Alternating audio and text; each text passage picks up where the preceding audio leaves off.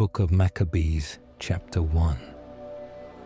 Now it came to pass, after that Alexander, the son of Philip the Macedonian, who first reigned in Greece, coming out of the land of Chethim, had overthrown Darius king of the Persians and Medes. He fought many battles, and took the strongholds of all, and slew the kings of the earth. And he went through even to the ends of the earth, and took the spoils of many nations. And the earth was quiet before him, and he gathered a power, and a very strong army. And his heart was exalted and lifted up. And he subdued countries of nations and princes, and they became tributaries to him. And after these things, he fell down upon his bed, and knew that he should die. And he called his servants the nobles that were brought up with him from his youth, and he divided his kingdom among them, while he was yet alive. And Alexander reigned 12 years, and he died, and his servants made themselves kings, every one in his place. And they all put crowns upon themselves after his death, and their sons after them many years. And evils were multiplied in the earth. And there came out of them a wicked root, Antiochus the illustrious, the son of King Antiochus, who had been a hostage at Rome. And he reigned in the 137th year of the kingdom of the Greeks. In those days there went out of Israel wicked men, and they persuaded many, saying, "Let us go, and make a covenant with the heathens that are round about us. For since we departed from them, many evils have befallen us." And the word seemed good in their eyes. And some of the people determined to do this, and went to the king. And he gave them license to do after the ordinances of the heathens. And they built a place of exercise in Jerusalem, according to the laws of the nations. And they made themselves prepuces, and departed from the holy covenant, and joined themselves to the heathens, and were sold to do evil. And the kingdom was established before Antiochus, and he had a mind to reign over the land of Egypt, that he might reign over 2 kingdoms. And he entered into Egypt with a great multitude, with chariots and elephants and horsemen, and a great number of ships. And he made war against Ptolemy king of Egypt. But Ptolemy was afraid at his presence, and fled, and many were wounded unto death. And he took the strong cities in the land of Egypt, and he took the spoils of the land of Egypt. And after Antiochus had ravaged Egypt in the 143rd year, he returned and went up against Israel. And he went up to Jerusalem with a great multitude. And he proudly entered into the sanctuary, and took away the golden altar, and the candlestick of light, and all the vessels thereof, and the table of proposition, and the pouring vessels, and the vials, and the little mortars of gold, and the veil, and the crowns, and the golden ornament that was before the temple. And he broke them all in pieces. And he took the silver and gold, and the precious vessels, and he took the hidden treasures which he found. And when he had taken all away, he departed into his own country. And he made a great slaughter of men, and spoke very proudly. And there was great mourning in Israel, and in every place where they were. And the princes and the ancients mourned, and the virgins and the young men were made feeble, and the beauty of the women was changed. Every bridegroom took up lamentation, and the bride that sat in the marriage bed mourned. And the land was moved for the inhabitants thereof, and all the house of Jacob was covered with confusion. And after 2 full years the king sent the chief collector of his tributes to the cities of Judah, And he came to Jerusalem with a great multitude. And he spoke to them peaceable words in deceit, and they believed him. And he fell upon the city suddenly, and struck it with a great slaughter, and destroyed much people in Israel. And he took the spoils of the city, and burnt it with fire, and threw down the houses thereof, and the walls thereof round about. And they took the women captive, and the children, and the cattle they possessed. And they built the city of David with a great and strong wall, and with strong towers, and made it a fortress for them. And they placed there a sinful nation, wicked men, and they fortified themselves therein.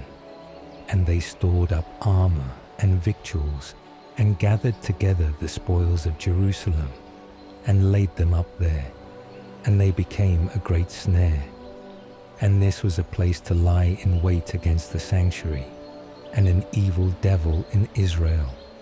And they shed innocent blood round about the sanctuary, and defiled the holy place. And the inhabitants of Jerusalem fled away by reason of them.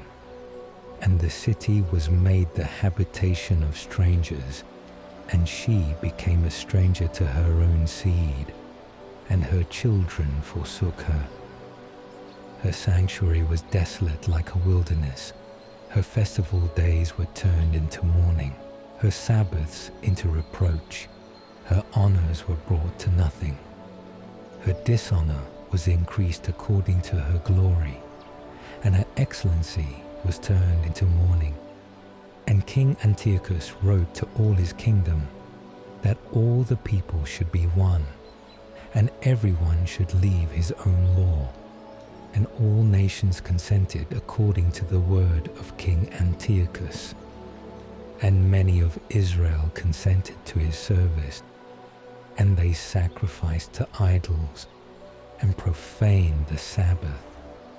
And the king sent letters by the hands of messengers to Jerusalem, and to all the cities of Judah, that they should follow the law of the nations of the earth, and should forbid holocausts and sacrifices, and atonements to be made in the temple of God, and should prohibit the Sabbath and the festival days to be celebrated.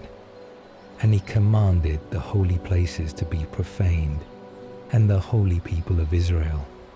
And he commanded altars to be built, and temples and idols and swine's flesh to be immolated, and unclean beasts, and that they should leave their children uncircumcised, and let their souls be defiled with all uncleannesses and abominations, to the end that they should forget the law, and should change all the justifications of God, and that whosoever would not do according to the word of King Antiochus should be put to death.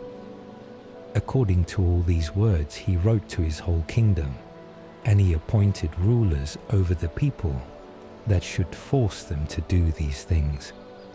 And they commanded the cities of Judah to sacrifice.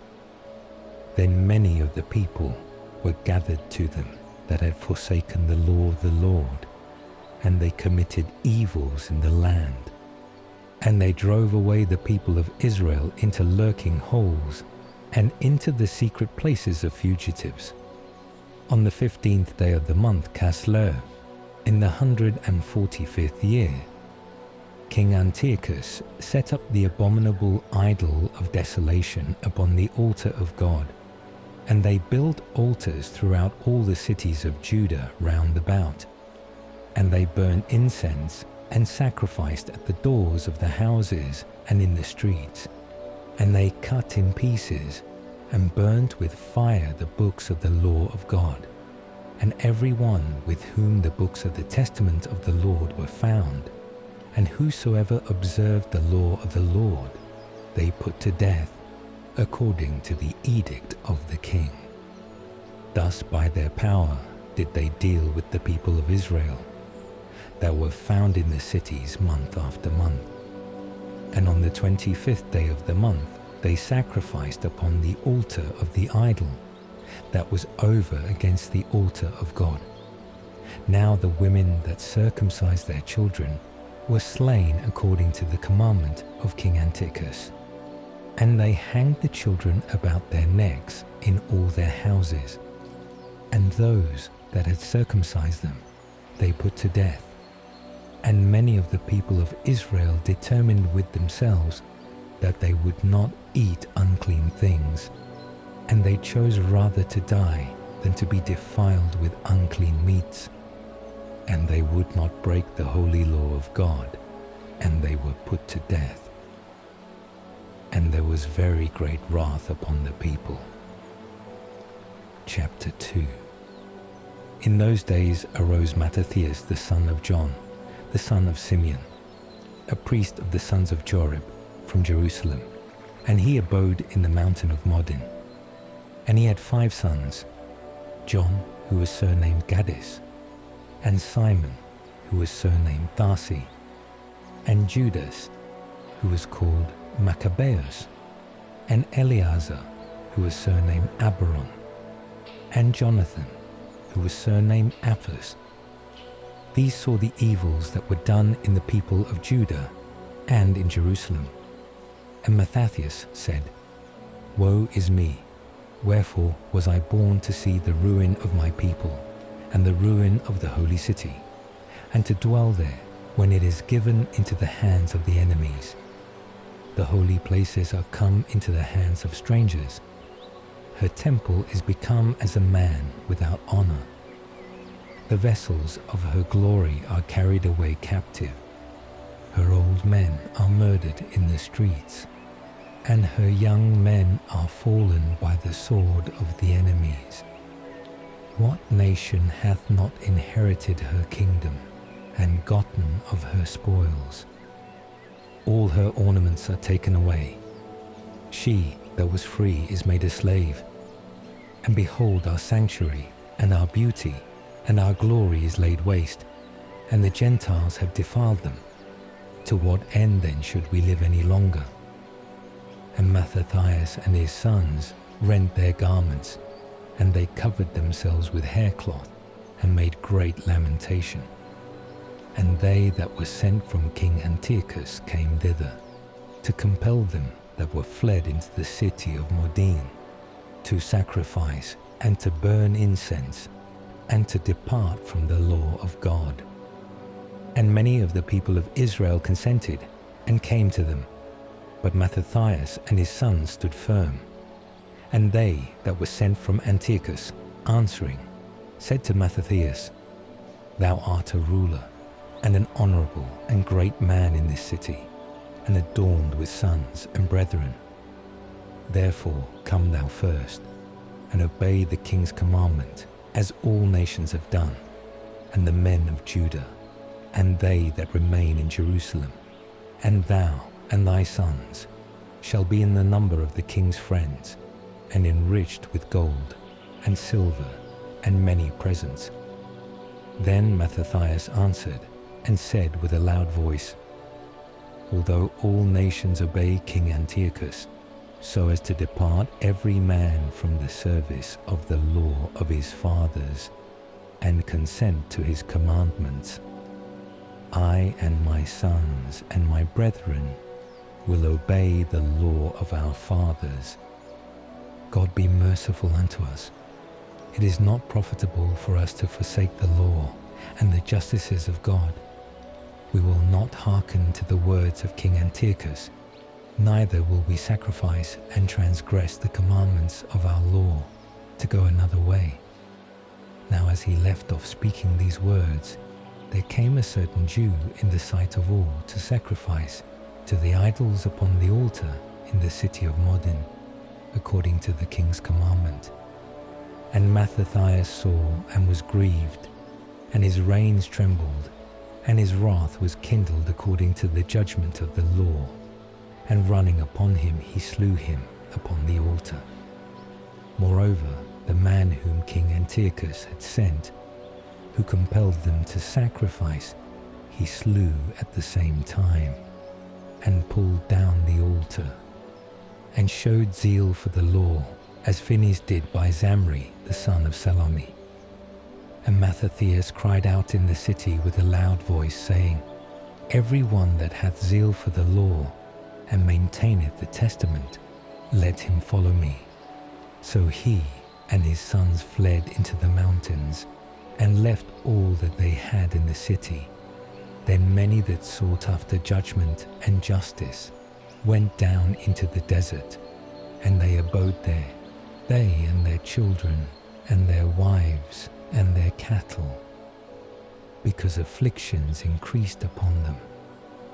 And it was told to the king's men, and to the army that was in Jerusalem in the city of David, that certain men who had broken the king's commandment were gone away into the secret places in the wilderness, and that many were gone after them. And forthwith they went out towards them, and made war against them on the Sabbath day. And they said to them, Do you still resist? Come forth, and do according to the edict of King Antiochus, and you shall live. And they said, We will not come forth, neither will we obey the king's edict, to profane the Sabbath day. And they made haste to give them battle. But they answered them not, neither did they cast a stone at them, nor stopped up the secret places, saying, Let us all die in our innocency, and heaven and earth shall be witnesses for us, that you put us to death wrongfully. So they gave them battle on the Sabbath, and they were slain with their wives, and their children, and their cattle, to the number of 1,000 persons. And Mattathias and his friends heard of it, and they mourned for them exceedingly. And every man said to his neighbor, If we shall all do as our brethren have done, and not fight against the heathens for our lives and our justifications, they will now quickly root us out of the earth. And they determined in that day, saying, Whosoever shall come up against us to fight on the Sabbath day, we will fight against him, and we will not all die, as our brethren that were slain in the secret places. Then was assembled to them the congregation of the Assadeans, the stoutest of Israel, every one that had a good will for the law. And all they that fled from the evils joined themselves to them, and were a support to them. And they gathered an army, and slew the sinners in their wrath, and the wicked men in their indignation, and the rest fled to the nations for safety. And Mattathias and his friends went round about, and they threw down the altars, and they circumcised all the children whom they found in the confines of Israel that were uncircumcised, and they did valiantly. And they pursued after the children of pride, and the work prospered in their hands. And they recovered the law out of the hands of the nations, and out of the hands of the kings. And they yielded not the horn to the sinner. Now the days drew near that Mattathias should die. And he said to his sons, Now hath pride and chastisement gotten strength, and the time of destruction, and the wrath of indignation. Now therefore, O my sons, be ye zealous for the law, and give your lives for the covenant of your fathers, and call to remembrance the works of the fathers, which they have done in their generations, and you shall receive great glory, and an everlasting name. Was not Abraham found faithful in temptation, and it was reputed to him unto justice? Joseph in the time of his distress kept the commandment, and he was made Lord of Egypt. Phinehas our father, by being fervent in the zeal of God, received the covenant of an everlasting priesthood. Jesus, whilst he fulfilled the word, was made ruler in Israel. Caleb, for bearing witness before the congregation, received an inheritance. David, by his mercy, obtained the throne of an everlasting kingdom. Elias, while he was full of zeal for the law, was taken up into heaven. Ananias and Azarias and Misael, by believing, were delivered out of the flame. Daniel, in his innocency, was delivered out of the mouth of the lions. And thus consider through all generations, that none that trust in him fail in strength. And fear not the words of a sinful man, for his glory is dung and worms. Today he is lifted up, and tomorrow he shall not be found, because he is returned into his earth, and his thought is come to nothing.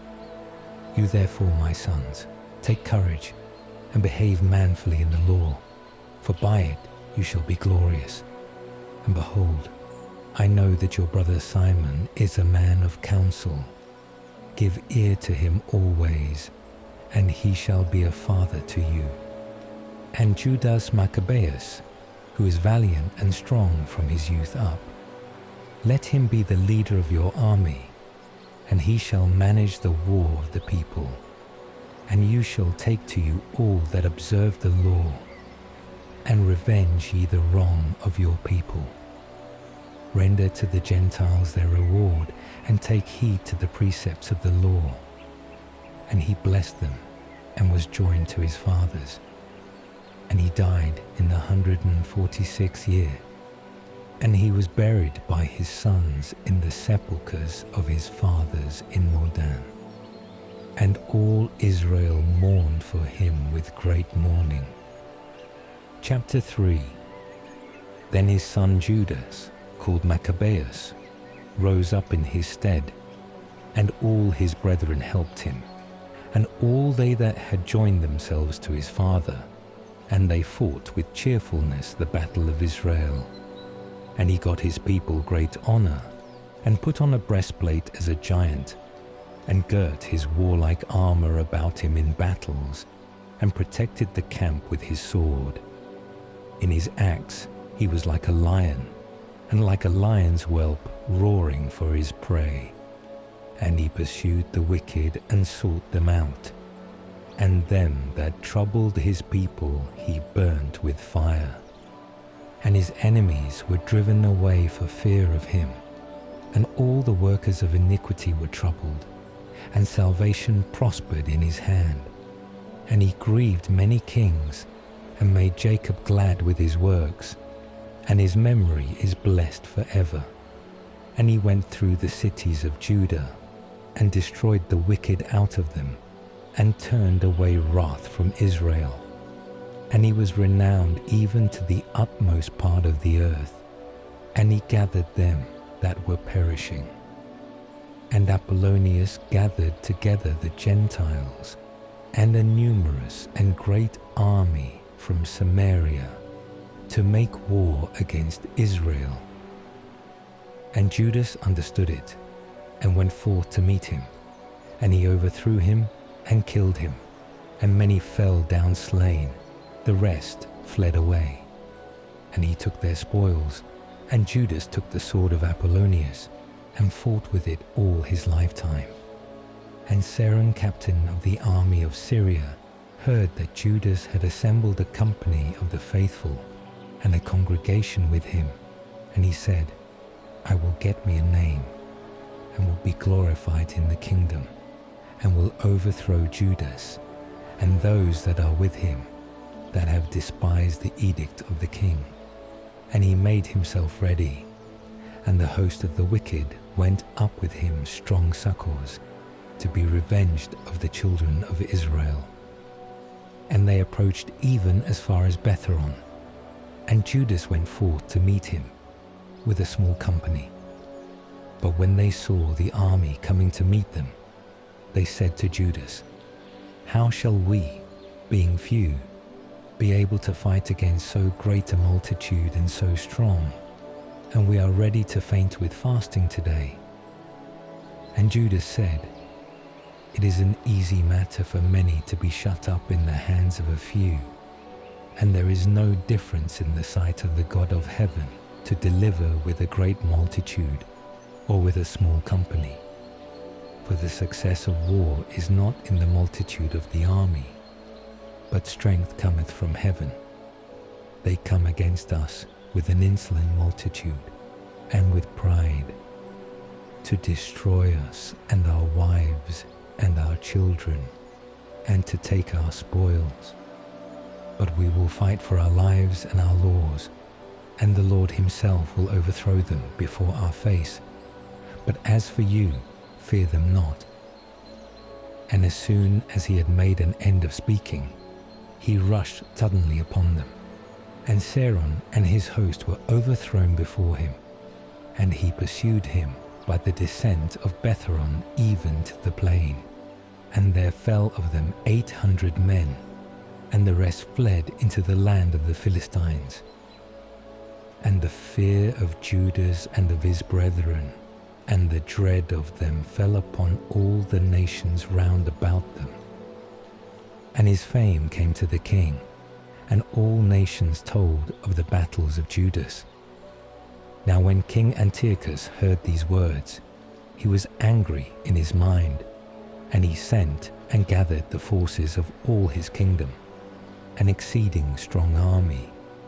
And he opened his treasury, and gave out pay to the army for a year, and he commanded them that they should be ready for all things. And he perceived that the money of his treasures failed, and that the tributes of the country were small because of the dissension and the evil that he had brought upon the land, that he might take away the laws of old times. And he feared that he should not have as formerly enough for charges and gifts, which he had given before with a liberal hand, for he had abounded more than the kings that had been before him. And he was greatly perplexed in mind, and purposed to go into Persia, and to take tributes of the countries, and to gather much money. And he left Lysias, a nobleman of the blood royal, to oversee the affairs of the kingdom, from the river Euphrates even to the river of Egypt, and to bring up his son Antiochus till he came again.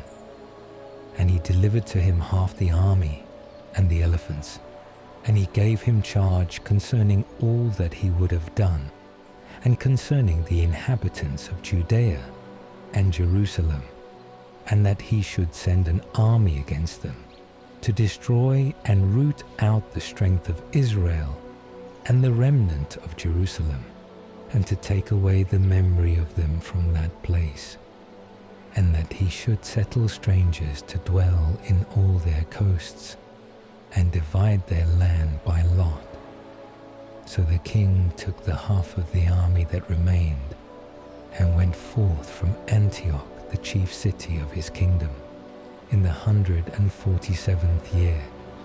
And he passed over the river Euphrates, and went through the higher countries. Then Lysias chose Ptolemy, the son of Doramenus, and Nicanor and Gorgias, mighty men of the king's friends. And he sent with them 40,000 men and 7,000 horsemen, to go into the land of Judah, and to destroy it according to the king's orders. So they went forth with all their power, and came, and pitched near Emmaus in the plain country. And the merchants of the countries heard the fame of them, and they took silver and gold in abundance, and servants, and they came into the camp, to buy the children of Israel for slaves. And there were joined to them the forces of Syria, and of the land of the strangers. And Judas and his brethren saw that evils were multiplied, and that the armies approached to their borders.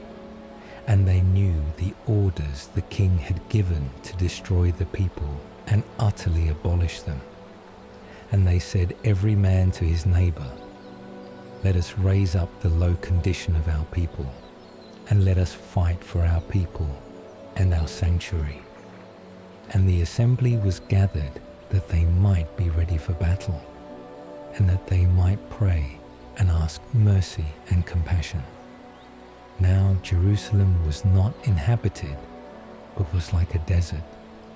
There was none of her children that went in or out, and the sanctuary was trodden down, and the children of strangers were in the castle.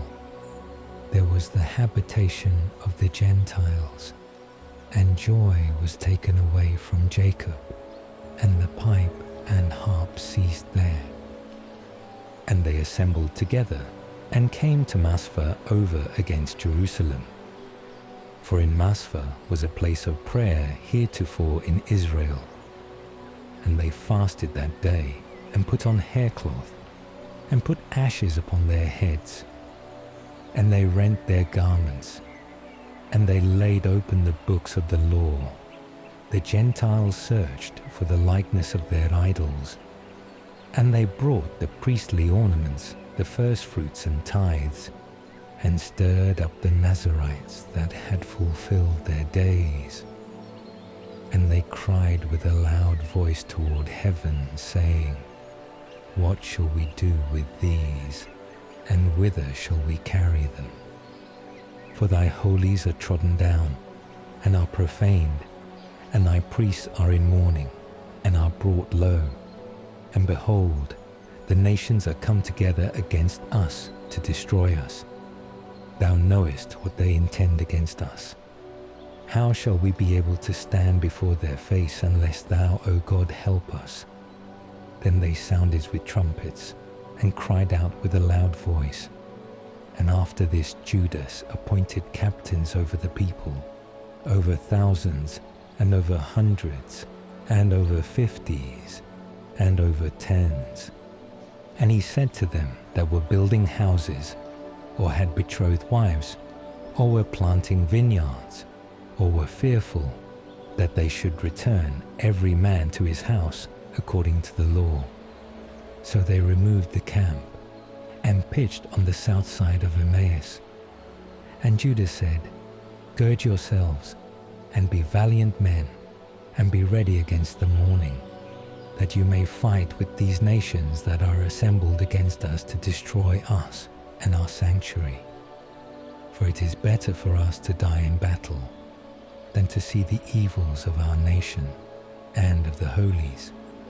Nevertheless, as it shall be the will of God in heaven, so be it done. Chapter 4. Then Gorgias took 5,000 men, and 1,000 of the best horsemen, and they removed out of the camp by night, that they might come upon the camp of the Jews, and strike them suddenly. And the men that were of the castle were their guides. And Judas heard of it, and rose up, he and the valiant men, to attack the king's forces that were in Emmaus. For as yet the army was dispersed from the camp. And Gorgias came by night into the camp of Judas, and found no man, and he sought them in the mountains. For he said, These men flee from us. And when it was day, Judas showed himself in the plain with 3,000 men only, who neither had armor nor swords. And they saw the camp of the Gentiles that it was strong, and the men in breastplates, and the horsemen round about them, and these were trained up to war. And Judas said to the men that were with him, Fear ye not their multitude, neither be ye afraid of their assault. Remember in what manner our fathers were saved in the Red Sea, when Pharaoh pursued them with a great army. And now let us cry to heaven, and the Lord will have mercy on us, and will remember the covenant of our fathers, and will destroy this army before our face this day. And all nations shall know that there is one that redeemeth and delivereth Israel. And the strangers lifted up their eyes, and saw them coming against them. And they went out of the camp to battle, and they that were with Judas sounded the trumpet, and they joined battle. And the Gentiles were routed, and fled into the plain. But all the hindmost of them fell by the sword, and they pursued them as far as Gezeron, and even to the plains of Idumea, and of Azotus, and of Jamnia, and there fell of them to the number of 3,000 men. And Judas returned again with his army that followed him, and he said to the people, Be not greedy of the spoils, for there is war before us, and Gorgias and his army are near us in the mountain. But stand ye now against our enemies and overthrow them, and you shall take the spoils afterwards with safety. And as Judas was speaking these words, behold, part of them appeared looking forth from the mountain. And Gorgias saw that his men were put to flight, and that they had set fire to the camp. For the smoke that was seen declared what was done.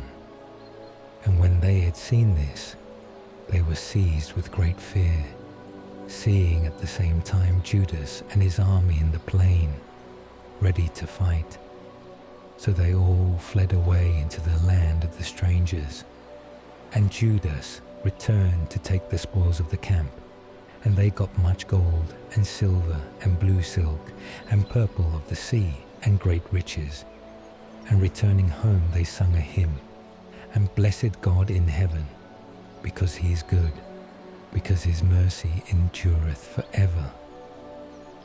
So Israel had a great deliverance that day. And such of the strangers as escaped went and told Lysias all that had happened. And when he heard these things, he was amazed and discouraged, because things had not succeeded in Israel according to his mind, and as the king had commanded. So the year following Lysias gathered together 70,000 chosen men and 5,000 horsemen, that he might subdue them. And they came into Judea, and pitched their tents in Betharon, and Judas met them with 10,000 men. And they saw that the army was strong, and he prayed and said, Blessed art thou, O Saviour of Israel, who didst break the violence of the mighty by the hand of thy servant David, and didst deliver up the camp of the strangers into the hands of Jonathan, the son of Saul, and of his armor-bearer. Shut up this army in the hands of thy people Israel, and let them be confounded in their host and their horsemen. Strike them with fear, and cause the boldness of their strength to languish, and let them quake at their own destruction. Cast them down with the sword of them that love thee, and let all that know thy name praise thee with hymns. And they joined battle. And there fell of the army of Lysias 5,000 men. And when Lysias saw that his men were put to flight, and how bold the Jews were, and that they were ready either to live or to die manfully, he went to Antioch and chose soldiers, that they might come again into Judea with greater numbers.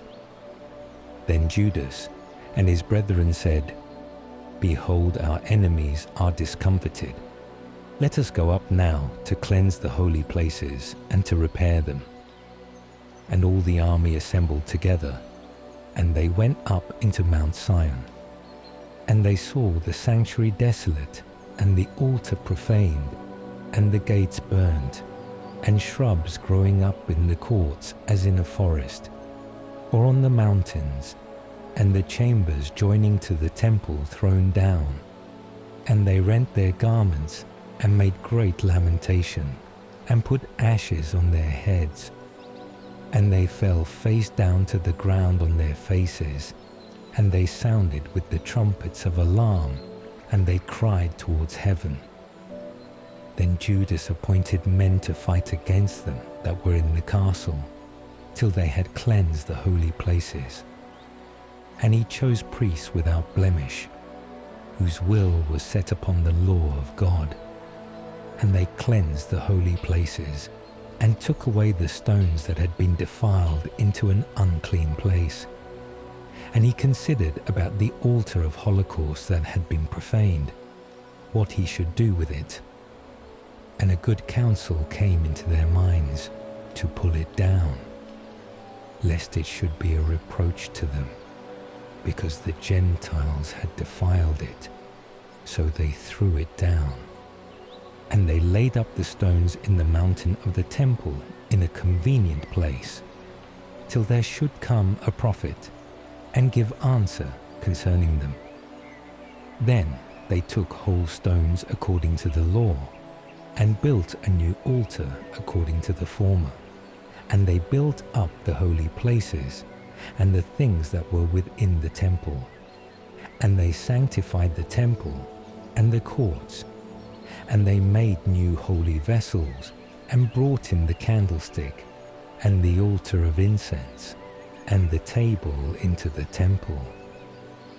And they put incense upon the altar, and lighted up the lamps that were upon the candlestick. And they gave light in the temple. And they set the loaves upon the table, and hung up the veils, and finished all the works that they had begun to make. And they arose before the morning on the 5th and 20th day of the 9th month, which is the month of Caslu, in the 148th year.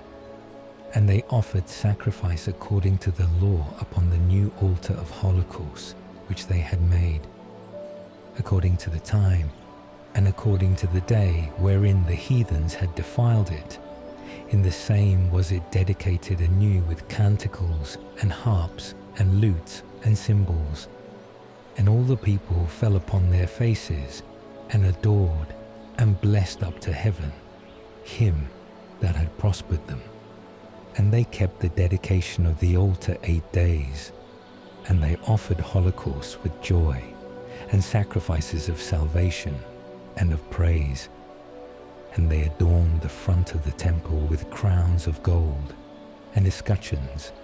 And they renewed the gates and the chambers, and hanged doors upon them. And there was exceeding great joy among the people, and the reproach of the Gentiles was turned away. And Judas and his brethren and all the church of Israel decreed that the day of the dedication of the altar should be kept in its season from year to year for 8 days, from the 5th and 20th day of the month of Caslu, with joy and gladness. They built up also at that time Mount Sion, with high walls and strong towers round about, lest the Gentiles should at any time come, and tread it down as they did before. And he placed a garrison there to keep it, and he fortified it to secure Bethsura, that the people might have a defense against Idumea. Chapter 5. Now it came to pass, when the nations round about heard that the altar and the sanctuary were built up as before, that they were exceeding angry. And they thought to destroy the generation of Jacob that were among them. And they began to kill some of the people, and to persecute them. Then Judas fought against the children of Esau in Idumea, and them that were in Acrabathane, because they beset the Israelites around about. And he made a great slaughter of them. And he remembered the malice of the children of Bean, who were a snare and a stumbling block to the people, by lying in wait for them in the way. And they were shut up by him in towers, and he set upon them, and devoted them to utter destruction, and burnt their towers with fire, and all that were in them. Then he passed over to the children of Ammon, where he found a mighty power and much people, and Timotheus was their captain, and he fought many battles with them. And they were discomfited in their sight, and he smote them. And he took the city of Gaza and her towns, and returned into Judea. And the Gentiles that were in Galaad assembled themselves together against the Israelites that were in their quarters to destroy them. And they fled into the fortress of Dataman.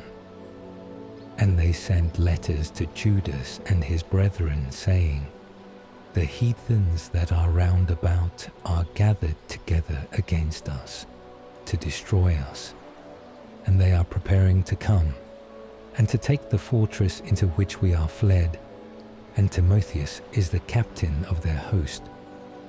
Now therefore come, and deliver us out of their hands, for many of us are slain. And all our brethren that were in the places of Tubin are killed, and they have carried away their wives and their children captives, and taken their spoils, and they have slain there almost 1,000 men. And while they were yet reading these letters, behold, there came other messengers out of Galilee with their garments rent, who related according to these words, saying that they of Ptolemais and of Tyre and of Sidon were assembled against them, and all Galilee is filled with strangers, in order to consume us. Now when Judas and all the people heard these words, a great assembly met together to consider what they should do for their brethren that were in trouble, and were assaulted by them. And Judas said to Simon his brother, Choose thee men and go, and deliver thy brethren in Galilee, and I and my brother Jonathan will go into the country of Galilee. And he left Joseph the son of Zacharias, and Azarias captains of the people with the remnant of the army in Judea to keep it. And he commanded them, saying, Take ye the charge of this people, but make no war against the heathens till we return. Now 3,000 men were allotted to Simon to go into Galilee, and 8,000 to Judas to go into the land of Galilee.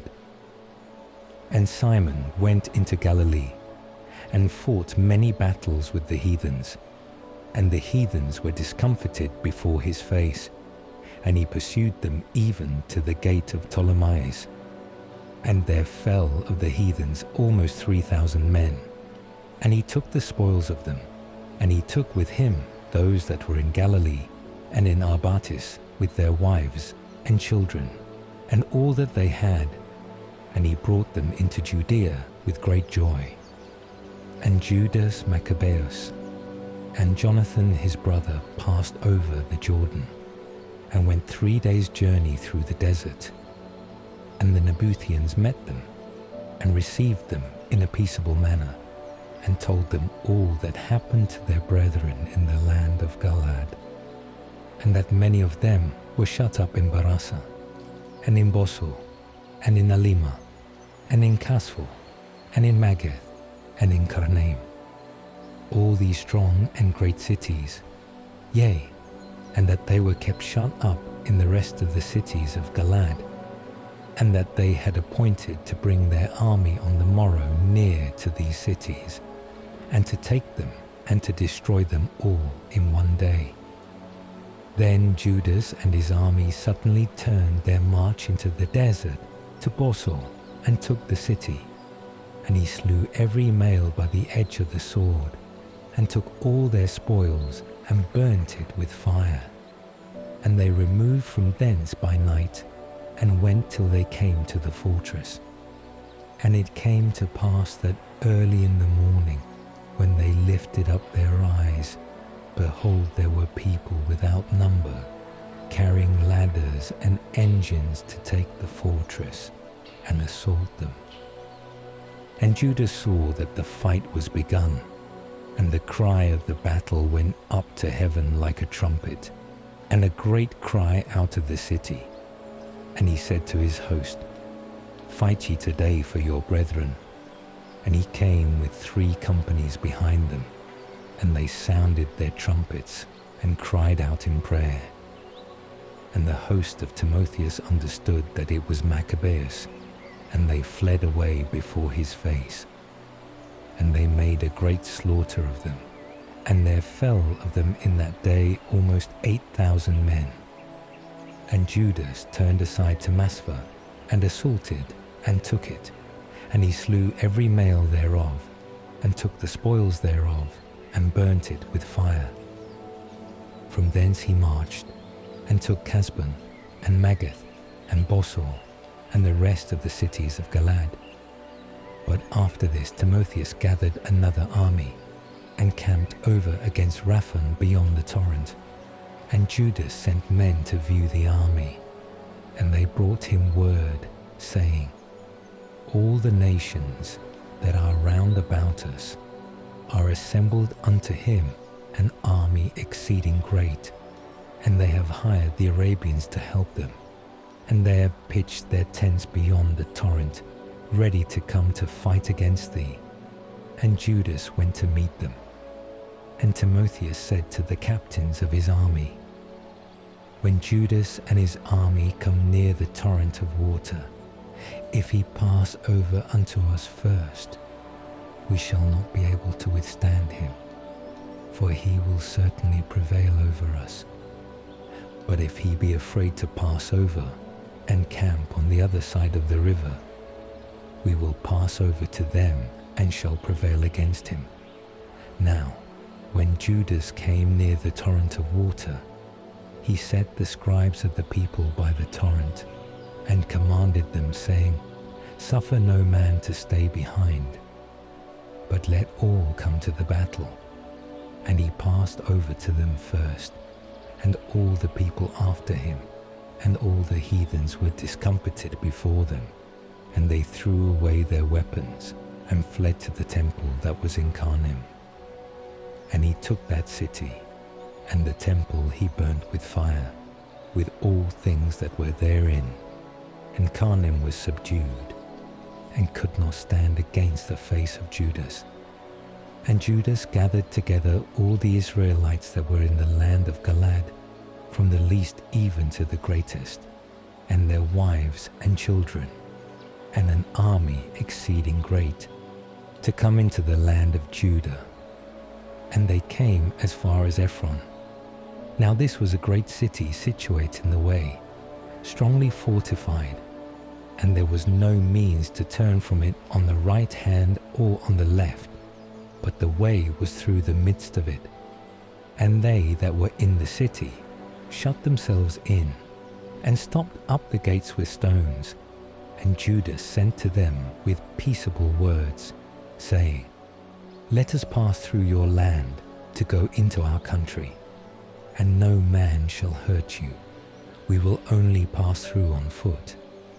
But they would not open to them. Then Judas commanded proclamation to be made in the camp, that they should make an assault every man in the place where he was.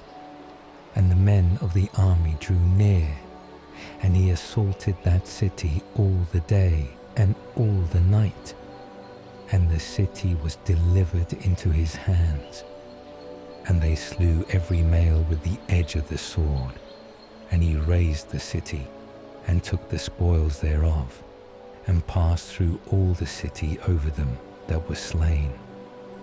Then they passed over the Jordan to the great plain that is over against Bethsan. And Judas gathered together the hindmost, and he exhorted the people all the way through, till they came into the land of Judah. And they went up to Mount Sion with joy and gladness, and offered holocaust, because not one of them was slain, till they had returned in peace. Now in the days that Judas and Jonathan were in the land of Galaad, and Simon his brother in Galilee before Ptolemais, Joseph the son of Zacharias, and Azarias captain of the soldiers, heard of the good success and the battles that were fought. And he said, Let us also get us a name, and let us go fight against the Gentiles that are round about us. And he gave charge to them that were in his army, and they went toward Jamnia. And Gorgias and his men went out of the city to give them battle. And Joseph and Azarias were put to flight, and were pursued unto the borders of Judea. And there fell on that day of the people of Israel about 2,000 men, and there was a great overthrow of the people, because they did not hearken to Judas and his brethren, thinking that they should do manfully. But they were not of the seed of those men by whom salvation was brought to Israel. And the men of Judah were magnified exceedingly in the sight of all Israel, and of all the nations where their name was heard. And people assembled to them with joyful acclamations. Then Judas and his brethren went forth and attacked the children of Esau in the land toward the south. And he took Shebron and her towns, and he burnt the walls thereof and the towers all round it. And he removed his camp to go into the land of the aliens, and he went through Samaria. In that day some priests fell in battle. While desiring to do manfully, they went out unadvisedly to fight. And Judas turned to Azotus into the land of the strangers, and he threw down their altars, and he burnt the statues of their gods with fire, and he took the spoils of the cities, and returned into the land of Judah. Chapter 6. Now King Antiochus was going through the higher countries, and he heard that the city of Elymai in Persia was greatly renowned, and abounding in silver and gold, and that there was in it a temple, exceeding rich, and coverings of gold, and breastplates, and shields which King Alexander, son of Philip the Macedonian, that reigned first in Greece, had left there. Lo, he came, and sought to take the city and to pillage it. But he was not able, because the design was known to them that were in the city. And they rose up against him in battle, and he fled away from thence, and departed with great sadness, and returned towards Babylonia.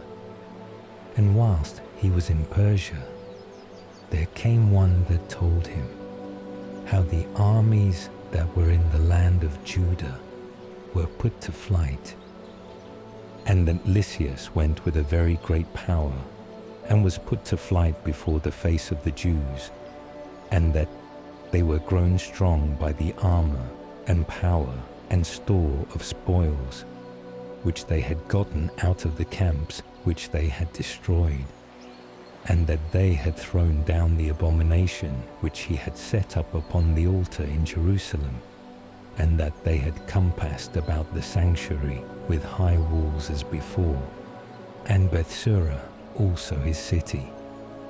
And it came to pass when the king heard these words, that he was struck with fear, and exceedingly moved, and he laid himself down upon his bed, and fell sick for grief, because it had not fallen out to him as he imagined. And he remained there many days, for great grief came more and more and more upon him, and he made account that he should die.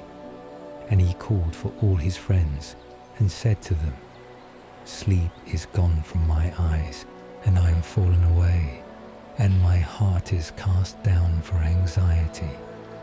And I said in my heart, Into how much tribulation am I come, and into what floods of sorrow, wherein now I am, I that was pleasant and beloved in my power.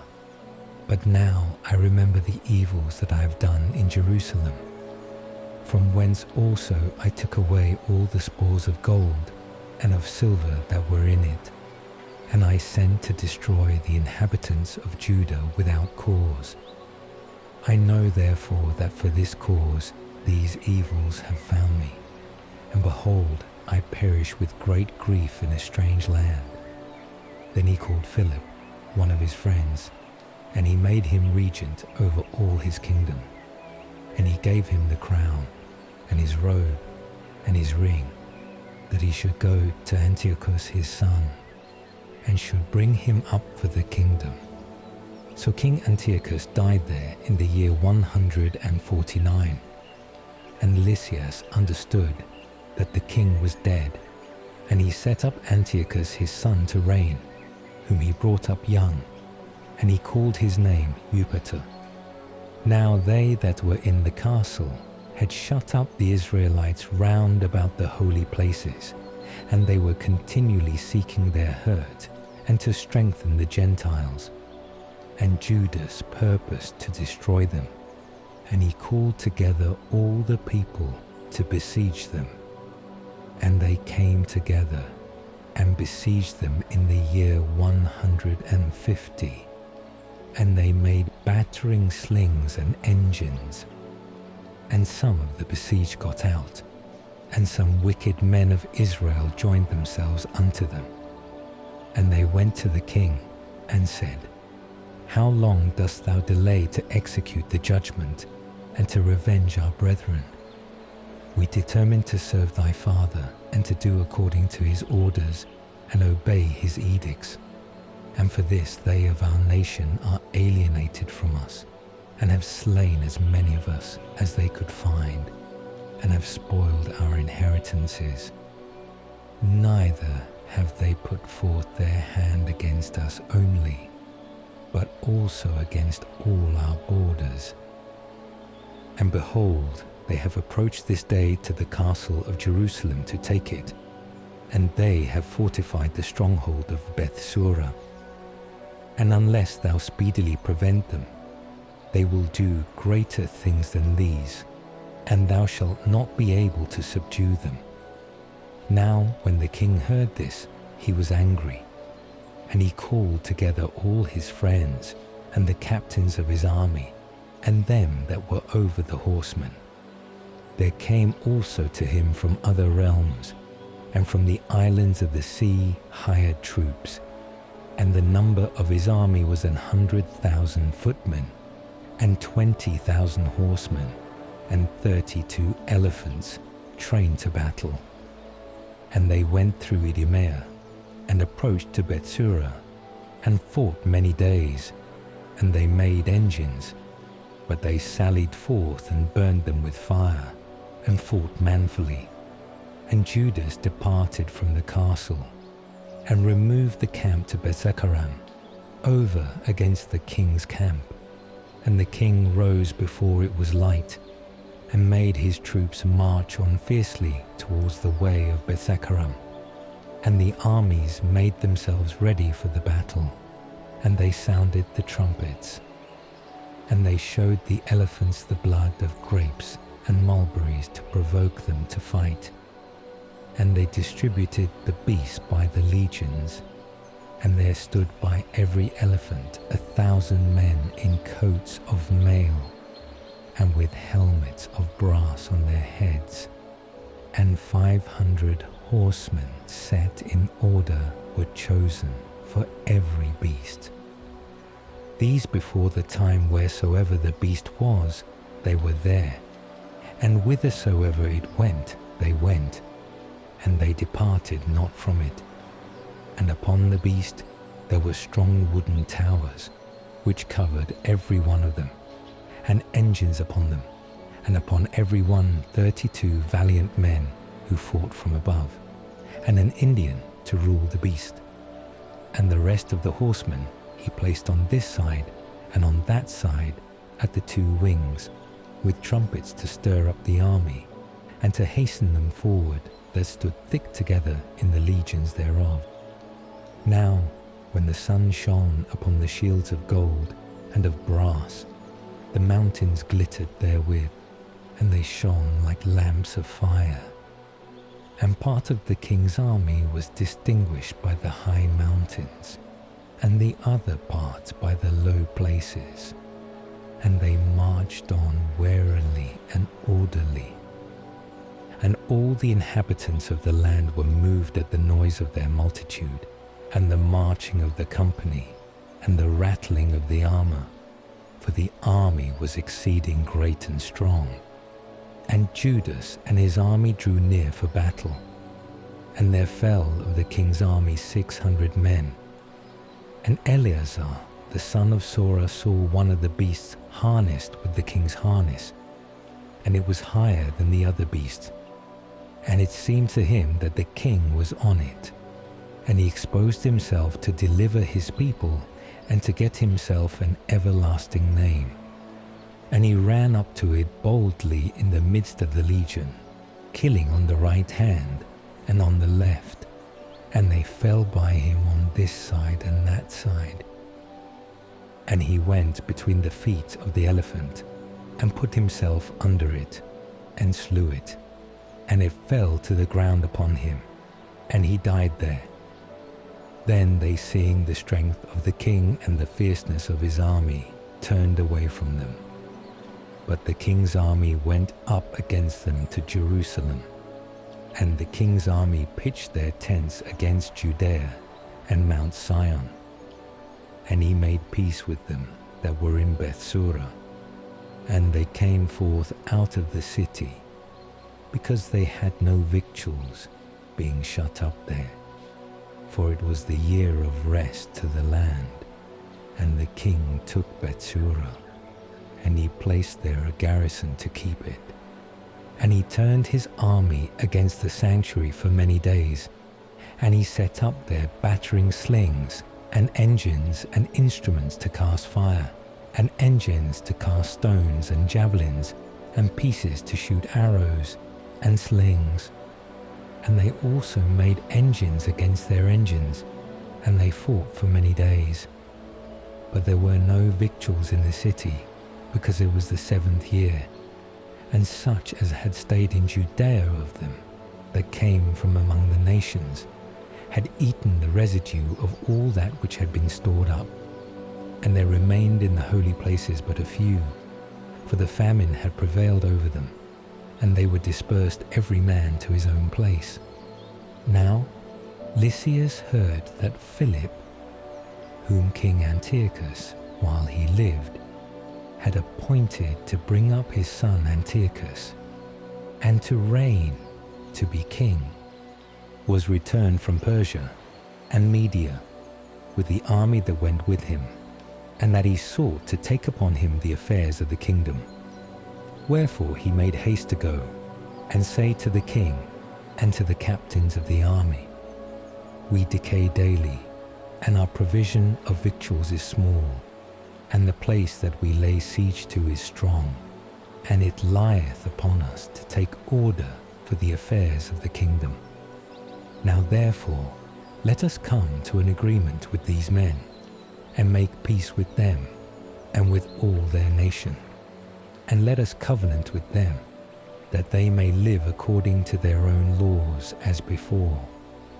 For because of our despising their laws, they have been provoked, and have done all these things.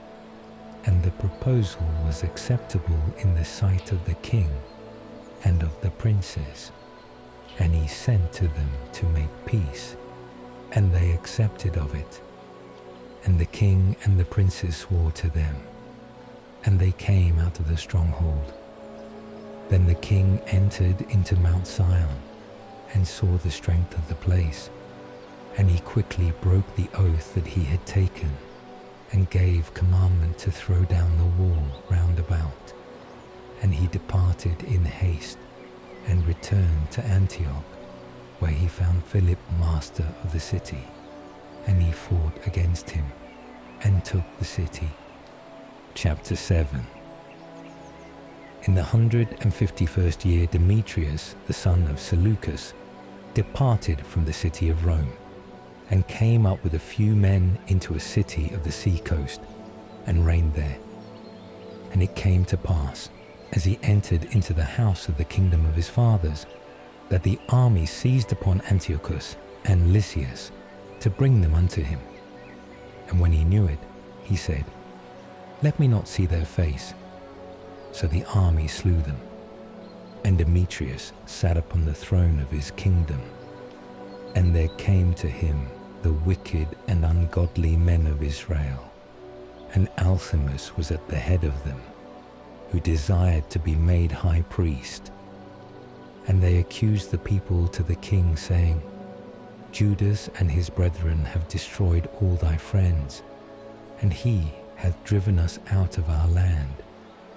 Now therefore send some man whom thou trustest, and let him go, and see all the havoc he hath made amongst us, and in the king's lands, and let him punish all his friends and their helpers. Then the king chose Maccabees, one of his friends that ruled beyond the great river in the kingdom, and was faithful to the king. And he sent him to see the havoc that Judas had made. And the wicked Alcimus he made high priest, and commanded him to take revenge upon the children of Israel. And they arose, and came with a great army into the land of Judah. And they sent messengers, and spoke to Judas and his brethren with peaceable words deceitfully.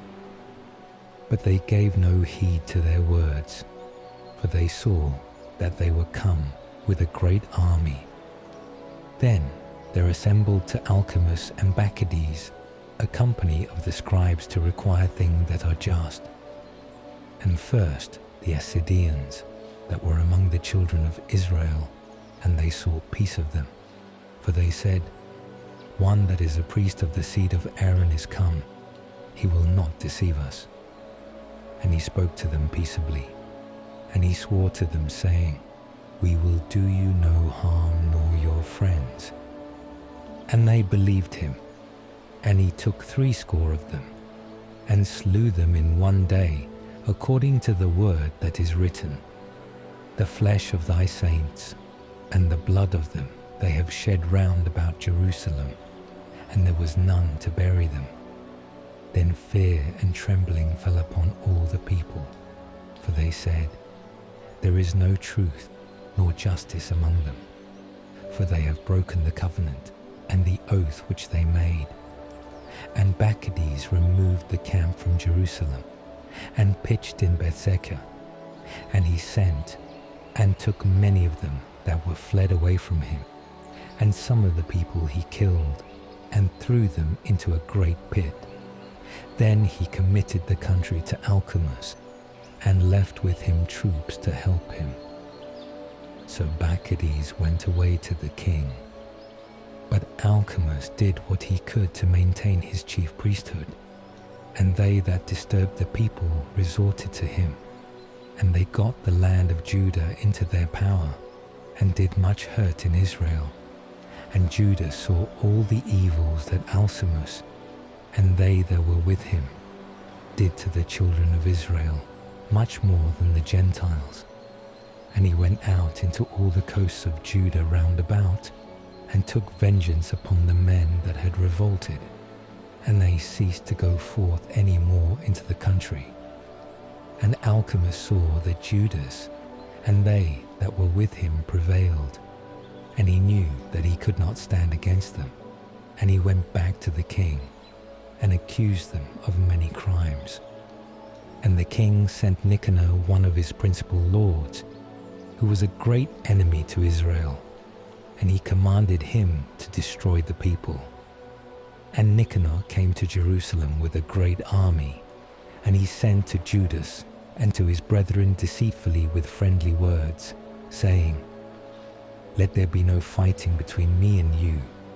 I will come with a few men to see your faces with peace. And he came to Judas, and they saluted one another peaceably. And the enemies were prepared to take away Judas by force. And the thing was known to Judas that he was come to him with deceit, and he was much afraid of him, and would not see his face any more.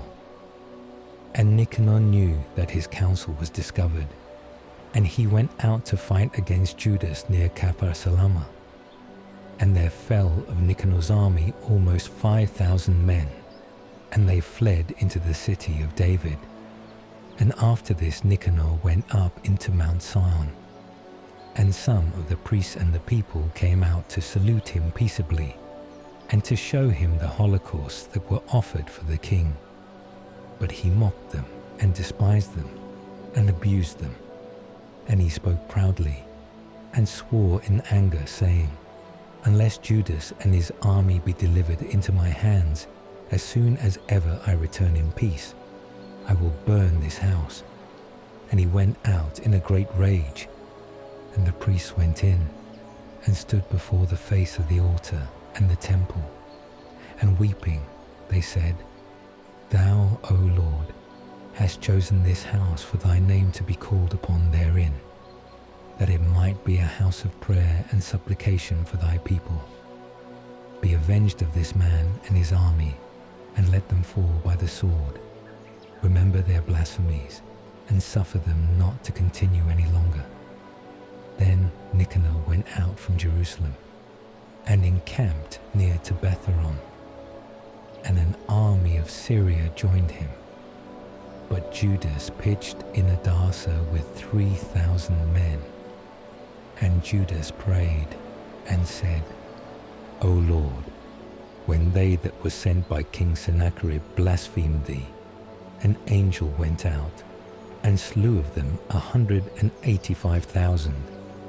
Even so destroy this army in our sight today, and let the rest know that he hath spoken ill against thy sanctuary. And judge thou him according to his wickedness." And the armies joined battle on the 13th day of the month Adar. And the army of Nicanor was defeated, and he himself was first slain in the battle. And when his army saw that Nicanor was slain, they threw away their weapons and fled. And they pursued after them 1 day's journey from Edessa, even till ye come to Gazara. And they sounded the trumpets after them with signals. And they went forth out of all the towns of Judea round about, and they pushed them with the horns, and they turned again to them, and they were all slain with the sword, and there was not left of them so much as one. And they took the spoils of them for a booty, and they cut off Nicanor's head and his right hand, which he had proudly stretched out, and they brought it and hung it up over against Jerusalem. And the people rejoiced exceedingly, and they spent that day with great joy. And he ordained that this day should be kept every year, being the 13th of the month of Adar. And the land of Judah was quiet for a short time. Chapter 8. Now Judas heard of the fame of the Romans, that they are powerful and strong, and willingly agree to all things that are requested of them, and that whosoever have come to them, they have made amity with them, and that they are mighty in power. And they heard of their battles and their noble acts, which they had done in Galatia, how they conquered them, and brought them under tribute, and how great things they had done in the land of Spain, and that they had brought under their power the mines of silver and of gold that are there, and had gotten possession of all the place by their counsel and patience, and had conquered places that were very far off from them, and kings that came against them from the ends of the earth, and had overthrown them with great slaughter, and the rest paid them tribute every year, and that they had defeated in battle Philip, and Perses the king of the Settians, and the rest that had borne arms against them, and had conquered them.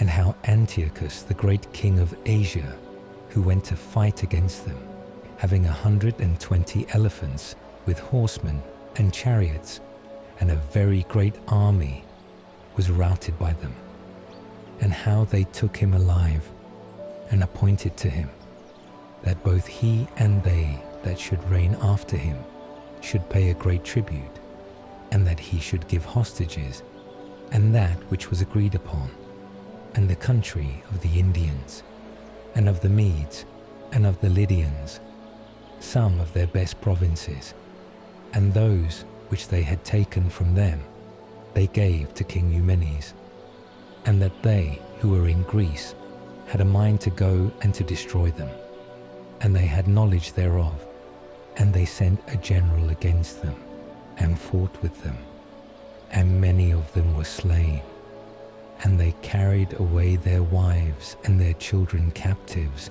and spoiled them, and took possession of their land, and threw down their walls, and brought them to be their servants unto this day. And the other kingdoms and islands that at any time had resisted them, they had destroyed and brought under their power. but with their friends and such as relied upon them. They kept amity and had conquered kingdoms that were near and that were far off, for all that heard their name were afraid of them. That whom they had a mind to help to a kingdom, those reigned, and whom they would, they deposed from a kingdom, and they were greatly exalted. And none of all these wore a crown, or was clothed in purple, to be magnified thereby. And that they made themselves a senate house, and consulted daily 320 men, that sat in council always for the people, that they might do the things that were right, and that they committed their government to one man every year, to rule over all their country, and they all obey one, and there is no envy nor jealousy amongst them. So Judas chose Eupolemus, the son of John, the son of Jacob, and Jason, the son of Eleazar. And he sent them to Rome to make a league of amity and confederacy with them, and that they might take off from them the yoke of the Grecians, for they saw that they oppressed the kingdom of Israel with servitude. And they went to Rome, a very long journey, and they entered into the Senate house, and said, Judas Maccabeus and his brethren and the people of the Jews have sent us to you, to make alliance and peace with you, and that we may be registered your confederates and friends. And the proposal was pleasing in their sight. And this is the copy of the writing that they wrote back again, graven in tables of brass, and sent to Jerusalem, that it might be with them there for a memorial of the peace and alliance. Good success be to the Romans, and to the people of the Jews, by sea and by land forever, and far be the sword an enemy from them. But if there come first any war upon the Romans, or any of their confederates in all their dominions, the nation of the Jews shall help them according as the time shall direct, with all their heart. Neither shall they give them whilst they are fighting, or furnish them with wheat, or arms, or money, or ships, as it hath seemed good to the Romans. And they shall obey their orders without taking anything of them. In like manner also, if war shall come first upon the nation of the Jews, the Romans shall help them with all their heart, according as the time shall permit them. And there shall not be given to them that come to their aid either wheat, or arms, or money, or ships, as it hath seemed good to the Romans, and they shall observe their orders without deceit. According to these articles did the Romans covenant with the people of the Jews. And if after this one party or the other shall have a mind to add to these articles, or take away anything, they may do it at their pleasure. And whatsoever they shall add or take away shall be ratified. Moreover, concerning the evils that Demetrius the king hath done against them, we have written to him, saying, Why hast thou made thy yoke heavy upon our friends and allies the Jews? 32. If therefore they come again to us complaining of thee, we will do them justice, and will make war against thee by sea and land. Chapter 9. In the meantime, when Demetrius heard that Nicanor and his army were fallen in battle, he sent again Maccabees and Alcimus into Judea, and the right wing of his army with them. And they took the road that leadeth to Galgal, and they camped in Masaloth, which is in Arabella, and they made themselves masters of it, and slew many people. In the first month of the 152nd year, they brought the army to Jerusalem, and they arose, and went to Berea with 20,000 men, and 2,000 horsemen. Now Judas had pitched his tents in Lysar, and 3,000 chosen men with him. And they saw the multitude of the army, that they were many, and they were seized with great fear. And many withdrew themselves out of the camp, and there remained of them no more than 800 men. And Judah saw that his army slipped away, and the battle pressed upon him, and his heart was cast down, because he had not time to gather them together, and he was discouraged. Then he said to them that remained, "Let us arise and go against our enemies, if we may be able to fight against them." But they dissuaded him, saying, "We shall not be able, but let us save our lives now, and return to our brethren, and then we will fight against them, for we are but few." Then Judah said, "God forbid we should do this thing, and flee away from them. But if our time be come, let us die manfully for our brethren, and let us not stain our glory." And the army removed out of the camp, and they stood over against them. And the horsemen were divided into 2 troops, and the slingers and the archers went before the army, and they that were in the front were all men of valor. And Maccabees was in the right wing, and the legion drew near on 2 sides, and they sounded the trumpets. And they also were on Judas's side, even they also cried out, and the earth shook at the noise of the armies, and the battle was fought from morning even unto the evening. And Judas perceived that the stronger part of the army of Maccabees was on the right side, and all the stout of heart came together with him, and the right wing was discomfited by them, and he pursued them even to the Mount Azotus. And they that were in the left wing saw that the right wing was discomfited, and they followed after Judas, and them that were with him at their back.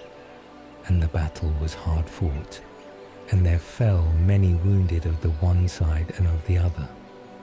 And Judas was slain, and the rest fled away. And Jonathan and Simon took Judas their brother, and buried him in the sepulchre of their fathers in the city of Modin. And all the people of Israel bewailed him with great lamentation, and they mourned for him many days, and said, "How is the mighty man fallen that saved the people of Israel?" But the rest of the words of the wars of Judas, and of the noble acts that he did, and of his greatness, are not written, for they were very many. And it came to pass after the death of Judas, that the wicked began to put forth their heads in all the confines of Israel, and all the workers of iniquity rose up. In those days there was a very great famine, and they and all their country yielded to Maccabees. And Maccabees chose the wicked men, and made them lords of the country. And they sought out, and made diligent search after the friends of Judas, and brought them to Maccabees, and he took vengeance of them, and abused them. And there was a great tribulation in Israel, such as wasn't since the day that there was no prophet seen in Israel. And all the friends of Judas came together, and said to Jonathan, "Since thy brother Judas died, there is not a man like him to go forth against our enemies, Maccabees, and them that are the enemies of our nation. Now therefore we have chosen thee this day to be our prince, and captain in his stead to fight our battles." So Jonathan took upon him the government at that time, and rose up in the place of Judas his brother. And Maccabees had knowledge of it, and sought to kill him. And Jonathan and Simon his brother knew it, and all that were with them, and they fled into the desert of Tekoa, and they pitched by the water of the lake of Asphar.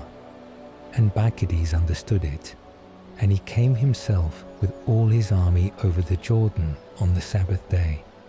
And Jonathan sent his brother a captain of the people to desire the Nabuteans his friends that they would lend them their equipage, which was copious. And the children of Jumbri came forth out of Madaba, and took John, and all that he had, and went away with them.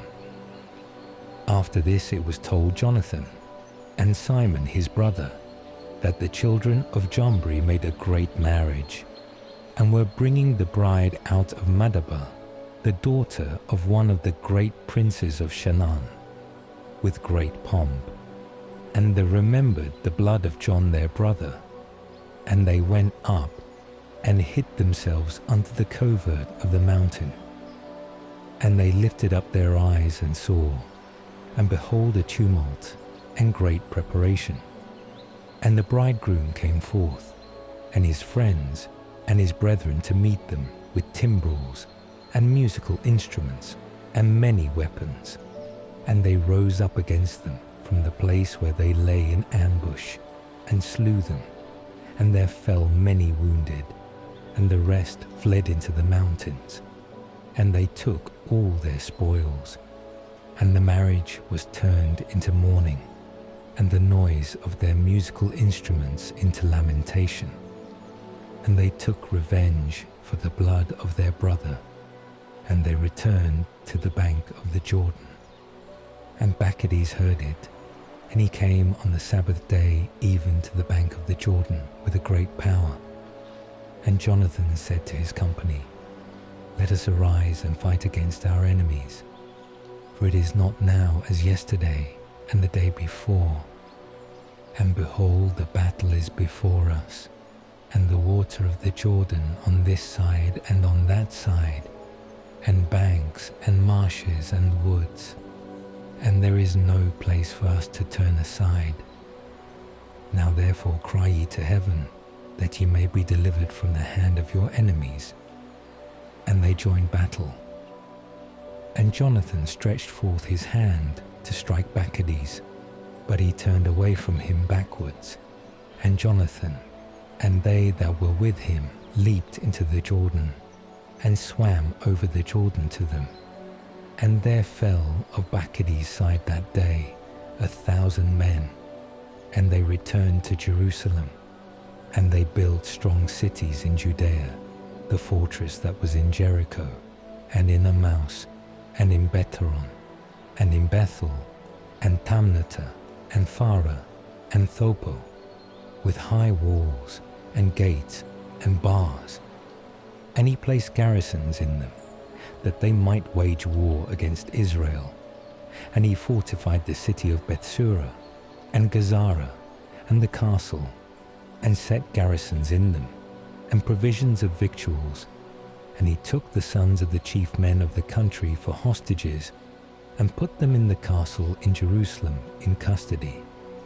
Now in the year 153, the second month, Alcimus commanded the walls of the inner court of the sanctuary to be thrown down, and the works of the prophets to be destroyed. And he began to be destroyed, and he began to destroy. At that time Alcimus was struck, and his works were hindered, and his mouth was stopped, and he was taken with a palsy, so that he could no more speak a word, nor give order concerning his house. And Alcimus died at that time in great torment. And Maccabees saw that Alcimus was dead, and he returned to the king, and the land was quiet for 2 years. And all the wicked held a council, saying, Behold Jonathan, and they that are with him dwell at ease and without fear. Now therefore let us bring Maccabees hither, and he shall take them all in one night. So they went and gave him counsel. And he arose to come with a great army, and he sent secretly letters to his adherents that were in Judea, to seize upon Jonathan, and them that were with him. But they could not, for their design was known to them. And he apprehended of the men of the country, that were the principal authors of the mischief, 50 men, and slew them. And Jonathan, and Simon, and they that were with him retired into Beth-Besan, which is in the desert, and he repaired the breaches thereof, and they fortified it. And when Maccabees knew it, he gathered together all his multitude, and sent word to them that were of Judea. And he came and camped above Beth-Besan, and fought against it many days, and made engines. But Jonathan left his brother Simon in the city, and went forth into the country, and came with a number of men, and struck Odares and his brethren, and the children of Phazeron in their tents. And he began to slay, and to increase in forces. But Simon, and they that were with him, sallied out of the city, and burnt the engines. And they fought against Maccabees, and he was discomfited by them. And they afflicted him exceedingly for his counsel, and his enterprise was in vain. And he was angry with the wicked men that had given him counsel to come into their country, and he slew many of them. And he purposed to return with the rest into their country. And Jonathan had knowledge of it, and he sent ambassadors to him to make peace with him, and to restore to him the prisoners. And he accepted it willingly, and did according to his words, and swore that he would do him no harm all the days of his life. And he restored to him the prisoners which he before had taken out of the land of Judah. And he returned and went away into his own country, and he came no more into their borders. So the sword ceased from Israel. And Jonathan dwelt in Maccabees, and Jonathan began there to judge the people, and he destroyed the wicked out of Israel. Chapter 10. Now in the 160th year, Alexander the son of Antiochus, surnamed the Illustrious, came up and took Ptolemais, and they received him, and he reigned there. And King Demetrius heard of it, and gathered together an exceeding great army, and went forth against him to fight. And Demetrius sent a letter to Jonathan with peaceable words, to magnify him.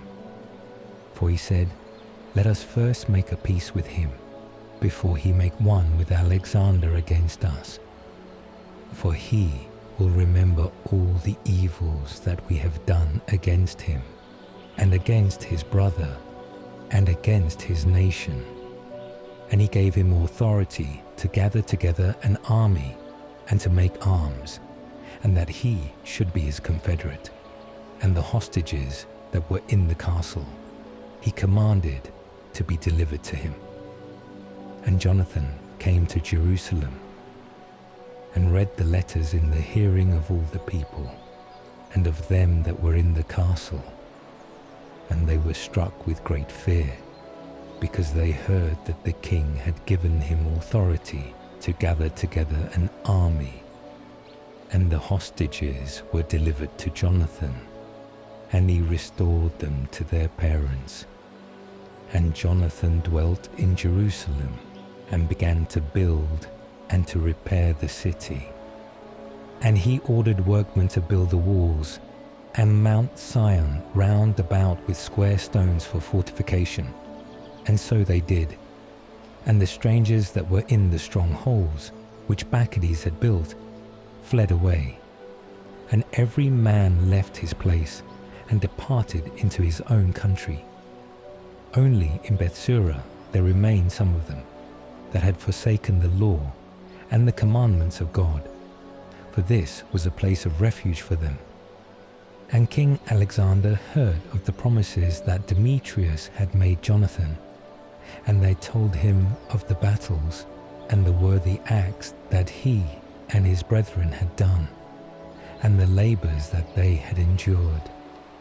And he said, Shall we find such another man? Now therefore we will make him our friend and our confederate." So he wrote a letter and sent it to him according to these words, saying, "King Alexander to his brother Jonathan, greeting. We have heard of thee, that thou art a man of great power, and fit to be our friend. Now therefore we make thee this day high priest of thy nation, and that thou be called the king's friend." And he sent him a purple robe and a crown of gold, "and that thou be of one mind with us in our affairs, and keep friendship with us." Then Jonathan put on the holy vestment in the 7th month, in the year 160, at the feast day of the tabernacles. And he gathered together an army, and made a great number of arms. And Demetrius heard these words, and was exceeding sorry, and said, "What is this that we have done, that Alexander hath prevented us to gain the friendship of the Jews to strengthen himself? I also will write to them words of request, and offer dignities and gifts, that they may be with me to aid me." And he wrote to them in these words, "King Demetrius, to the nation of the Jews, greeting. Whereas you have kept covenant with us, and have continued in our friendship, and have not joined with our enemies, we have heard of it, and are glad. Wherefore now continue still to keep fidelity towards us, and we will reward you with good things, for what you have done in our behalf, and we will remit to you many charges, and will give you gifts. And now I free you, and all the Jews from tributes, and I release you from the customs of salt, and remit the crowns and the thirds of the seed, and the half of the fruit of trees, which is my share. I leave to you from this day forward, so that it shall not be taken of the land of Judah, and of the 3 cities that are added thereto out of Samaria and Galilee, from this day forth and forever. And let Jerusalem be holy and free, with the borders thereof, and let the tents and tributes be for itself. I yield up also the power of the castle that is in Jerusalem, and I give it to the high priest, to place therein such men as he shall choose to keep it. And every soul of the Jews that hath been carried captive from the land of Judah in all my kingdom, I set at liberty freely, that all be discharged from tributes, even of their cattle.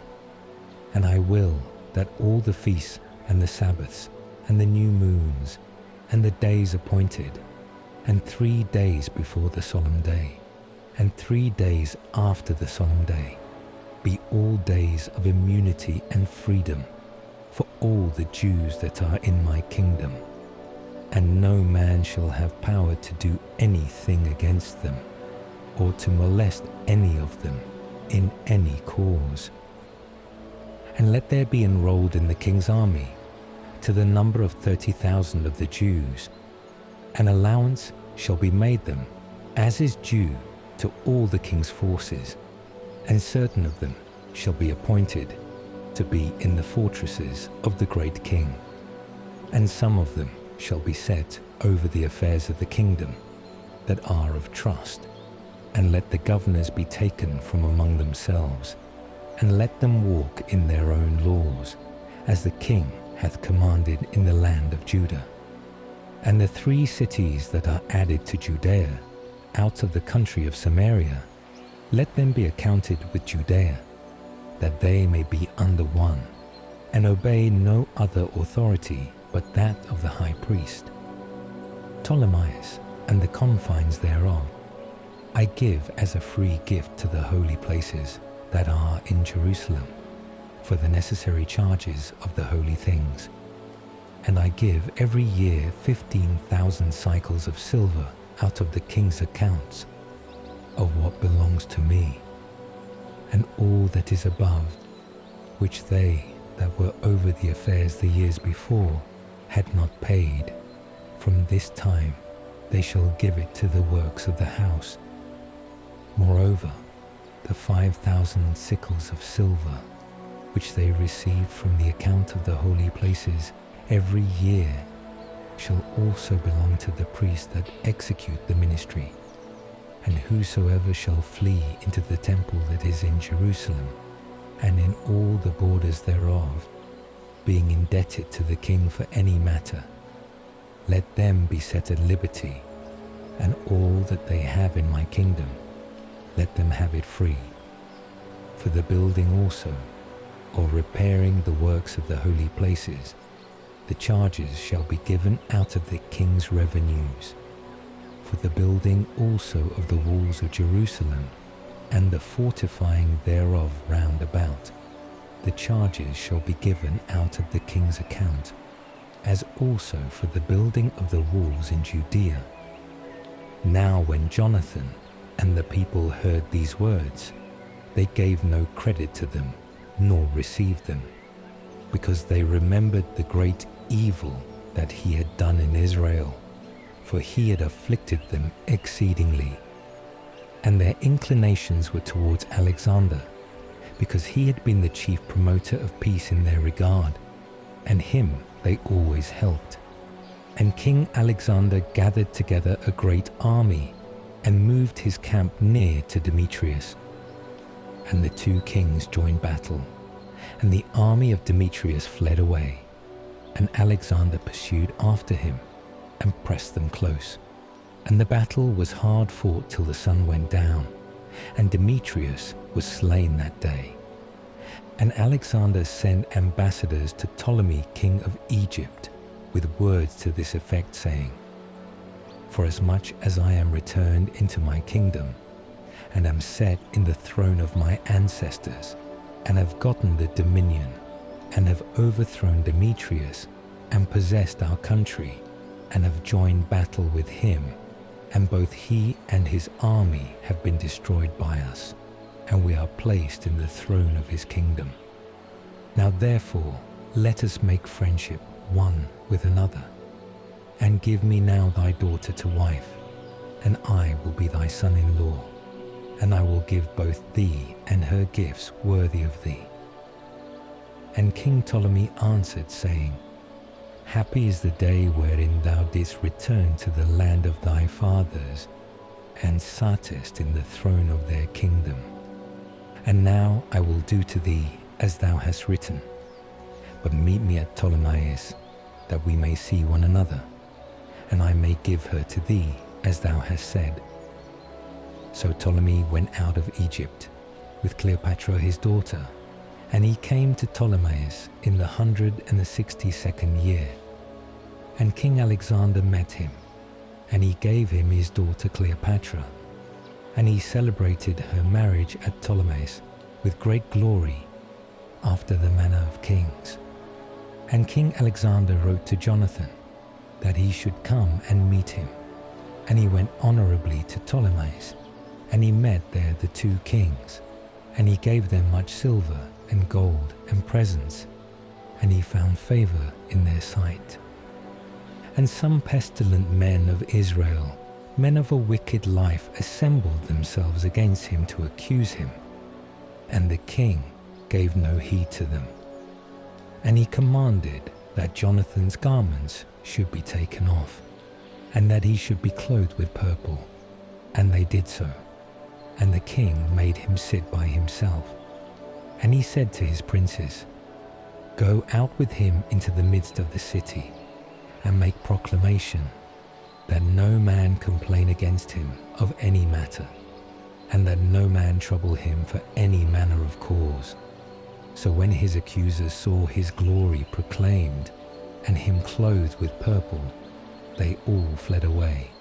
And the king magnified him, and enrolled him amongst his chief friends, and made him governor and partaker of his dominion. And Jonathan returned into Jerusalem with peace and joy.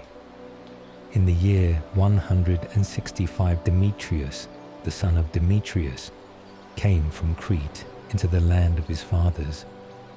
And King Alexander heard of it, and was much troubled, and returned to Antioch. And King Demetrius made Apollonius his general, who was governor of Celesyria. And he gathered together a great army and came to Jamnia. And he sent to Jonathan the high priest, saying, Thou alone standest against us, and I am laughed at and reproached, because thou showest thy power against us in the mountains. Now therefore, if thou trustest in thy forces, come down to us into the plain, and there let us try one another. For with me is the strength of war. Ask and learn who I am, and the rest that help me, who also say that your foot cannot stand before our face. For thy fathers have twice been put to flight in their own land. And now, how wilt thou be able to abide the horsemen, and so great an army in the plain, where there is no stone nor rock nor place to flee to? Now when Jonathan heard the words of Apollonius, he was moved in his mind, and he chose 10,000 men, and went out of Jerusalem, and Simon his brother met him to help him. And they pitched their tents near Joppa, but they shut him out of the city, because a garrison of Apollonius was in Joppa, and he laid siege to it. And they that were in the city, being affrighted, opened the gates to him. So Jonathan took Joppa.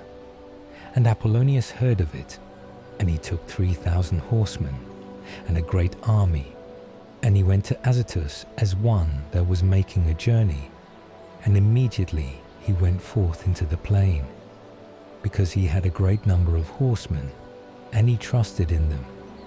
And Jonathan followed after him to Azotus, and they joined battle. And Apollonius left privately in the camp 1,000 horsemen behind them. And Jonathan knew that there was an ambush behind him, and they surrounded his army, and cast darts at the people from morning till evening. But the people stood still, as Jonathan had commanded them, and so their horses were fatigued. Then Simon drew forth his army, and attacked the legion, for the horsemen were wearied, and they were discomfited by him, and fled. And they that were scattered about the plain fled into Azotus, and went into Beth-dagon their idol's temple, there to save themselves.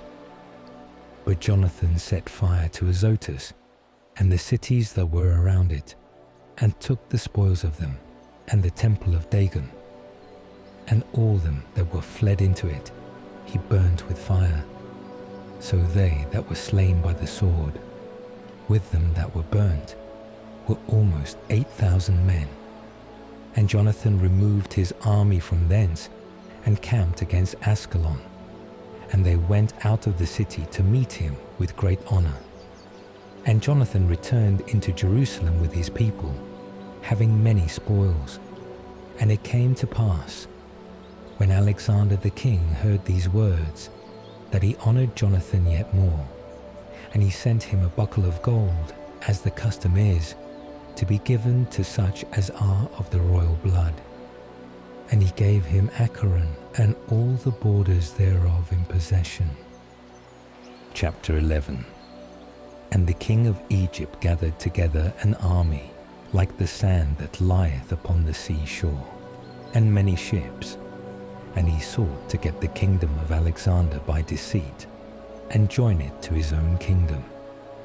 And he went out into Syria with peaceable words, and they opened to him the cities, and met him. For King Alexander had ordered them to go forth to meet him, because he was his father-in-law. Now, when Ptolemy entered into the cities, he put garrisons of soldiers in every city. And when he came near to Azotus, they showed him the temple of Dagon that was burnt with fire, and Azotus, and the suburbs thereof that were destroyed, and the bodies that were cast abroad, and the graves of them that were slain in the battle, which they had made near the way. And they told the king that Jonathan had done these things, to make him odious, But the king held his peace. And Jonathan came to meet the king at Joppa with glory, and they saluted one another, and they lodged there. And Jonathan went with the king as far as the river, called Eleutherus, and he returned into Jerusalem. And King Ptolemy got the dominion of the cities by the seaside, even to Seleucia. And he devised evil designs against Alexander. And he sent ambassadors to Demetrius, saying, "Come, let us make a league between us, and I will give thee my daughter, whom Alexander hath, and thou shalt reign in the kingdom of thy father. For I repent that I have given him my daughter, for he hath sought to kill me, and he slandered him, because he coveted his kingdom. And he took away his daughter, and gave her to Demetrius, and alienated himself from Alexander, and his enmities were made manifest. And Ptolemy entered into Antioch, and set 2 crowns upon his head, that of Egypt, and that of Asia. Now King Alexander was in Cilicia at that time, because they that were in those places had rebelled. And when Alexander heard of it, he came to give him battle. And King Ptolemy brought forth his army, and met him with a strong power, and put him to flight. And Alexander fled into Arabia, there to be protected. And King Ptolemy was exalted. And Zabdiel the Arabian took off Alexander's head, and sent it to Ptolemy. And King Ptolemy died the 3rd day after. And they that were in the strongholds were destroyed by them that were within the camp. And Demetrius reigned in the 167th year. In those days Jonathan gathered together them that were in Judea, to take the castle that was in Jerusalem, and they made many engines of war against it. Then some wicked men that hated their own nation went away to King Demetrius, and told him that Jonathan was besieging the castle. And when he heard it, he was angry, and forthwith he came to Ptolemais, and wrote to Jonathan that he should not besiege the castle, but should come to him in haste and speak to him. But when Jonathan heard this, he bade them besiege it still, and he chose some of the ancients of Israel and of the priests, and put himself in danger. And he took gold and silver and raiment and many other presents, and went to the king to Ptolemais, and he found favor in his sight. And certain wicked men of his nation made complaints against him. And the king treated him as his predecessor had done before, and he exalted him in the sight of all his friends, and he confirmed him in the high priesthood, and all the honors he had before, and he made him the chief of his friends. And Jonathan requested of the king that he would make Judea free from tribute, and the 3 governments, and Samaria, and the confines thereof. And he promised him 300 talents. And the king consented. And he wrote letters to Jonathan of all these things to this effect: King Demetrius to his brother Jonathan, and to the nation of the Jews, greeting. We send you here a copy of the letter, which we have written to Lasthenes, our parent, concerning you, that you might know it. King Demetrius to Lasthenes his parent, greeting. We have determined to do good to the nation of the Jews who are our friends, and keep the things that are just with us, for their goodwill which they bear towards us. We have ratified therefore unto them all the borders of Judea, and the 3 cities, Apharimah, Lydda, and Ramatha, which are added to Judea out of Samaria, and all their confines, to be set apart to all them that sacrifice in Jerusalem, instead of the payments which the king received of them every year, and for the fruits of the land, and of the trees. And as for other things that belong to us of the tithes and of the tributes, from this time we discharge them of them. The saulpans also, and the crowns that were presented to us, we give all to them, and nothing hereof shall be revoked from this time forth and forever. Now therefore see that thou make a copy of these things, and let it be given to Jonathan, and set upon the holy mountain in a conspicuous place.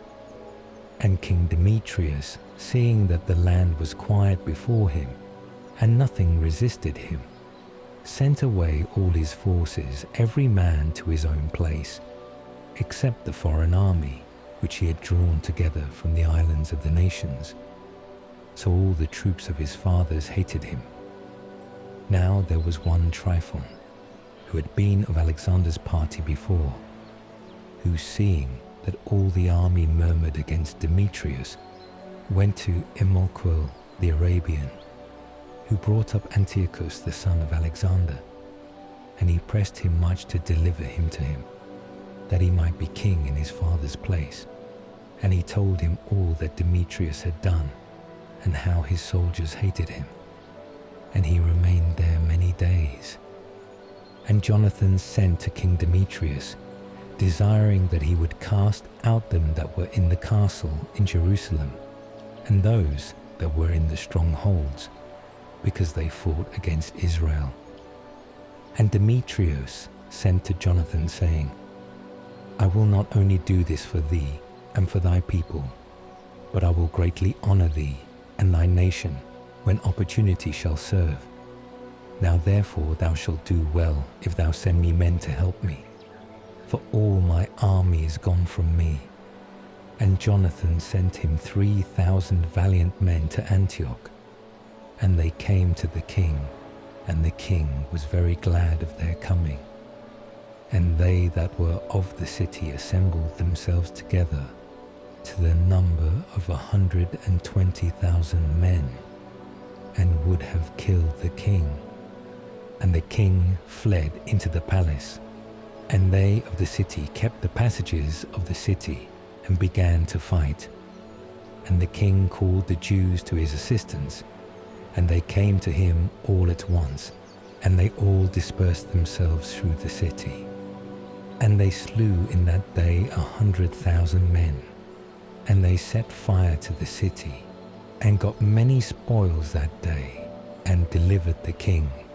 And they that were of the city saw that the Jews had got the city as they would.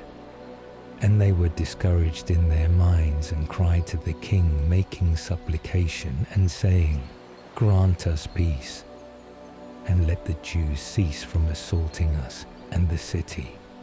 And they threw down their arms, and made peace. And the Jews were glorified in the sight of the king, and in the sight of all that were in his realm, and were renowned throughout the kingdom, and returned to Jerusalem with many spoils. So King Demetrius sat in the throne of his kingdom, and the land was quiet before him. And he falsified all whatsoever he had said, and alienated himself from Jonathan, and did not reward him according to the benefits he had received from him, but gave him great trouble. And after this Tryphon returned, and with him Antiochus the young boy, who was made king, and put on the diadem. And there assembled unto him all the hands which Demetrius had sent away. And they fought against Demetrius, who turned his back and fled. And Tryphon took the elephants, and made himself master of Antioch. And young Antiochus wrote to Jonathan, saying, I confirm thee in the high priesthood, and I appoint thee ruler over the 4 cities, and to be one of the king's friends. And he sent him vessels of gold for his service, and he gave him leave to drink in gold, and to be clothed in purple, and to wear a golden buckle. And he made his brother Simon governor from the borders of Tyre even to the confines of Egypt. Then Jonathan went forth and passed through the cities beyond the river, and all the forces of Syria gathered themselves to him to help him. And he came to Ascalon, and they met him honorably out of the city. And he went from thence to Gaza, and they that were in Gaza shut him out. And he besieged it, and burnt all the suburbs round about, and took the spoils. And the men of Gaza made supplication to Jonathan, and he gave them the right hand. And he took their sons for hostages, and sent them to Jerusalem. And he went through the country as far as Damascus. And Jonathan heard that the generals of Demetrius were come treacherously to Cades, which is in Galilee, with a great army, purposing to remove him from the affairs of the kingdom. And he went against them, but left his brother Simon in the country. And Simon encamped against Bethsura, and assaulted it many days, and shut them up. And they desired him to make peace, and he granted it them. And he cast them out from thence, and took the city, and placed a garrison in it. And Jonathan and his army encamped by the water of Genezar. And before it was light they were ready in the plain of Azor. And behold, the army of the strangers met him in the plain, and they laid an ambush for him in the mountains. But he went out against them, and they that lay in ambush arose out of their places and joined battle. And all that were on Jonathan's side fled, and none was left of them, but Mattathias the son of Absalom, and Judas the son of Calphi, chief captain of the army. And Jonathan rent his garments, and cast earth upon his head, and prayed. And Jonathan turned again to them to battle, and he put them to flight, and they fought.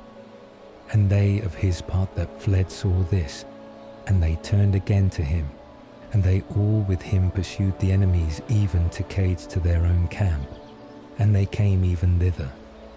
And there fell of the aliens in that day 3,000 men. And Jonathan returned to Jerusalem. Chapter 12. And Jonathan saw that the time served him, and he chose certain men, and sent them to Rome, to confirm and to renew the amity with them.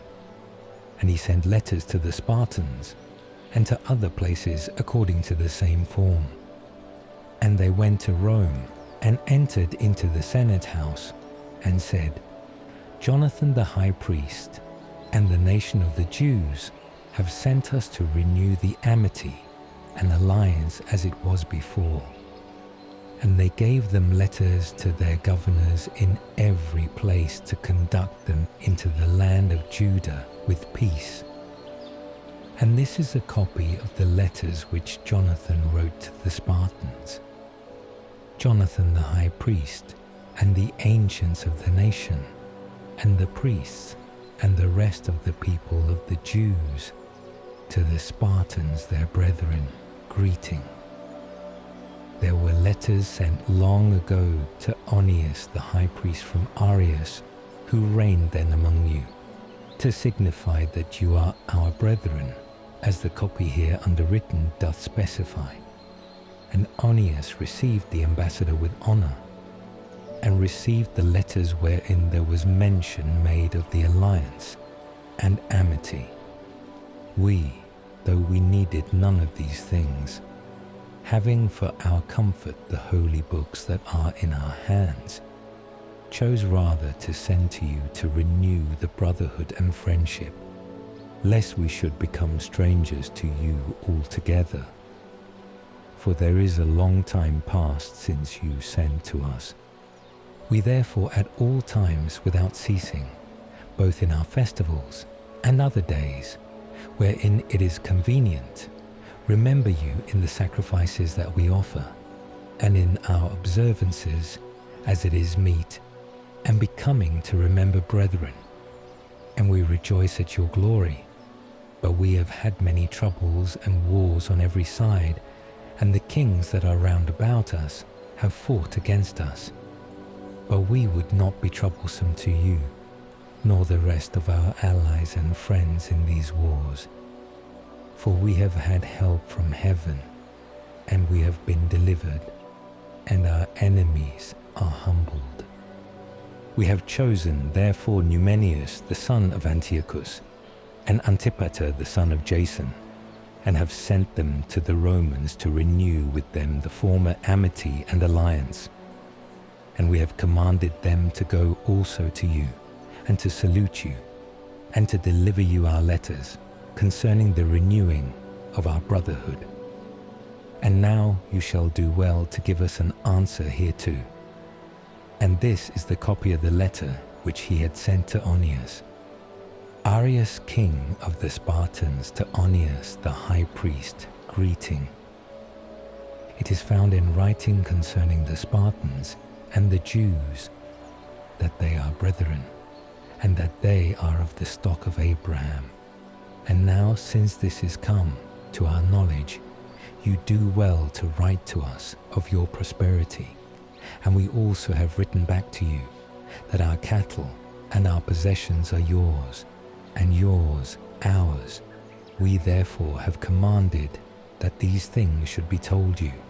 Now Jonathan heard that the generals of Demetrius were come again with a greater army than before to fight against him. So he went out from Jerusalem and met them in the land of Amath, for he gave them no time to enter into his country. And he sent spies into their camp, and they came back and brought him word that they designed to come upon them in the night. And when the sun was set, Jonathan commanded his men to watch, and to be in arms all night long, ready to fight. And he set sentinels round about the camp. And the enemies heard that Jonathan and his men were ready for battle, and they were struck with fear and dread in their heart, and they kindled fires in their camp. But Jonathan and they that were with him knew it not till the morning, for they saw the lights burning. And Jonathan pursued after them, but overtook them not, for they had passed the river Eleutherus. And Jonathan turned upon the Arabians that are called Zebedaeans, and he defeated them, and took the spoils of them. And he went forward, and came to Damascus, and passed through all that country. Simon also went forth, and came as far as Ascalon, and the neighboring fortresses, and he turned aside to Joppa, and took possession of it. For he heard that they designed to deliver the whole to them that took part with Demetrius. And he put a garrison there to keep it. And Jonathan came back, and called together the ancients of the people. And he took a resolution with them to build fortresses in Judea, and to build up walls in Jerusalem, and raise a mount between the castle and the city, to separate it from the city, that so it might have no communication, and that they might neither buy nor sell. And they came together to build up the city, for the wall that was upon the brook towards the east was broken down, and he repaired that which is called Capheteta. And Simon built Adiada in Cephela, and fortified it, and set up gates and bars. Now when Tryphon had conceived a design to make himself king of Asia, and to take the crown, and to stretch out his hand against King Antiochus, fearing lest Jonathan would not suffer him, but would fight against him, he sought to seize upon him, and to kill him. So he rose up, and came to Bethsan. And Jonathan went out to meet him with 40,000 men, chosen for battle, and came to Bethsan. Now, when Tryphon saw that Jonathan came with a great army, he durst not stretch forth his hand against him, but received him with honor, and commended him to all his friends, and gave him presents. And he commanded his troops to obey him, as himself. And he said to Jonathan, Why hast thou troubled all the people? whereas we have no war. Now therefore send them back to their own houses, and choose thee a few men that may be with thee, and come with me to Ptolemais, and I will deliver it to thee, and the rest of the strongholds, and the army, and all that have any charge. And I will return and go away, for this is the cause of my coming. And Jonathan believed him, and did as he said, and sent away his army, and they departed into the land of Judah. But he kept with him 3,000 men, of whom he sent 2,000 into Galilee, and 1,000 went with him. Now as soon as Jonathan entered into Ptolemais, they of Ptolemais shut the gates of the city, and took him. And all them that came in with him they slew with the sword. Then Tryphon sent an army and horsemen into Galilee, and into the great plain to destroy all Jonathan's company. But they, when they understood that Jonathan and all that were with him were taken and slain, encouraged one another, and went out ready for battle. Then they that had come after them, seeing that they stood for their lives, returned back.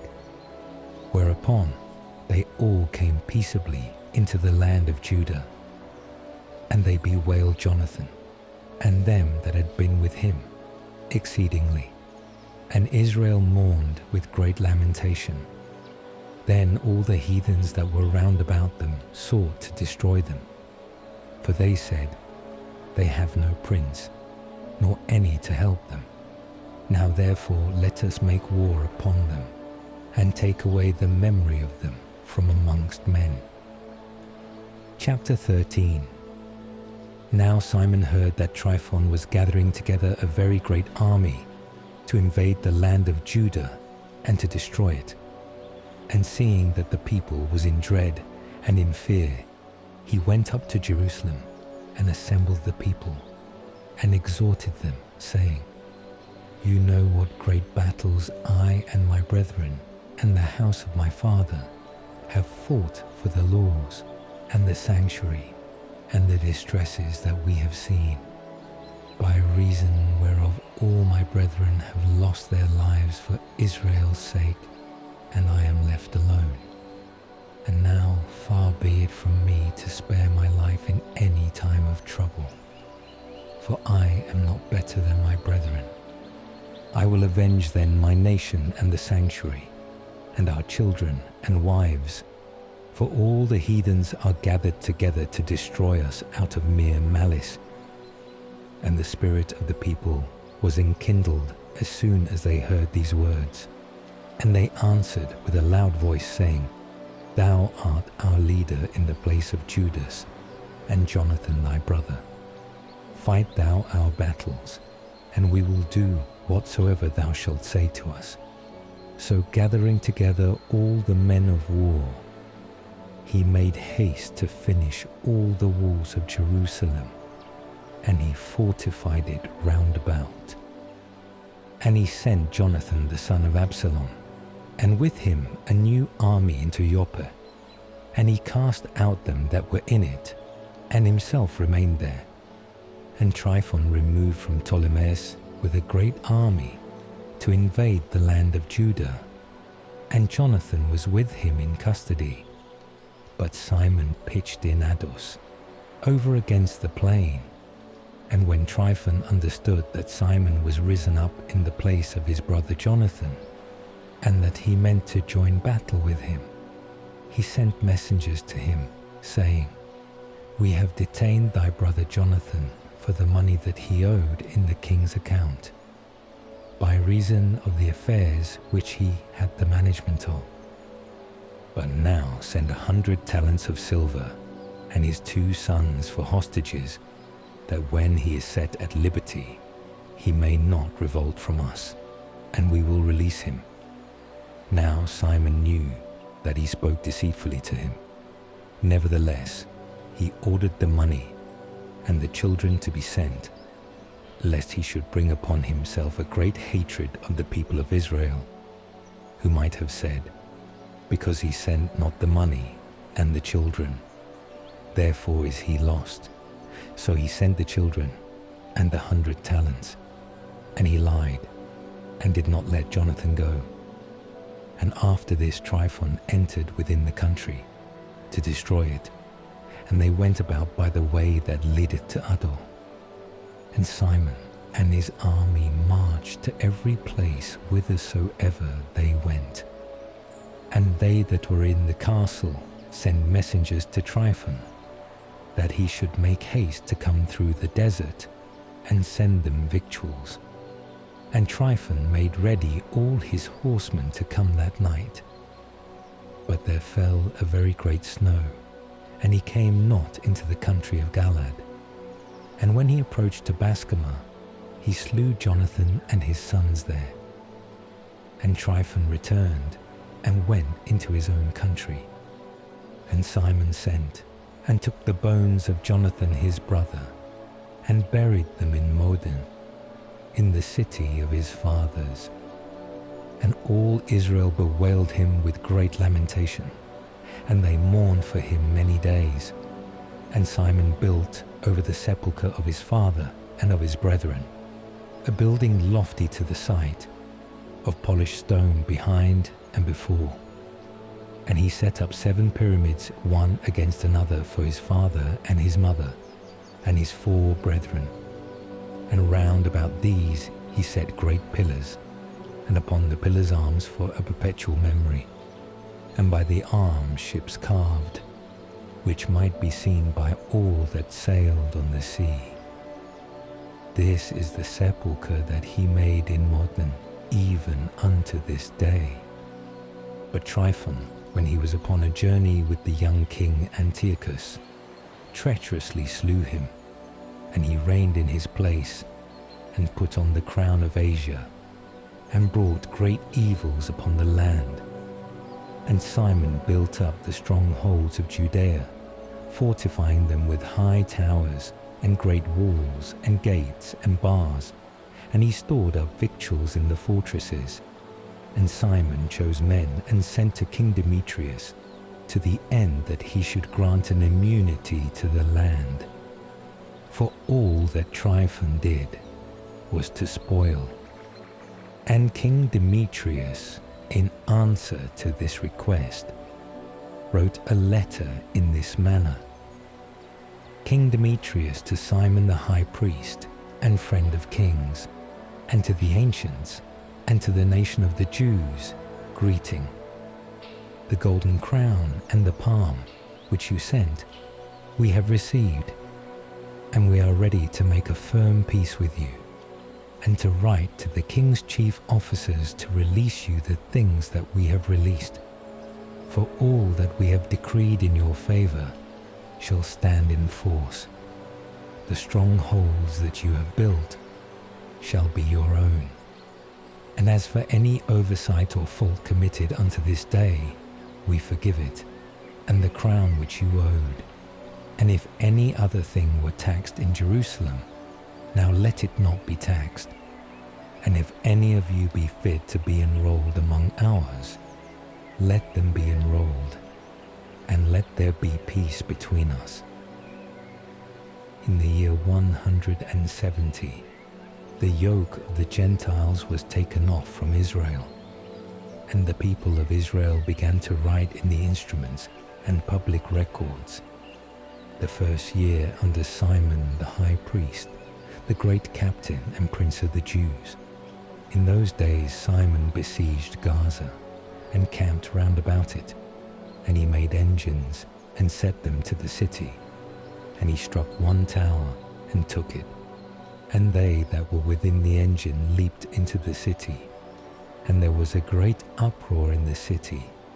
And they that were in the city went up with their wives and children upon the wall, with their garments rent, and they cried with a loud voice, beseeching Simon to grant them peace. And they said, Deal not with us according to our evil deeds, but according to thy mercy. And Simon, being moved, did not destroy them, but yet he cast them out of the city, and cleansed the houses wherein there had been idols, And then he entered into it with hymns, blessing the Lord. And having cast out of it all uncleanness, he placed in it men that should observe the law, and he fortified it and made it his habitation. But they that were in the castle of Jerusalem were hindered from going out and coming into the country, and from buying and selling, and they were straitened with hunger, and many of them perished through famine. And they cried to Simon for peace, and he granted it to them, and he cast them out from thence, and cleansed the castle from uncleannesses. And they entered into it the 23rd day of the 2nd month, in the year 171, with thanksgiving, and branches of palm trees, and harps, and cymbals, and psalteries, and hymns, and canticles, because the great enemy was destroyed out of Israel. And he ordained that these days should be kept every year with gladness. And he fortified the mountain of the temple that was near the castle, and he dwelt there himself, and they that were with him. And Simon saw that John his son was a valiant man for war, and he made him captain of all the forces, and he dwelt in Gazara. Chapter 14. In the year 172, King Demetrius assembled his army, and went into Media to get him succors to fight against Tryphon. And Arsaces, the king of Persia and Media, heard that Demetrius was entered within his borders, and he sent one of his princes to take him alive and bring him to him. And he went and defeated the army of Demetrius, and took him, and brought him to Arsaces, and he put him into custody. And all the land of Judah was at rest all the days of Simon, and he sought the good of his nation, and his power and his glory pleased them well all his days. And with all his glory he took Joppa for a haven, and made an entrance to the isles of the sea. And he enlarged the bounds of his nation, and made himself master of the country. And he gathered together a great number of captives, and had the dominion of Gazara, and of Bethsura, and of the castle, and took away all uncleanness out of it, and there was none that resisted him. And every man tilled his land with peace. And the land of Judah yielded her increase, and the trees of the fields their fruit. The ancient men sat all in the streets, and treated together of the good things of the land, and the young men put on them glory, and the robes of war. And he provided victuals for the cities, and he appointed that they should be furnished with ammunition, so that the fame of his glory was renowned even to the end of the earth. He made peace in the land, and Israel rejoiced with great joy.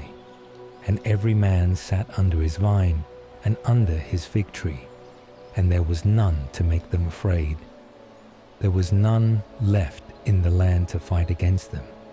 Kings were discomfited in those days, and he strengthened all those of his people that were brought low. And he sought the law, and took away every unjust and wicked man. He glorified the sanctuary, and multiplied the vessels of the holy places. And it was heard at Rome, and as far as Sparta, that Jonathan was dead, and they were very sorry.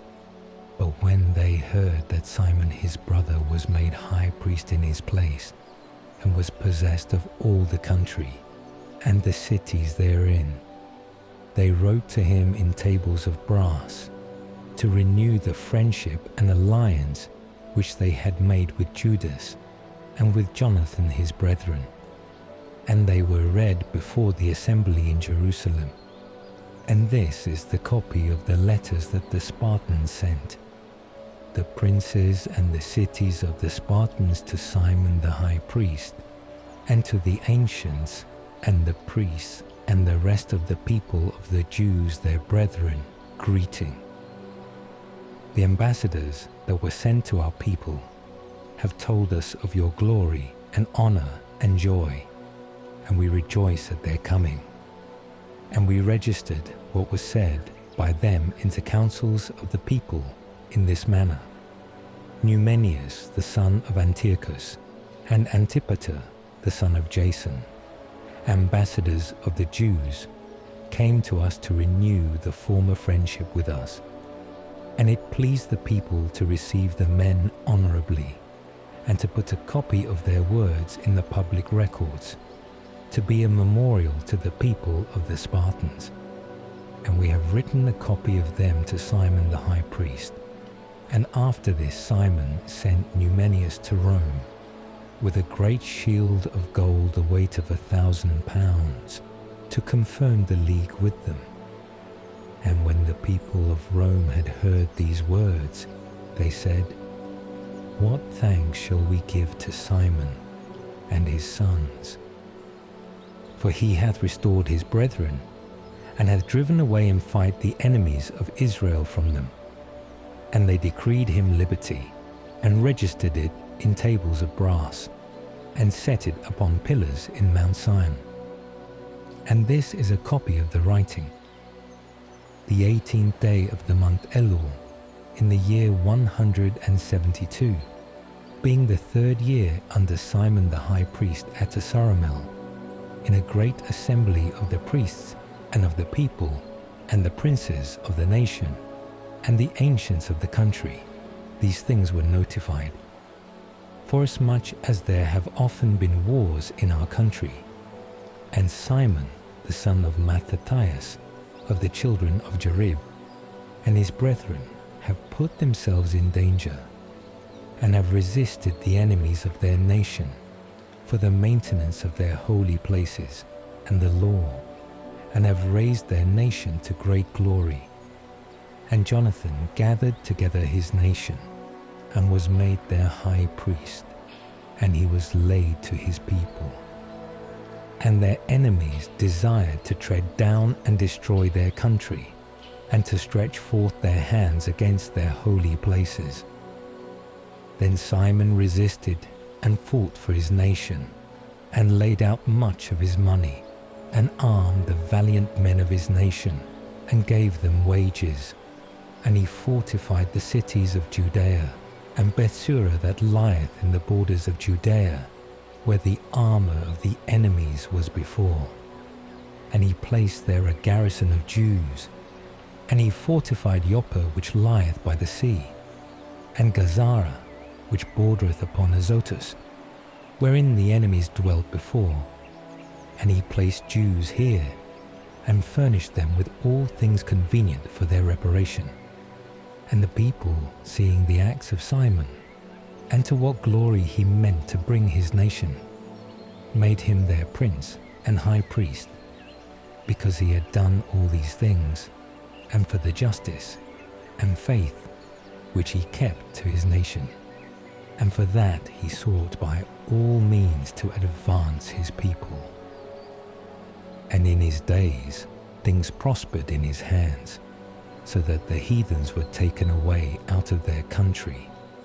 And they also that were in the city of David in Jerusalem in the castle, out of which they issued forth, and profaned all places round about the sanctuary, and did much evil to its purity. And he placed therein Jews for the defence of the country and of the city, and he raised up the walls of Jerusalem. And King Demetrius confirmed him in the high priesthood. According to these things he made him his friend, and glorified him with great glory. For he had heard that the Romans had called the Jews their friends, and confederates, and brethren, and that they had received Simon's ambassadors with honor, and that the Jews and their priests had consented that he should be their prince and high priest forever, till there should arise a faithful prophet, and that he should be chief over them, and that he should have the charge of the sanctuary, and that he should appoint rulers over their works, and over the country, and over the armour, and over the strongholds, and that he should have care of the holy places, and that he should be obeyed by all, and that all the writings in the country should be made in his name, and that he should be clothed with purple and gold, and that it should not be lawful for any of the people or of the priests to disannul any of these things, or to gainsay his words, or to call together an assembly in the country without him, or to be clothed with purple, or to wear a buckle of gold. And whosoever shall do otherwise, or shall make void any of these things, shall be punished. And it pleased all the people to establish Simon, and to do according to these words. And Simon accepted thereof, and was well pleased to execute the office of the high priesthood, and to be captain and prince of the nation of the Jews and of the priests, and to be chief over all. And they commanded that this writing should be put in tables of brass, and that they should be set up within the compass of the sanctuary in a conspicuous place, and that a copy thereof should be put in the treasury, that Simon and his sons may have it. Chapter 15. And King Antiochus, the son of Demetrius, sent letters from the isles of the sea to Simon the priest, and prince of the nation of the Jews, and to all the people. And the contents were these: King Antiochus to Simon the high priest, and to the nation of the Jews greeting. Forasmuch as certain pestilent men have usurped the kingdom of our fathers, and my purpose is to challenge the kingdom, and to restore it to its former estate. And I have chosen a great army, and have built ships of war. And I design to go through the country, that I may take revenge of them that have destroyed our country, and that have made many cities desolate in my realm. Now therefore I confirm unto thee all the oblations, which all the kings before me remitted to thee, and what other gifts soever they remitted to thee. And I give thee leave to coin thy own money in thy country, and let Jerusalem be holy and free, and all the armour that hath been made, and the fortresses which thou hast built, and which thou keepest in thy hands, let them remain to thee, and all that is due to the king, and what should be the king's hereafter, from this present and for ever, is forgiven thee. And when we shall have recovered our kingdom, we will glorify thee, and thy nation, and the temple with great glory, so that your glory shall be made manifest in all the earth. In the year 174 Antiochus entered into the land of his fathers, and all the forces assembled to him, so that few were left with Tryphon. And King Antiochus pursued after him, and he fled along by the sea coast, and came to Dora. For he perceived that evils were gathered together upon him, and his troops had forsaken him. And Antiochus camped above Dora, with 120,000 men of war, and 8,000 horsemen. And he invested the city, and the ships drew near by sea. And they annoyed the city by land and by sea, and suffered none to come in or to go out. And Numenius, and they that had been with him, came from the city of Rome, having letters written to the kings and countries, the contents whereof were these: Lucius the consul of the Romans, to King Ptolemy, greeting. The ambassadors of the Jews, our friends, came to us, to renew the former friendship and alliance, being sent from Simon the high priest, and the people of the Jews.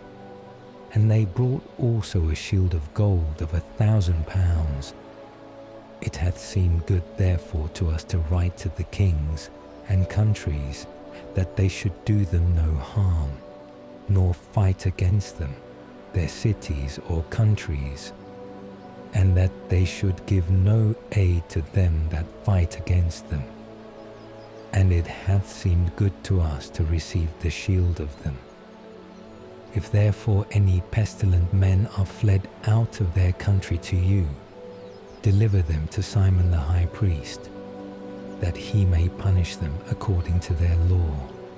These same things were written to King Demetrius, and to Attalus, and to Ariarathes, and to Arsaces, and to all the countries, and to Lampsacus, and to the Spartans, and to Delos, and Mindus, and Sicyon, and Caria, and Samos, and Pamphylia, and Lycia, and Alicarnassus, and Cos, and Side, and Aradus, and Rhodes, and Phaselis, and Gortina, and Ganidas, and Cyprus, and Cyrene. And they wrote a copy thereof to Simon the high priest, and to the people of the Jews. But King Antiochus moved his camp to Dora the second time, assaulting it continually, and making engines, and shut up Tryphon, that he could not go out. And Simon sent to him 2,000 chosen men to aid him, silver also, and gold, and abundance of furniture. And he would not receive them, but broke all the covenant that he had made with him before, and alienated himself from him. And he sent to him Athenobius, one of his friends, to treat with him, saying, You hold Joppa and Gazara, and the castle that is in Jerusalem, which are cities of my kingdom. Their borders you have wasted, and you have made great havoc in the land, and have got the dominion of many places in my kingdom. Now therefore deliver up the cities that you have taken, and the tributes of the places whereof you have gotten the dominion without the borders of Judea. But if not, give me for them 500 talents of silver, and for the havoc that you have made, and the tributes of the cities other 500 talents, or else we will come and fight against you. So Athenobius the king's friend came to Jerusalem, and saw the glory of Simon, and his magnificence in gold and silver, and his great equipage, and he was astonished, and told him the king's words. And Simon answered him, and said to him, We have neither taken other men's land, neither do we hold that which is other men's, but the inheritance of our fathers, which was for some time unjustly possessed by our enemies. But we, having opportunity, claim the inheritance of our fathers. And as to thy complaints concerning Joppa and Gazara, they did great harm to the people, and to our country. Yet for these we will give 100 talents. And Athenobius answered him not a word, but returning in a rage to the king, made report to him of these words, and of the glory of Simon, and of all that he had seen. And the king was exceeding angry, and Tryphon fled away by ship to Orthosius. And the king appointed Candabeus captain of the sea coast, and gave him an army of footmen and horsemen. And he commanded him to march with his army towards Judea. And he commanded him to build up Gedor, and to fortify the gates of the city, and to war against the people. But the king himself pursued after Tryphon. And Candabeus came to Jamnia, and began to provoke the people, and to ravage Judea, and to take the people prisoners, and to kill, and to build Gedor. And he placed there horsemen, and an army, that they might issue forth, and make incursions upon the ways of Judea, as the king had commanded him. Chapter 16. Then John came up from Gazara, and told Simon his father what Candabeus had done against their people. And Simon called his 2 eldest sons, Judas and John, and said to them, I and my brethren and my father's house have fought against the enemies of Israel from our youth even to this day. And things have prospered so well in our hands that we have delivered Israel oftentimes. And now I am old, but be you instead of me and my brethren, and go out and fight for our nation, and the help from heaven be with you. Then he chose out of the country 20,000 fighting men and horsemen, and they went forth against Sendebeus, and they rested in Modin. And they arose in the morning and went into the plain. And behold, a very great army of footmen and horsemen came against them, and there was a running river between them. And he and his people pitched their camp over against them. And he saw that the people were afraid to go over the river, so he went over first. Then the men, seeing him, passed over after him, and he divided the people and set the horsemen in the midst of the footmen. But the horsemen of the enemies were very numerous, and they sounded the holy trumpets. And Sendebeus and his army were put to flight, and there fell many of them wounded, and the rest fled into the stronghold. At that time Judas, John's brother, was wounded, but John pursued after them till he came to Cedron, which he had built, and they fled even to the towers that were in the fields of Azotus, and he burnt them with fire, and there fell of them 2,000 men, and he returned into Judea in peace. Now Ptolemy the son of Abobus was appointed captain in the plain of Jericho, and he had abundance of silver and gold, for he was son-in-law of the high priest.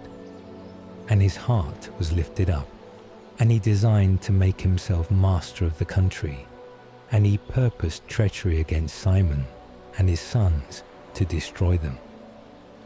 Now Simon, as he was going through the cities that were in the country of Judea, and taking care for the good ordering of them, went down to Jericho, he and Mattathias and Judas his sons, in the year 177, the 11th month. The same is the month Sabbath. And the son of Abobus received them deceitfully into a little fortress, that is called Dog, which he had built. And he made them a great feast, and hid men there.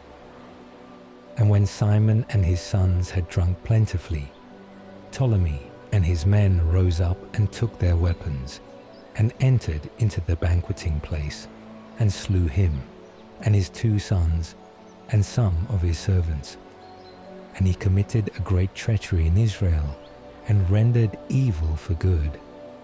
And Ptolemy wrote these things, and sent to the king, that he should send him an army to aid him, and he would deliver him the country, and their cities and tributes. And he sent others to Gazara to kill John. And to the tribunes he sent letters to come to him, and that he would give them silver and gold and gifts. And he sent others to take Jerusalem and the mountain of the temple. Now one running before told John in Gazara that his father and his brethren were slain, and that he hath sent men to kill thee also. But when he heard it, he was exceedingly afraid, and he apprehended the men that came to kill him, and he put them to death, for he knew that they sought to take him away. And as concerning the rest of the acts of John, and his wars, and the worthy deeds which he bravely achieved, and the building of the walls which he made, and the things that he did, behold, these are written in the book of the days of his priesthood, from the time he was made high priest after his father. The second book of Maccabees, chapter 1. To the brethren, the Jews that are throughout Egypt, the brethren, the Jews that are in Jerusalem, and in the land of Judea, send health and good peace. May God be gracious to you, and remember his covenant that he made with Abraham and Isaac and Jacob, his faithful servants, and give you all a heart to worship him, and to do his will with a great heart and a willing mind. May he open your heart in his law and in his commandments and send you peace. May he hear your prayers and be reconciled unto you, and never forsake you in the evil time. And now here we are praying for you.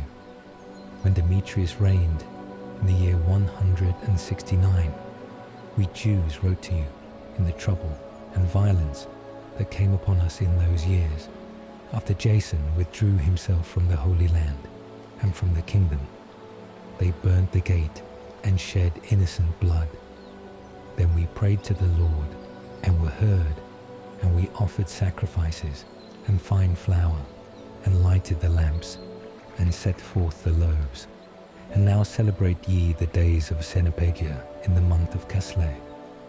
In the year 188, the people that is at Jerusalem, and in Judea, and the Senate, and Judas, to Aristobulus, the preceptor of King Ptolemy, who is of the stock of the anointed priests, and to the Jews that are in Egypt, health and welfare. Having been delivered by God out of great dangers, we give him great thanks, for as much as we have been in war with such a king. For he made numbers of men swarm out of Persia that have fought against us and the holy city. For when the leader himself was in Persia, and with him a very great army, he fell in the temple of Nanea, being deceived by the counsel of the priests of Nanea. For Antiochus, with his friends, came to the place as though he would marry her, and that he might receive great sums of money under the title of a dowry. And when the priests of Nanea had set it forth, and he with a small company had entered into the compass of the temple, they shut the temple, when Antiochus was come in, and opening a secret entrance of the temple, they cast stones and slew the leader, and them that were with him, and hewed them in pieces, and cutting off their heads, they threw them forth. Blessed be God in all things, who hath delivered up the wicked. Therefore, whereas we purposed to keep the purification of the temple on the 25th day of the month of Casle, we thought it necessary to signify it to you, that you also may keep the day of Senepegia and the day of the fire, that was given when Nehemiah offered sacrifice after the temple and the altar was built. For when our fathers were led into Persia, the priests that then were worshippers of God took privately the fire from the altar and hid it in a valley where there was a deep pit without water, and there they kept it safe, so that the place was unknown to all men. But when many years had passed, and it pleased God that Nehemiah should be sent by the king of Persia, he sent some of the posterity of those priests that had hid it to seek for the fire. And as they told us, they found no fire but thick water. Then he bade them draw it up and bring it to him. And the priest Nehemiah commanded the sacrifices that were laid on to be sprinkled with the same water, both the wood and the things that were laid upon it. And when this was done, and the time came that the sun shone out, which before was in a cloud, there was a great fire kindled, so that all wondered.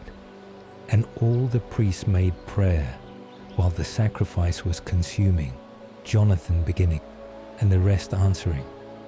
And the prayer of Nehemiah was after this manner: O Lord God, creator of all things, dreadful and strong, just and merciful, who alone art the good King, who alone art gracious, who alone art just, and almighty, and eternal, who deliverest Israel from all evil, who didst choose the fathers and didst sanctify them. Receive the sacrifice for all thy people Israel, and preserve thy own portion, and sanctify it. gather together our scattered people.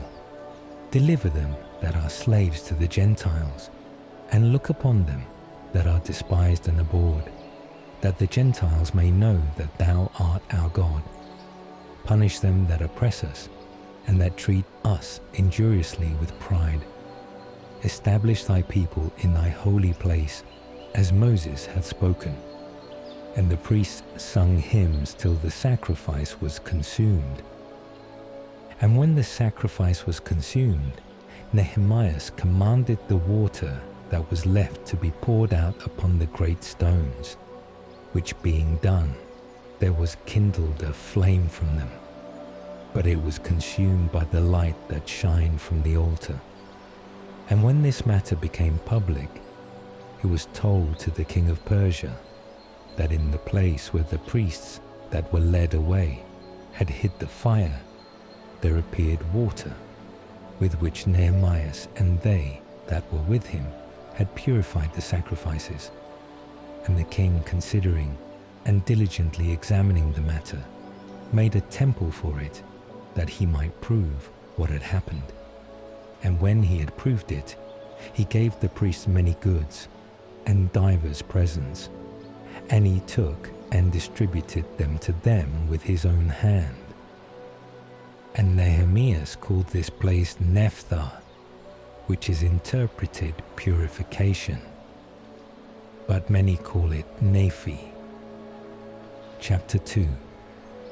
Now it is found in the descriptions of Jeremiah the prophet that he commanded them that went into captivity to take the fire as it hath been signified, and how he gave charge to them that were carried away into captivity, and how he gave them the law that they should not forget the commandments of the Lord, and that they should not err in their minds, seeing the idols of gold and silver and the ornaments of them. And with other such like speeches, he exhorted them that they would not remove the law from their heart. It was also contained in the same writing, how the prophet, being warned by God, commanded that the tabernacle and the ark should accompany him, till he came forth to the mountain where Moses went up, and saw the inheritance of God. And when Jeremiah came thither, he found a hollow cave, and he carried in thither the tabernacle and the ark and the altar of incense, and so stopped the door. Then some of them that followed him came up to mark the place, but they could not find it. And when Jeremiah perceived it, he blamed them, saying, The place shall be unknown, till God gather together the congregation of the people, and receive them to mercy. And then the Lord will show these things, and the majesty of the Lord shall appear, and there shall be a cloud, as it was also showed to Moses, and he showed it when Solomon prayed that the place might be sanctified to the great God.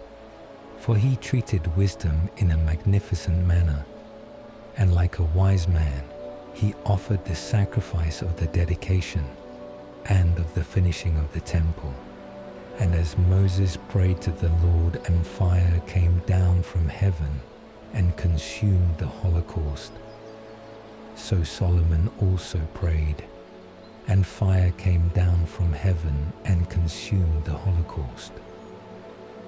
And Moses said, Because the sin offering was not eaten, it was consumed.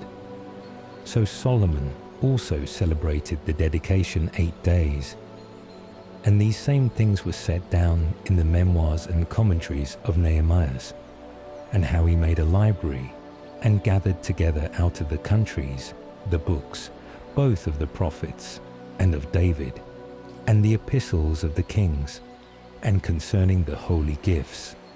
And in like manner, Judas also gathered together all such things as were lost by the war we had, and they are in our possession.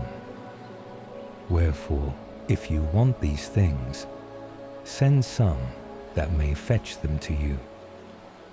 As we are then about to celebrate the purification, we have written unto you, and you shall do well if you keep the same days. And we hope that God, who hath delivered his people, and hath rendered to all the inheritance, and the kingdom, and the priesthood, and the sanctuary, as he promised in the law, will shortly have mercy upon us, and will gather us together from every land under heaven into the holy place. For he hath delivered us out of great perils, and hath cleansed the place. Now as concerning Judas Maccabeus, and his brethren, and the purification of the great temple, and the dedication of the altar, as also the wars against Antiochus the Illustrious, and his son Eupator, and the manifestations that came from heaven to them, that behaved themselves manfully on the behalf of the Jews, so that, being but a few, they made themselves masters of the whole country, and put to flight the barbarous multitude, and recovered again the most renowned temple in all the world, and delivered the city, and restored the laws that were abolished, the Lord with all clemency showing mercy to them. And all such things as have been comprised in 5 books by Jason of Cyrene, we have attempted to abridge in 1 book.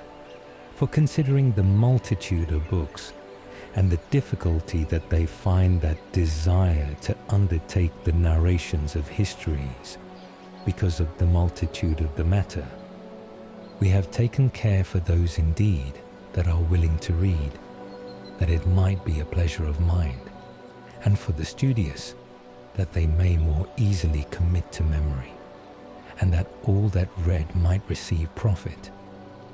And as to ourselves indeed, in undertaking this work of abridging, we have taken in hand no easy task, yea rather a business full of watching and sweat. But as they that prepare a feast, and seek to satisfy the will of others, for the sake of many we willingly undergo the labour, leaving to the authors the exact handling of every particular, and as for ourselves, according to the plan proposed, studying to be brief. For as the master builder of a new house must have care of the whole building, but he that taketh care to paint it must seek out fit things for the adorning of it, so must it be judged for us. For to collect all that is to be known, to put the discourse in order, and curiously to discuss every particular point, is the duty of the author of a history. But to pursue brevity of speech, and to avoid nice declarations of things, is to be granted to him that maketh an abridgment. Here then we will begin the narration. Let this be enough by way of a preface, for it is a foolish thing to make a long prologue, and to be short in the story itself. Chapter 3. Therefore, when the holy city was inhabited with all peace, and the laws as yet were very well kept, because of the godliness of Onias the high priest, and the hatred his soul had of evil, it came to pass that even the kings themselves and the princes esteemed the place worthy of the highest honour, and glorified the temple with very great gifts, so that Seleucus king of Asia allowed out of his revenues all the charges belonging to the ministry of the sacrifices. But one Simon of the tribe of Benjamin, who was appointed overseer of the temple, strove in opposition to the high priest to bring about some unjust thing in the city. And when he could not overcome Onias, he went to Apollonius, the son of Tharseus, who at that time was governor of Celesyria and Phoenicia, and told him that the treasury in Jerusalem was full of immense sums of money, and the common store was infinite, which did not belong to the account of the sacrifices, and that it was possible to bring all into the king's hands. Now when Apollonius had given the king notice concerning the money that he was told of, he called for Heliodorus, who had the charge over his affairs, and sent him with commission to bring him the foresaid money. So Heliodorus forthwith began his journey, under a colour of visiting the cities of Celesyria and Phoenicia, but indeed to fulfill the king's purpose. And when he was come to Jerusalem, and had been courteously received in the city by the high priest, he told him what information had been given concerning the money, and declared the cause for which he was come, and asked if these things were so indeed. Then the high priest told him that these were sums deposited, and provisions for the subsistence of the widows and the fatherless, and that some part of that which wicked Simon had given intelligence of belonged to Hyrcanus, son of Tobias, a man of great dignity, and that the whole was 400 talents of silver and 200 of gold, but that to deceive them who had trusted to the place and temple which is honoured throughout the whole world, for the reverence and holiness of it was a thing which could not by any means be done. But he, by reason of the orders he had received from the king, said that by all means the money must be carried to the king. So on the day he had appointed, Heliodorus entered in to order this matter. But there was no small terror throughout the whole city, and the priests prostrated themselves before the altar in their priest's vestments, and called upon him from heaven, who made the law concerning things given to be kept, that he would preserve them safe for them that had deposited them. Now whosoever saw the countenance of the high priest was wounded in heart, for his face and the changing of his colour declared the inward sorrow of his mind. For the man was so compassed with sadness and horror of the body, that it was manifest to them that beheld him what sorrow he had in his heart. Others also came flocking together out of their houses, praying and making public supplication, because the place was like to come into contempt. And the women, girded with haircloth about their breasts, came together in the streets, and the virgins also that were shut up came forth, some to Aeneas, and some to the walls, and others looked out of the windows, and all holding up their hands towards heaven, made supplication for the expectation of the mixed multitude, and of the high priest who was in an agony, would have moved anyone to pity. And these indeed called upon Almighty God to preserve the things that had been committed to them, safe and sure for those that had committed them. But Heliodorus executed that which he had resolved on, himself being present in the same place with his guard about the treasury. But the Spirit of the Almighty God gave a great evidence of his presence, so that all that had presumed to obey him, falling down by the power of God, were struck with fainting and dread. For there appeared to them a horse with a terrible rider upon him, adorned with a very rich covering. And he ran fiercely and struck Heliodorus with his 4 feet. And he that sat upon him seemed to have armour of gold. Moreover, there appeared 2 other young men, beautiful and strong, bright and glorious, and in comely apparel, who stood by him on either side, and scourged him without ceasing with many stripes. And Heliodorus suddenly fell to the ground, and they took him up covered with great darkness, and having put him into a litter, they carried him out.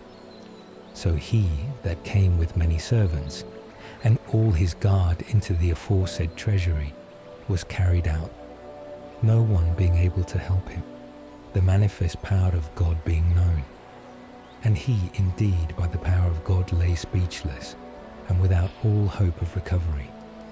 But they praised the Lord because he had glorified his place, and the temple that a little before was full of fear and trouble, when the Almighty Lord appeared, was filled with joy and gladness. Then some of the friends of Heliodorus forthwith begged of Onias that he would call upon the Most High to grant him his life, who was ready to give up the ghost. So the high priest, considering that the king might perhaps suspect that some mischief had been done to Heliodorus by the Jews, offered a sacrifice of health for the recovery of the man. And when the high priest was praying, the same young men in the same clothing stood by Heliodorus and said to him, "Give thanks to Onias the priest, because for his sake the Lord hath granted thee life. And thou, having been scourged by God, declare unto all men the great works and the power of God." And having spoken thus, they appeared no more. So Heliodorus, after he had offered a sacrifice to God, and made great vows to him that had granted him life, and given thanks to Onias, taking his troops with him, returned to the king. And he testified to all men the works of the great God, which he had seen with his own eyes.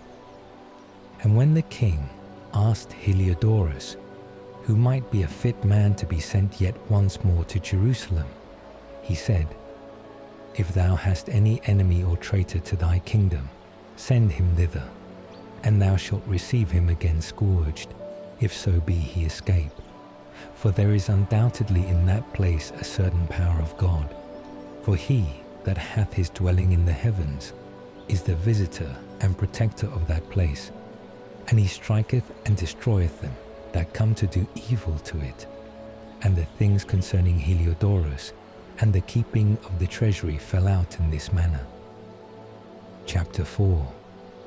But Simon, of whom we spoke before, and of his country, spoke ill of Aeneas, as though he had incited Heliodorus to do these things, and had been the promoter of evils, and he presumed to call him a traitor to the kingdom, who provided for the city, and defended his nation, and was zealous for the law of God. But when the enmities proceeded so far, that murders also were committed by some of Simon's friends, Onias, considering the danger of this contention, and that Apollonius, who was the governor of Celesyria and Phoenicia, was outrageous, which increased the malice of Simon, went to the king, not to be an accuser of his countrymen, but with a view to the common good of all the people. For he saw that, except the king took care, it was impossible that matters should be settled in peace, or that Simon would cease from his folly. But after the death of Seleucus, when Antiochus, who was called the Illustrious, had taken possession of the kingdom, Jason, the brother of Onias, ambitiously sought the high priesthood, and went to the king, promising him 360 talents of silver, and out of other revenues 80 talents. Besides this, he promised also 150 more, if he might have license to set him up a place for exercise and a place for youth, and to entitle them that were at Jerusalem Antiochians. Which when the king had granted, and he had gotten the rule into his hands, forthwith he began to bring over his countrymen to the fashion of the heathens, and abolishing those things which had been decreed of special favour by the kings in behalf of the Jews, by the means of John the father of that Eupolemus, who went ambassador to Rome to make amity and alliance, he disannulled the lawful ordinances of the citizens, and brought in fashions that were perverse. For he had the boldness to set up, under the very castle, a place of exercise, and to put all the choicest youths in brothel houses. Now this was not the beginning, but an increase and progress of heathenish and foreign manners through the abominable and unheard of wickedness of Jason, that impious wretch and no priest, insomuch that the priests were not now occupied about the offices of the altar, but despising the temple and neglecting the sacrifices, hastened to be partakers of the games, and of the unlawful allowance thereof, and of the exercise of the discourse, and setting naught by the honours of their fathers, they esteemed the Grecian glories for the best, for the sake of which they incurred a dangerous contention, and followed earnestly their ordinances, and in all things they coveted to be like them, who were their enemies and murderers.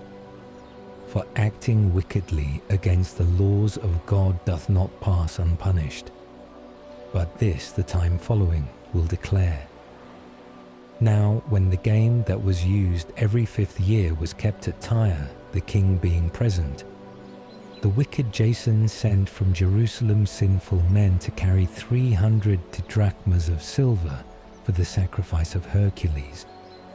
But the bearers thereof desired it might not be bestowed on the sacrifices, because it was not necessary, but might be deputed for other charges. So the money was appointed by him that sent it to the sacrifice of Hercules. But because of them that carried it was employed for the making of galleys. Now, when Apollonius the son of Menesthius was sent into Egypt to treat with the nobles of King Philometor, and Antiochus understood that he was wholly excluded from the affairs of the kingdom, consulting his own interest, he departed thence and came to Joppa, and from thence to Jerusalem, where he was received in a magnificent manner by Jason and the city, and came in with torchlights and with praises, and from thence he returned with his army into Phoenicia. 3 years afterwards, Jason sent Menelaus, brother of the aforesaid Simon, to carry money to the king, and to bring answers from him concerning certain necessary affairs. But he, being recommended to the king, when he had magnified the appearance of his power, got the high priesthood for himself, by offering more than Jason, by 300 talents of silver. So having received the king's mandate, he returned bringing nothing worthy of the high priesthood, but having the mind of a cruel tyrant and the rage of a savage beast. Then Jason, who had undermined his own brother, being himself undermined, was driven out a fugitive into the country of the Ammonites. So Menelaus got the principality, but as for the money he had promised to the king, he took no care when Sostratus the governor of the castle called for it. For to him appertained the gathering of the taxes, wherefore they were both called before the king. And Menelaus was removed from the priesthood, Lysimachus his brother succeeding. And Sostratus was made governor of the Cyprians. When these things were in doing, it fell out that they of Tharsus and Malos raised a sedition, because they were given for a gift to Antiochus, the king's concubine. The king therefore went in all haste to appease them, leaving Andronicus, one of his nobles, for his deputy. Then Menelaus, supposing that he had found a convenient time, having stolen certain vessels of gold out of the temple, gave them to Andronicus, and others he had sold at Tyre and in the neighbouring cities, which when Onias understood most certainly, he reproved him, keeping himself in a safe place at Antioch beside Daphne. Whereupon Menelaus, coming to Andronicus, desired him to kill Onias. And he went to Onias, and gave him his right hand with an oath, and, though he was suspected by him, persuaded him to come forth out of the sanctuary, and immediately slew him, without any regard to justice, for which cause not only the Jews, but also the other nations conceived indignation, and were much grieved for the unjust murder of so great a man. And when the king was come back from the places of Cilicia, the Jews that were at Antioch, and also the Greeks, went to him, complaining of the unjust murder of Onias. Antiochus therefore was grieved in his mind for Onias, and being moved to pity, shed tears, remembering the sobriety and modesty of the deceased.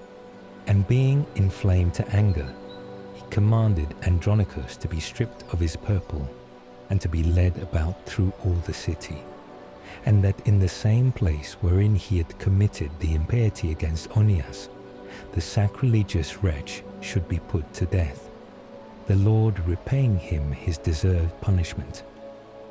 Now, when many sacrileges had been committed by Lysimachus in the temple by the counsel of Menelaus, and the rumor of it was spread abroad, the multitude gathered themselves together against Lysimachus, a great quantity of gold being already carried away. Wherefore the multitude making an insurrection, and their minds being filled with anger, Lysimachus armed about 3,000 men, and began to use violence, one Tyrannus being captain, a man far gone both in age and in madness. But when they perceived the attempt of Lysimachus, some caught up stones, some strong clubs, and some threw ashes upon Lysimachus, and many of them were wounded, and some struck down to the ground, but all were put to flight. And as for the sacrilegious fellow himself, they slew him beside the treasury. Now concerning these matters, an accusation was laid against Menelaus. And when the king was come to Tyre, 3 men were sent from the ancients to plead the cause before him. But Menelaus, being convicted, promised Ptolemy to give him much money to persuade the king to favour him. So Ptolemy went to the king in a certain court, where he was, as it were, to cool himself, and brought him to be of another mind. So Menelaus, who was guilty of all the evil, was acquitted by him of the accusations, and those poor men, who, if they had pleaded their cause even before Scythians, should have been judged innocent, were condemned to death. Thus they that prosecuted the cause for the city, and for the people, and the sacred vessels, did soon suffer unjust punishment. Wherefore even the Tyrians, being moved with indignation, were liberal towards their burial. And so, through the covetousness of them that were in power, Menelaus continued in authority, increasing in malice to the betraying of the citizens. Chapter 5. At the same time, Antiochus prepared for a second journey into Egypt. And it came to pass that through the whole city of Jerusalem, for the space of 40 days, there were seen horsemen running in the air, in gilded raiment, and armed with spears, like bands of soldiers, and horses set in order by ranks, running one against another, with the shakings of shields, and a multitude of men in helmets, with drawn swords, and casting of darts, and glittering of golden armour, and of harnesses of all sorts. Wherefore all men prayed that these prodigies might turn to good. Now when there was gone forth a false rumour, as though Antiochus had been dead, Jason, taking with him no fewer than 1,000 men, suddenly assaulted the city. And though the citizens ran together to the wall, the city at length was taken, and Menelaus fled into the castle. But Jason slew his countrymen without mercy, not considering that prosperity against one's own kindred is a very great evil, thinking they had been enemies, and not citizens, whom he conquered. Yet he did not get the principality, but received confusion at the end for the reward of his treachery, and fled again into the country of the Ammonites.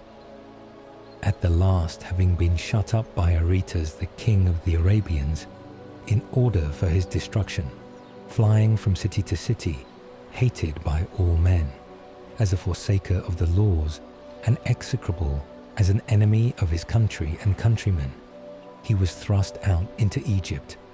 And he that had driven many out of their country perished in a strange land, going to Lacedaemon, as if for kindred's sake he should have refuge there.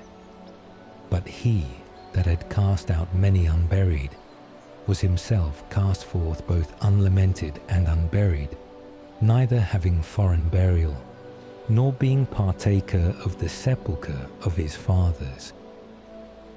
Now when these things were done, the king suspected that the Jews would forsake the alliance, whereupon, departing out of Egypt with a furious mind, he took the city by force of arms, and commanded the soldiers to kill, and not to spare any that came in their way, and to go up into the houses to slay. Thus there was a slaughter of young and old, a destruction of women and children, and killing of virgins and infants. And there were slain in the space of 3 whole days 80,000, 40,000 were made prisoners, and as many sold. But this was not enough. He presumed also to enter into the temple, the most holy in all the world, Menelaus, that traitor to the laws and to his country, being his guide, and taking in his wicked hands the holy vessels, which were given by other kings and cities for the ornament and the glory of the place, he unworthily handled and profaned them. Thus Antiochus, going astray in mind, did not consider that God was angry for a while, because of the sins of the inhabitants of the city, and therefore this contempt had happened to the place. Otherwise, had they not been involved in many sins, as Heliodorus, who was sent by King Seleucus to rob the treasury, so this man also, as soon as he had come, had been forthwith scourged and put back from his presumption. But God did not choose the people for the place's sake, but the place for the people's sake, and therefore the place also itself was made partaker of the evils of the people, but afterward shall communicate in the good things thereof. And as it was forsaken in the wrath of Almighty God, shall be exalted again with great glory when the great Lord shall be reconciled. So when Antiochus had taken away out of the temple 1,800 talents, he went back in all haste to Antioch, thinking through pride that he might now make the land navigable and the sea passable on foot. Such was the haughtiness of his mind. He left also governors to afflict the people. At Jerusalem, Philip, a Phrygian by birth, but in manners more barbarous than he that set him there. And in Gazarim, Andronicus and Menelaus, who bore a more heavy hand upon the citizens than the rest. And whereas he was set against the Jews, he sent that hateful Prince Apollonius with an army of 22,000 men, commanding him to kill all that were of perfect age, and to sell the women and the younger sort, who when he was come to Jerusalem, pretending peace, rested till the holy day of the Sabbath, and then the Jews keeping holiday, he commanded his men to take arms, and he slew all that were come forth to see, and running through the city with armed men, he destroyed a very great multitude. But Judas Maccabees, who was the 10th, had withdrawn himself into a desert place, and there lived amongst wild beasts in the mountains with his company. And they continued feeding on herbs, that they might not be partakers of the pollution. Chapter 6. But not long after, the king sent a certain old man of Antioch to compel the Jews to depart from the laws of their fathers and of God, and to defile the temple that was in Jerusalem, and to call it the temple of Jupiter Olympius, and that in Gazarim of Jupiter Hospitalis, according as they were that inhabited the place. And very bad was this invasion of evils, and grievous to all. For the temple was full of the riot and revellings of the Gentiles, and of men lying with lewd women, and women thrust themselves of their accord into the holy places, and brought in things that were not lawful. The altar also was filled with unlawful things, which were forbidden by the laws. And neither were the Sabbaths kept, nor the solemn days of the fathers observed, neither did any man plainly profess himself to be a Jew, but they were led by bitter constraint on the king's birthday to the sacrifices. And when the feast of Bacchus was kept, they were compelled to go about crowned with ivy in honour of Bacchus. And there went out a decree into the neighbouring cities of the Gentiles, by the suggestion of the Ptolemeans, that they also should act in like manner against the Jews, to oblige them to sacrifice. And whosoever would not conform themselves to the ways of the Gentiles should be put to death. Then was misery to be seen, for 2 women were accused to have circumcised their children, whom, when they had openly led about through the city with the infants hanging at their breasts, they threw down headlong from the walls. And others that had met together in caves that were near, and were keeping the Sabbath day privately, being discovered by Philip, were burnt with fire, because they made a conscience to help themselves with their hands, by reason of the religious observance of the day. Now I beseech those that shall read this book, that they be not shocked at these calamities, but that they consider the things that happened, not as being for the destruction, but for the correction of our nation. For it is a token of great goodness when sinners are not suffered to go on in their ways for a long time, but are presently punished.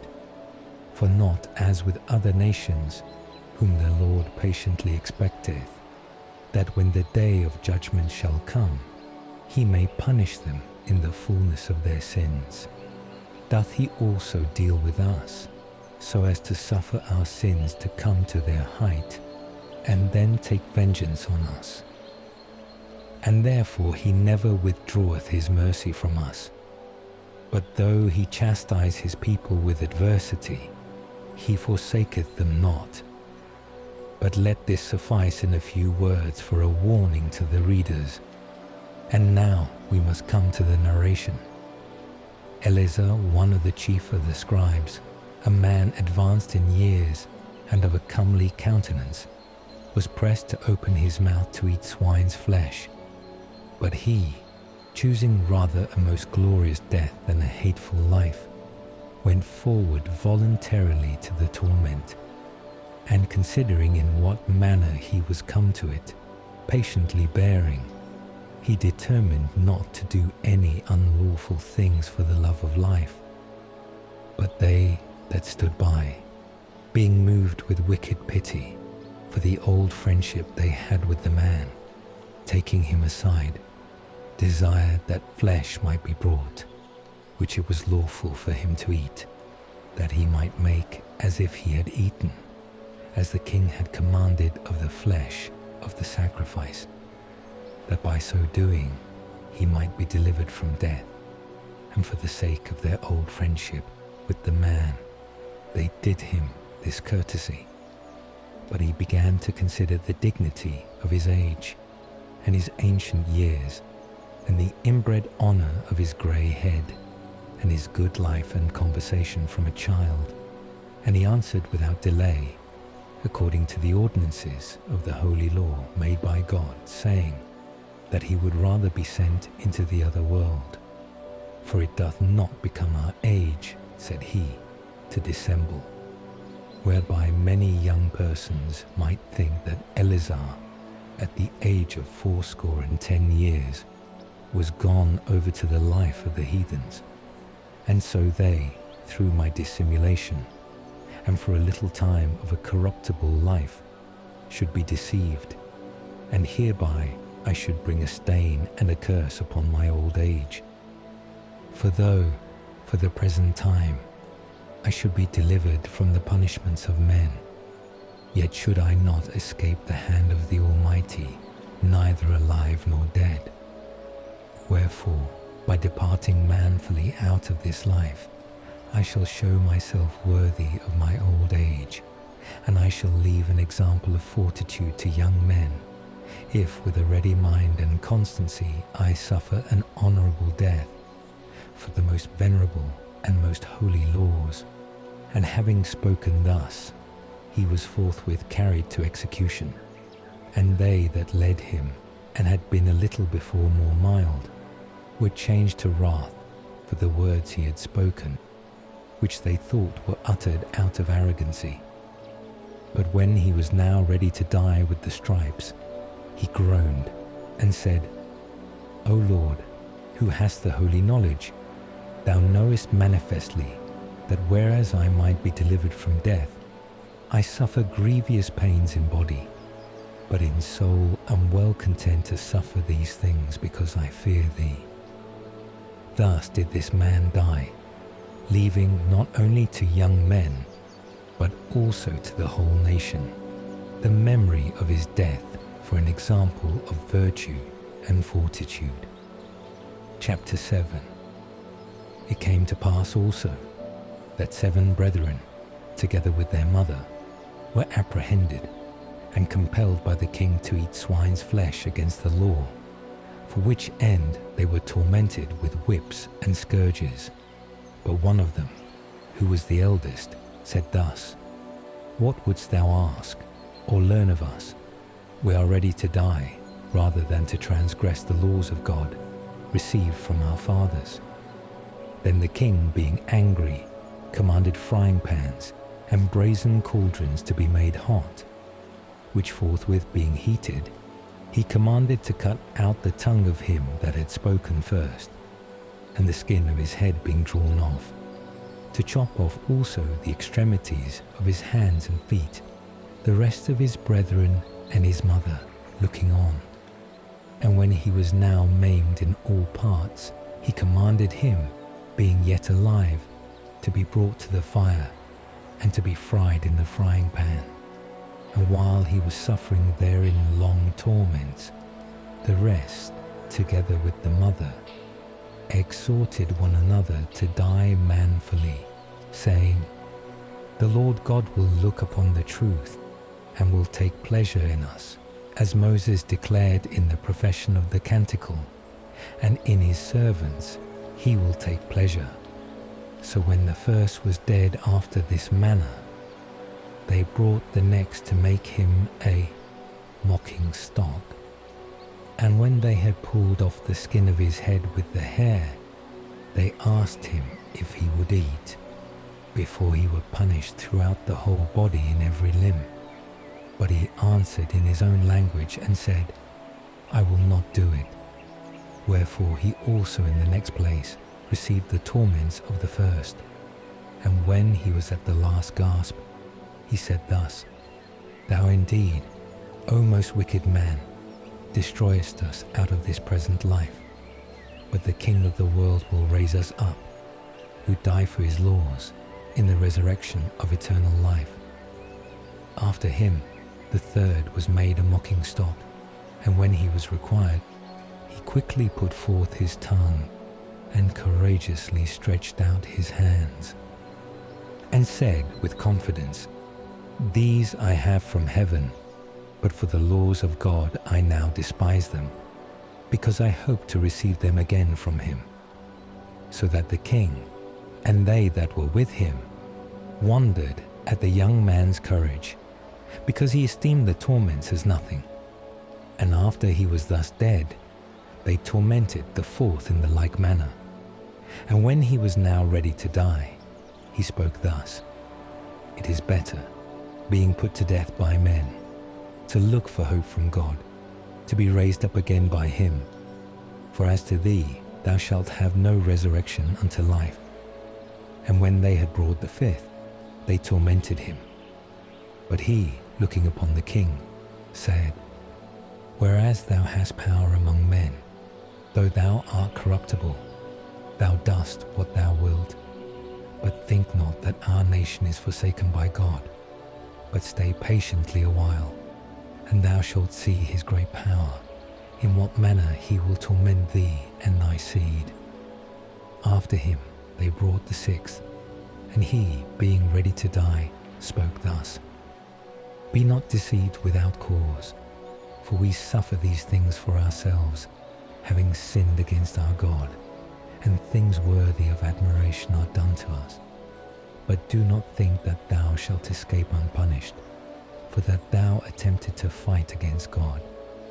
Now the mother was to be admired above measure, and worthy to be remembered by good men, who beheld 7 sons slain in the space of one day, and bore it with a good courage, for the hope that she had in God. And she bravely exhorted every one of them in her own language, being filled with wisdom, and joining a man's heart to a woman's thought.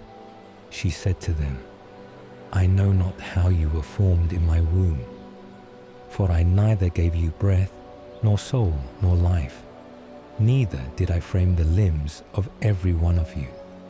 But the Creator of the world, that formed the nativity of man, and that found out the origin of all, he will restore to you again in his mercy both breath and life, as now you despise yourselves for the sake of his laws.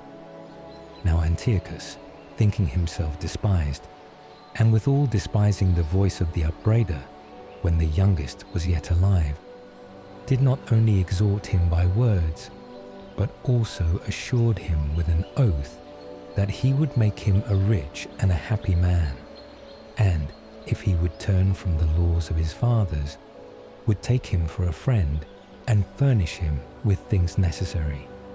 But when the young man was not moved with these things, the king called the mother and counseled her to deal with the young man to save his life. And when he had exhorted her with many words, she promised that she would counsel her son. So bending herself towards him, mocking the cruel tyrant, she said in her own language, My son, have pity upon me, that bore thee 9 months in my womb, and gave thee suck 3 years, and nourished thee, and brought thee up unto this age. I beseech thee, my son, look upon heaven and earth, and all that is in them, and consider that God made them out of nothing, and mankind also.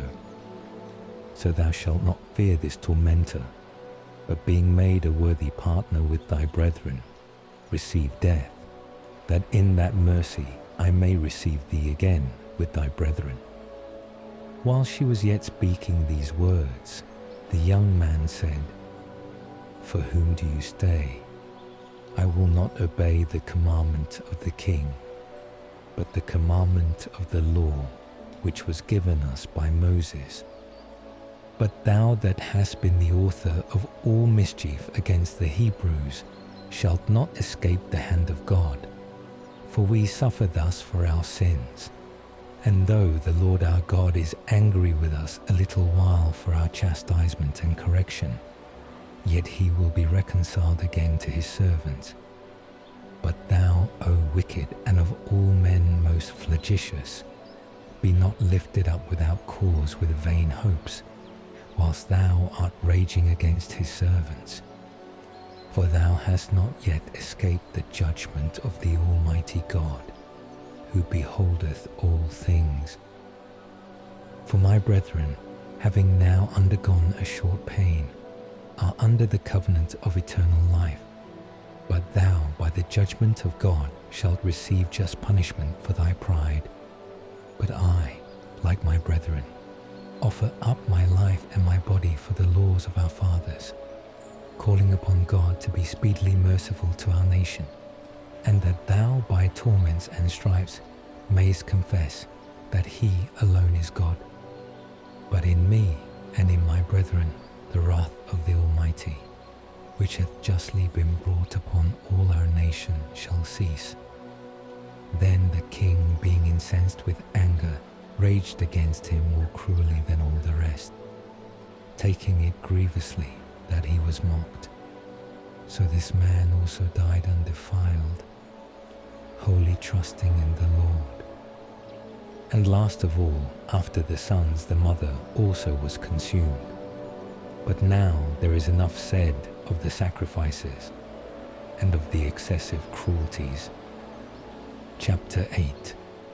But Judas Maccabeus, and they that were with him, went privately into the towns, and calling together their kinsmen and friends, and taking unto them such as continued in the Jews' religion, they assembled 6,000 men.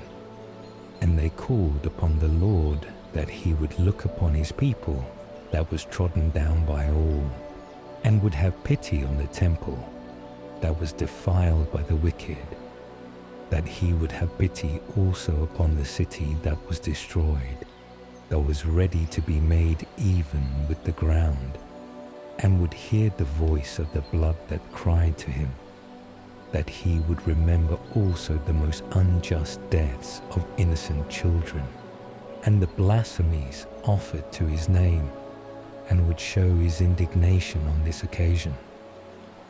Now when Maccabeus had gathered a multitude, he could not be withstood by the heathens, for the wrath of the Lord was turned into mercy. So coming unawares upon the towns and cities, he set them on fire, and taking possession of the most commodious places, he made no small slaughter of the enemies, and especially in the nights he went upon these expeditions, and the fame of his valor was spread abroad everywhere. Then Philip, seeing that the man gained ground by little and little, and that things for the most part succeeded prosperously with him, wrote to Ptolemy, the governor of Celesyria and Phoenicia, to send aid to the king's affairs. And he with all speed sent Nicanor the son of Patroclus, one of his special friends, giving him no fewer than 20,000 armed men of different nations, to root out the whole race of the Jews, joining also with him Gorgias, a good soldier, and of great experience in matters of war. And Nicanor purposed to raise for the king the tribute of 2,000 talents, that was to be given to the Romans by making so much money of the captive Jews. Wherefore he sent immediately to the cities upon the sea coast, to invite men together to buy up the Jewish slaves, promising that they should have 90 slaves for 1 talent, not reflecting on the vengeance which was to follow him from the Almighty. Now when Judas found that Nicanor was coming, he imparted to the Jews that were with him that the enemy was at hand, and some of them, being afraid and distrusting the justice of God, fled away. Others sold all that they had left, and withal besought the Lord that he would deliver them from the wicked Nicanor, who had sold them before he came near them. And if not for their sakes, yet for the covenant that he had made with their fathers, and for the sake of his holy and glorious name that was invoked upon them. But Maccabeus, calling together 7,000 that were with him, exhorted them not to be reconciled to the enemies, nor to fear the multitude of the enemies who came wrongfully against them, but to fight manfully, setting before their eyes the injury they had unjustly done the holy place, and also the injury they had done to the city, which had been shamefully abused, besides their destroying the ordinances of the fathers. For, said he, they trust in their weapons and in their we trust in the Almighty Lord, who at a beck can utterly destroy both them that come against us and the whole world. Moreover, he put them in mind also of the helps their fathers had received from God, and how under Sennacherib 185,000 had been destroyed, and of the battle that they had fought against the Galatians in Babylonia, how they, being in all but 6,000, when it came to the point, and the Macedonians their companions were a stand, slew 120,000 because of the help they had from heaven, and for this they received many favors. With these words they were greatly encouraged, and disposed even to die for the laws and their country. So he appointed his brethren captains over each division of his army, Simon and Joseph and Jonathan, giving to each one 1,500 men. And after the holy book had been read to them by Esdras, and he had given them for a watchword the help of God, himself leading the first band, he joined battle with Nicanor, and the Almighty being their helper, they slew above 9,000 men, and having wounded and disabled the greater part of Nicanor's army, they obliged them to fly, and they took the money of them that came to buy them, and they pursued them on every side. But they came back for want of time, for it was the day before the Sabbath, and therefore they did not continue the pursuit. But when they had gathered together their arms and their spoils, they kept the Sabbath, blessing the Lord who had delivered them that day, distilling the beginning of mercy upon them. Then, after the Sabbath, they divided the spoils to the feeble and the orphans and the widows, and the rest they took for themselves and their servants. When this was done, and they had all made a common supplication, they besought the merciful Lord to be reconciled to his servants unto the end. Moreover, they slew above 20,000 of them that were with Timotheus and Bacchides who fought them, and they made themselves masters of the high strongholds. And they divided amongst them many spoils, giving equal portions to the feeble, the fatherless, and the widows, yea, and the aged also. And when they had carefully gathered together their arms, they laid them all up in convenient places, and the residue of their spoils they carried to Jerusalem. They slew also Philakes, who was with Timotheus, a wicked man, who had many ways afflicted the Jews. And when they kept the feast of the victory at Jerusalem, they burned Callisthenes, that had set fire to the holy gates, who had taken refuge in a certain house, rendering to him a worthy reward for his impieties. But as for that most wicked man Nicanor, who had brought 1,000 merchants to the sale of the Jews, being through the help of the Lord brought down by them, of whom he had made no account, laying aside his garment of glory, fleeing through the Midland country, he came alone to Antioch, being rendered very unhappy by the destruction of his army. And he that had promised to levy the tribute for the Romans by the means of the captives of Jerusalem, now professed that the Jews had God for their protector, and therefore they could not be hurt, because they followed the laws appointed by him. Chapter 9. At that time Antiochus returned with dishonor out of Persia, for he had entered into the city called Persepolis, and attempted to rob the temple and to oppress the city. But the multitude, running together to arms, put them to flight. And so it fell out that Antiochus, being put to flight, returned with disgrace. Now when he was come about Ecbatana, he received the news of what had happened to Nicanor and Timotheus, and swelling with anger he thought to revenge upon the Jews the injury done by them that had put him to flight. And therefore he commanded his chariot to be driven, without stopping in his journey, the judgment of heaven urging him forward, because he had spoken so proudly that he would come to Jerusalem and make it a common burying place of the Jews. But the Lord, the God of Israel, that seeth all things, struck him with an incurable and an invisible plague.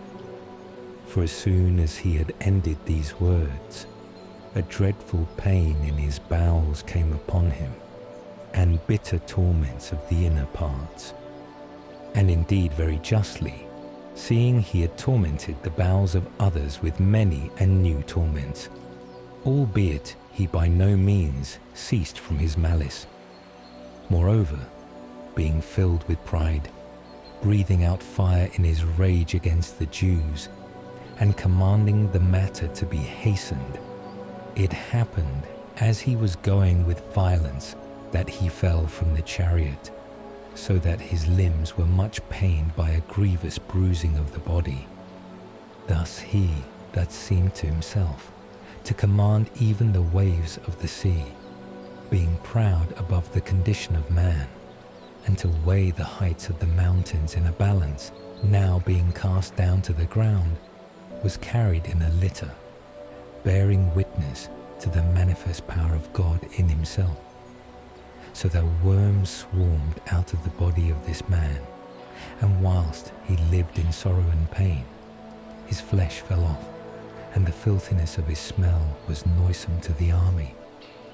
And the man that thought a little before he could reach to the stars of heaven, no man could endure to carry for the intolerable stench. And by this means, being brought from his great pride, he began to come to the knowledge of himself, being admonished by the scourge of God, his pains increasing every moment. And when he himself could not now abide his own stench, he spoke thus: "It is just to be subject to God, and that a mortal man should not equal himself to God." Then this wicked man prayed to the Lord, of whom he was not like to obtain mercy. And the city, to which he was going in haste to lay it even with the ground, and to make it a common burying place, he now desireth to make free. And the Jews, whom he said he would not account worthy to be so much as buried, but would give them up to be devoured by the birds and wild beasts, and would utterly destroy them with their children, he now promiseth to make equal with the Athenians. The holy temple also, which before he had spoiled, he promiseth to adorn with goodly gifts, and to multiply the holy vessels, and to allow out of his revenues the charges pertaining to the sacrifices. Yea, also that he would become a Jew himself, and would go through every place of the earth, and declare the power of God. But his pains not ceasing, for the just judgment of God was come upon him. Despairing of life, he wrote to the Jews in the manner of a supplication, a letter in these words: to his very good subjects, the Jews, Antiochus king and ruler, wisheth much health and welfare and happiness. If you and your children are well, and if all matters go with you to your mind, we give very great thanks. As for me, being infirm, but yet kindly remembering you, returning out of the places of Persia, and being taken with a grievous disease, I thought it necessary to take care for the common good, not distrusting my life, but having great hope to escape the sickness. But considering that my father also, at what time he led an army into the higher countries, appointed who should reign after him, to the end that if anything contrary to expectation should fall out, or any bad tidings should be brought, they that were in the countries, knowing to whom the whole government was left, might not be troubled. Moreover, considering that neighbouring princes and borderers wait for opportunities and expect what shall be the event, I have appointed my son Antiochus king, whom I often recommended to many of you when I went into the higher provinces, and I have written to him what I have joined here below. I pray you therefore, and request of you, that remembering favours both public and private, you will every man of you continue to be faithful to me and to my son. For I trust that he will behave with moderation and humanity, and following my intentions will be gracious unto you.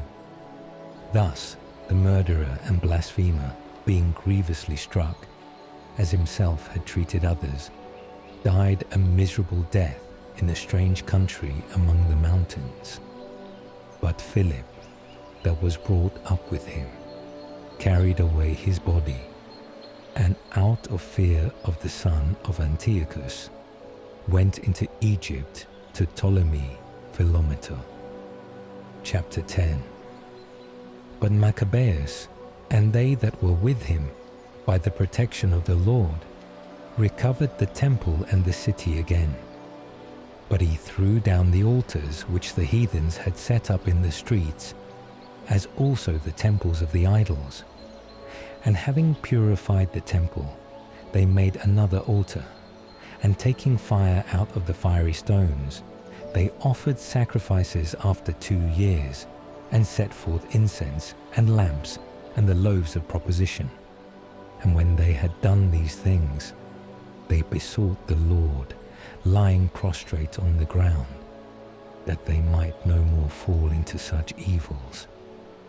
But if they should at any time sin, that they might be chastised by him more gently, and not be delivered up to barbarians and blasphemous men.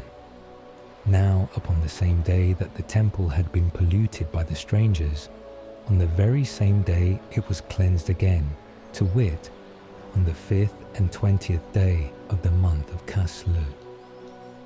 And they kept 8 days with joy, after the manner of the Feast of the Tabernacles, remembering that not long before they had kept the Feast of the Tabernacles, when they were in the mountains, and in dens like wild beasts. Therefore they now carried boughs and green branches and palms for him that had given them good success in cleansing his place. And they ordained by a common statute and decree that all the nation of the Jews should keep those days every year. And this was the end of Antiochus, that was called the Illustrious. But now we will relate the acts of Eupator the son of that wicked Antiochus, abridging the account of the evils that happened in the wars. For when he was come to the crown, he appointed over the affairs of his realm one Lysias, general of the army of Phoenicia and Syria. For Ptolemy, that was called Maker, was determined to be strictly just to the Jews, and especially by reason of the wrong that had been done them, and to deal peaceably with them. But being accused for this to Eupator by his friends, and being oftentimes called traitor, because he had left Cyprus, which Philometor had committed to him, and coming over to Antiochus the Illustrious, had revolted also from him, he put an end to his life by poison.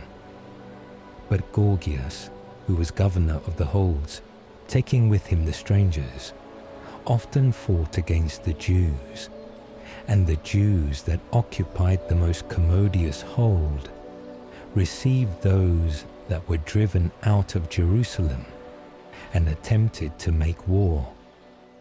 Then they that were with Maccabees, beseeching the Lord by prayers to be their helper, made a strong attack upon the strongholds of the Idumeans, and assaulting them with great force, won the holds, killed them that came in the way, and slew altogether no fewer than 20,000. And whereas some were fled into very strong towers, having all manner of provision to sustain a siege, Maccabees left Simon and Joseph, and Zacchaeus, and them that were with them in sufficient number to besiege them, and departed to those expeditions which urged more. Now they that were with Simon, being led with covetousness, were persuaded for the sake of money by some that were in the towers, and taking 70,000 didrachmas, let some of them escape. But when it was told Maccabees what was done, he assembled the rulers of the people, and accused those men that they had sold their brethren for money, having let their adversaries escape. So he put these traitors to death, and forthwith took the 2 towers, and having good success in arms and in all things he took in hand, he slew more than 20,000 in the 2 holds. But Timotheus, who before had been overcome by the Jews, having called together a multitude of foreign troops and assembled horsemen out of Asia, came as though he would take Judea by force of arms. But Maccabeus and they that were with him, when he drew near, prayed to the Lord, sprinkling earth upon their heads and girding their loins with haircloth, and lying prostrate at the foot of the altar, besought him to be merciful to them, and to be an enemy to their enemies, and an adversary to their adversaries, as the law saith. And so, after prayer taking their arms, they went forth further from the city, and when they were come very near the enemies, they rested. But as soon as the sun was risen, both sides joined battle, the one part having with their valour the Lord for a surety of victory and success, but the other side making their rage their leader in battle. But when they were in the heat of the engagement, there appeared to the enemies from heaven 5 men upon horses, comely with golden bridles, conducting the Jews, 2 of whom took Maccabeus between them, and covered him on every side with their arms, and kept him safe, but cast darts and fireballs against the enemy, so that they fell down, being both confounded with blindness and filled with trouble. And there were slain 20,500 and 600 horsemen. But Timotheus fled into Gazara, a stronghold, where Cherius was governor. Then Maccabeus and they that were with him cheerfully laid siege to the fortress 4 days. But they that were within, trusting to the strength of the place, blasphemed exceedingly, and cast forth abominable words. But when the 5th day appeared, 20 young men of them that were with Maccabeus, inflamed in their minds because of the blasphemy, approached manfully to the wall, and pushing forward with fierce courage, got up upon it. Moreover, others also getting up after them, went to set fire to the towers and the gates, and to burn the blasphemers alive. And having for 2 days together pillaged and sacked the fortress, they killed Timotheus, who was found hid in a certain place. They slew also his brother Cherius and Apollophanes. And when this was done, they blessed the Lord with hymns and thanksgiving, who had done great things in Israel, and given them the victory. Chapter 11.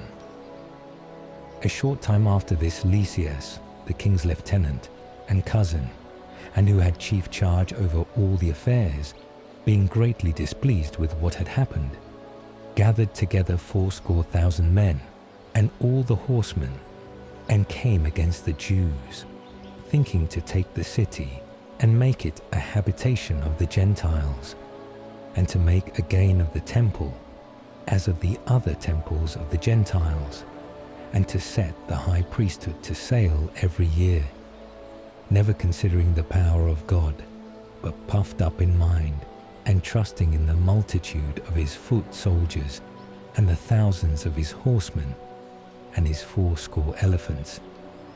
So he came into Judea, and approaching to Bethsura, which was in a narrow place, the space of 5 furlongs from Jerusalem, he laid siege to that fortress. But when Maccabees and they that were with him understood that the strongholds were besieged, they and all the people besought the Lord with lamentations and tears, that he would send a good angel to save Israel. Then Maccabees himself, first taking his arms, exhorted the rest to expose themselves together with him to the danger and to succor their brethren. And when they were going forth together with a willing mind, there appeared at Jerusalem a horseman going before them in white clothing, with golden armor, shaking a spear. Then they all together blessed the merciful Lord, and took great courage, being ready to break through not only men, but also the fiercest beasts and walls of iron. So they went on courageously, having a helper from heaven, and the Lord who showed mercy to them. And rushing violently upon the enemy like lions, they slew of them 11,000 footmen and 1,600 horsemen, and put all the rest to flight. Many of them being wounded, escaped naked. Yea, and Lysias himself fled away shamefully, and escaped. And as he was a man of understanding, considering with himself the loss he had suffered, and perceiving that the Hebrews could not be overcome, because they relied upon the help of the Almighty God, he sent to them, and promised that he would agree to all things that are just, and that he would persuade the king to be their friend. Then Maccabees consented to the request of Lysias, providing for the common good in all things. And whatsoever Maccabees wrote to Lysias concerning the Jews, the king allowed of. For there were letters written to the Jews from Lysias to this effect: Lysias to the people of the Jews, greeting. John and Absalom, who were sent from you, delivering your writings, requested that I would accomplish those things which were signified by them. Therefore, whatsoever things could be reported to the king, I have represented to him, and he hath granted as much as the matter permitted. If therefore you will keep yourselves loyal in affairs, hereafter also I will endeavour to be a means of your good. But as concerning other particulars, I have given orders by word both to these, and to them that are sent by me, to commune with you. Fare ye well. In the year 148, the 24th day of the month of Dioscorus. But the king's letter contained these words: King Antiochus to Lysias, his brother, greeting. Our Father being translated amongst the gods, we are desirous that they that are in our realm should live quietly and apply themselves diligently to their own concerns. And we have heard that the Jews would not consent to my father to turn to the rites of the Greeks, but that they would keep to their own manner of living, and therefore that they request us to allow them to live after their own laws. Wherefore, being desirous that this nation also should be at rest, we have ordained and decreed that the temple should be restored to them, and that they may live according to the custom of their ancestors. Thou shalt do well therefore to send to them, and grant them peace, that our pleasure being known, they may be of good comfort, and look to their own affairs. But the king's letter to the Jews was in this manner: King Antiochus to the Senate of the Jews, and to the rest of the Jews, greeting. If you are well, you are as we desire. We ourselves also are well. Menelaus came to us, saying that you desired to come down to your countrymen that are with us. We grant therefore a safe conduct to all that come and go. until the 30th day of the month of Xanthicus, that the Jews may use their own kind of meats and their own laws as before, and that none of them any manner of ways be molested for things which have been done by ignorance. And we have sent also Menelaus to speak to you. Fare ye well. In the year 148, the 15th day of the month of Xanthicus, the Romans also sent them a letter to this effect. Quintus Memmius and Titus Manilius, ambassadors of the Romans, to the people of the Jews, greeting. Whatsoever Lysias, the king's cousin, hath granted to you, we also have granted. But touching such things as he thought should be referred to the king, after you have diligently conferred among yourselves, send someone forthwith, that we may decree as it is convenient for you. For we are going to Antioch, and therefore make haste to write back, that we may know of what mind you are. Fare ye well. In the year 148, the 15th day of the month of Xanthicus. Chapter 12. When these covenants were made, Lysias went to the king, and the Jews gave themselves to husbandry.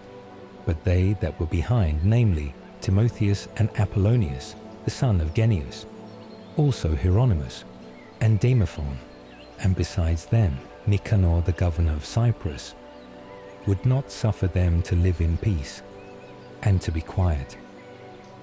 The men of Joppa also were guilty of this kind of wickedness. They desired the Jews who dwelt among them to go with their wives and children into the boats, which they had prepared, as though they had no enmity to them, which when they had consented to, according to the common decree of the city, suspecting nothing, because of the peace, when they were gone forth into the deep, they drowned no fewer than 200 of them. But as soon as Judas heard of this cruelty done to his countrymen, he commanded the men that were with him, and after having called upon God the just judge, he came against those murderers of his brethren, and set the haven on fire in the night, burnt the boats, and slew with the sword them that escaped from the fire. And when he had done these things in this manner, he departed as if he would return again and root out all the Joppites. But when he understood that the men of Jamnia also designed to do in like manner to the Jews that dwelt among them, he came upon the Jamnites also by night, and set the haven on fire with the ships, so that the light of the fire was seen at Jerusalem, 240 furlongs off. And when they were now gone from thence 9 furlongs, and were marching towards Timotheus, 5,000 footmen and 500 horsemen of the Arabians set upon them. And after a hard fight, in which by the help of God they got the victory, the rest of the Arabians being overcome, besought Judas for peace, promising to give him pastures, and to assist him in other things. And Judas, thinking that they might be profitable indeed in many things, promised them peace. And after having joined hands, they departed to their tents. He also laid siege to a certain strong city, encompassed with bridges and walls, and inhabited by multitudes of different nations, the name of which is Casphine. But they that were within it, trusting in the strength of the walls and the provision of victuals, behaved in a more negligent manner, and provoked Judas with railing and blaspheming, and uttering such words as were not to be spoken. But Maccabees, calling upon the great Lord of the world, who without any rams or engines of war threw down the walls of Jericho in the time of Josue, fiercely assaulted the walls, and having taken the city by the will of the Lord, he made an unspeakable slaughter, so that a pool adjoining of 2 furlongs broad seemed to run with the blood of the slain. From thence they departed 750 furlongs, and came to Charaka to the Jews that are called Tubianites. But as for Timotheus, they found him not in those places, for before he had dispatched anything he went back, having left a very strong garrison in a certain hold. But Dositheus and Sosipater, who were captains with Maccabees, slew them that were left by Timotheus in the hold, to the number of 10,000 men. And Maccabees, having set in order about him 6,000 men, and divided them by bands, went forth against Timotheus, who had with him 120,000 footmen, and 2,500 horsemen. Now when Timotheus had knowledge of the coming of Judas, he sent the women and children and the other baggage before him into a fortress called Carnion, for it was impregnable and hard to come at, by reason of the straitness of the places. But when the first band of Judas came in sight, the enemies were struck with fear by the presence of God, who seeth all things, and they were put to flight one from another, so that they were often thrown down by their own companions, and wounded with the strokes of their own swords. But Judas was vehemently earnest in punishing the profane, of whom he slew 30,000 men. And Timotheus himself fell into the hands of the band of Dositheus and Sosipater, and with many prayers he besought them to let him go with his life, because he had the parents and brethren of many of the Jews, who, by his death, might happen to be deceived. And when he had given his faith that he would restore them according to the agreement, they let him go without hurt, for the saving of their brethren. Then Judas went away to Carnion, where he slew 25,000 persons. And after he had put to flight and destroyed these, he removed his army to Ephron, a strong city, wherein there dwelt a multitude of divers nations. And stout young men standing upon the walls made a vigorous resistance. And in this place there were many engines of war, and a provision of darts. But when they had invocated the Almighty, who with his power breaketh the strength of the enemies, they took the city, and slew 25,000 of them that were within.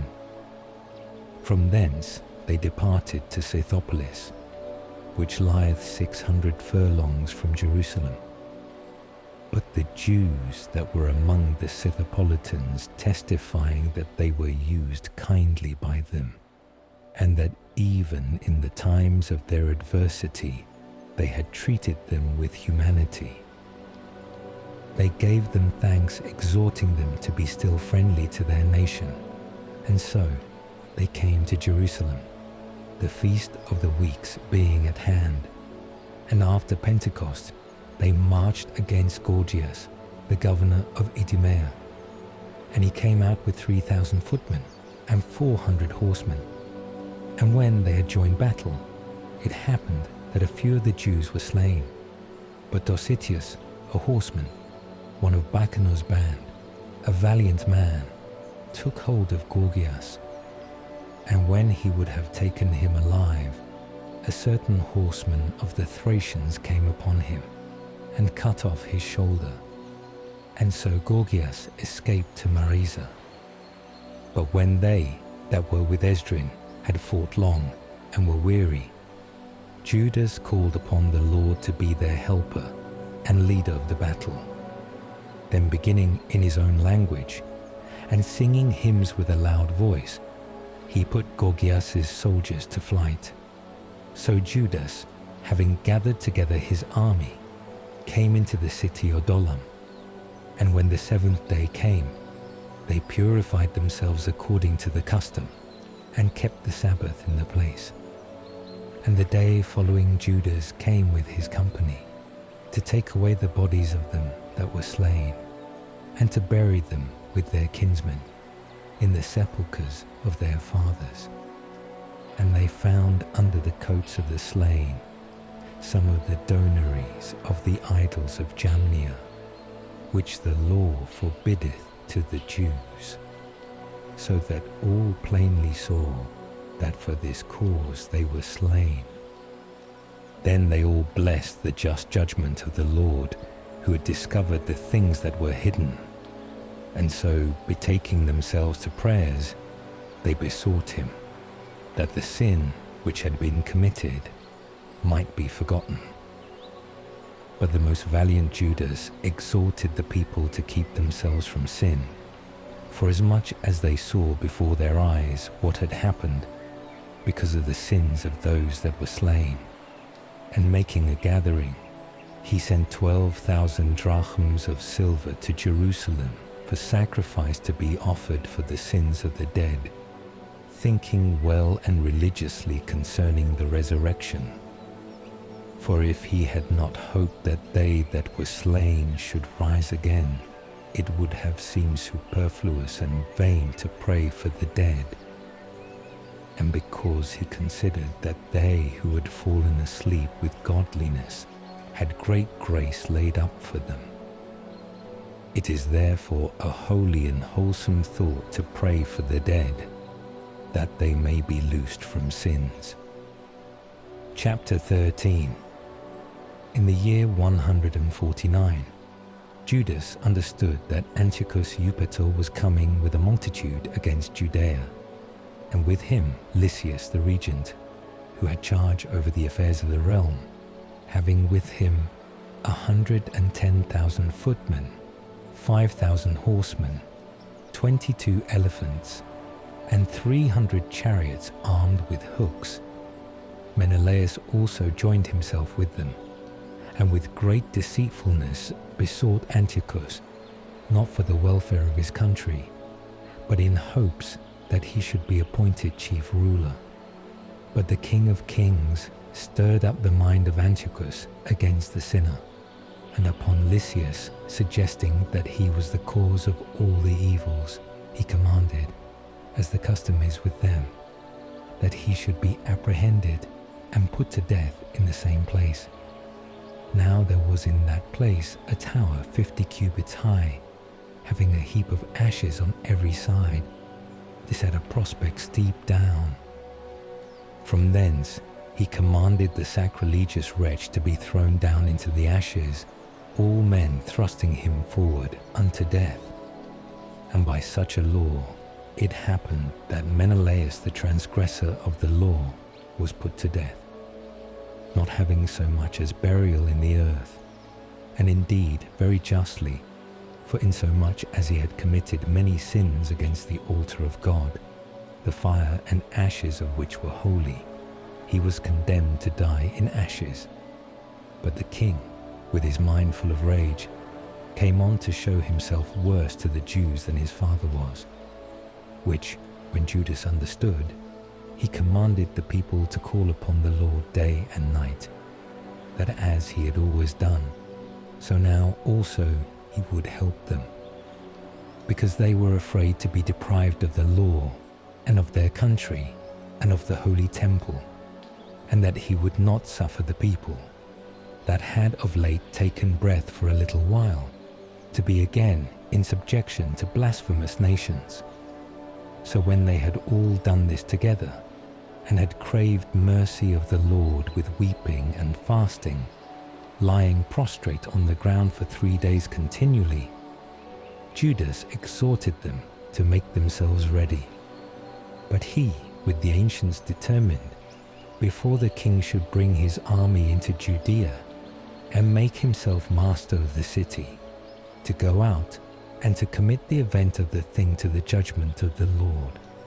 So committing all to God, the Creator of the world, and having exhorted his people to fight manfully, and to stand up even to death for the laws, the temple, the city, their country and citizens, he placed his army about Modin, and having given his company for a watchword, the victory of God, with most valiant chosen young men, set upon the king's quarter by night, and slew 4,000 men in the camp, and the greatest of the elephants, with them that had been upon him.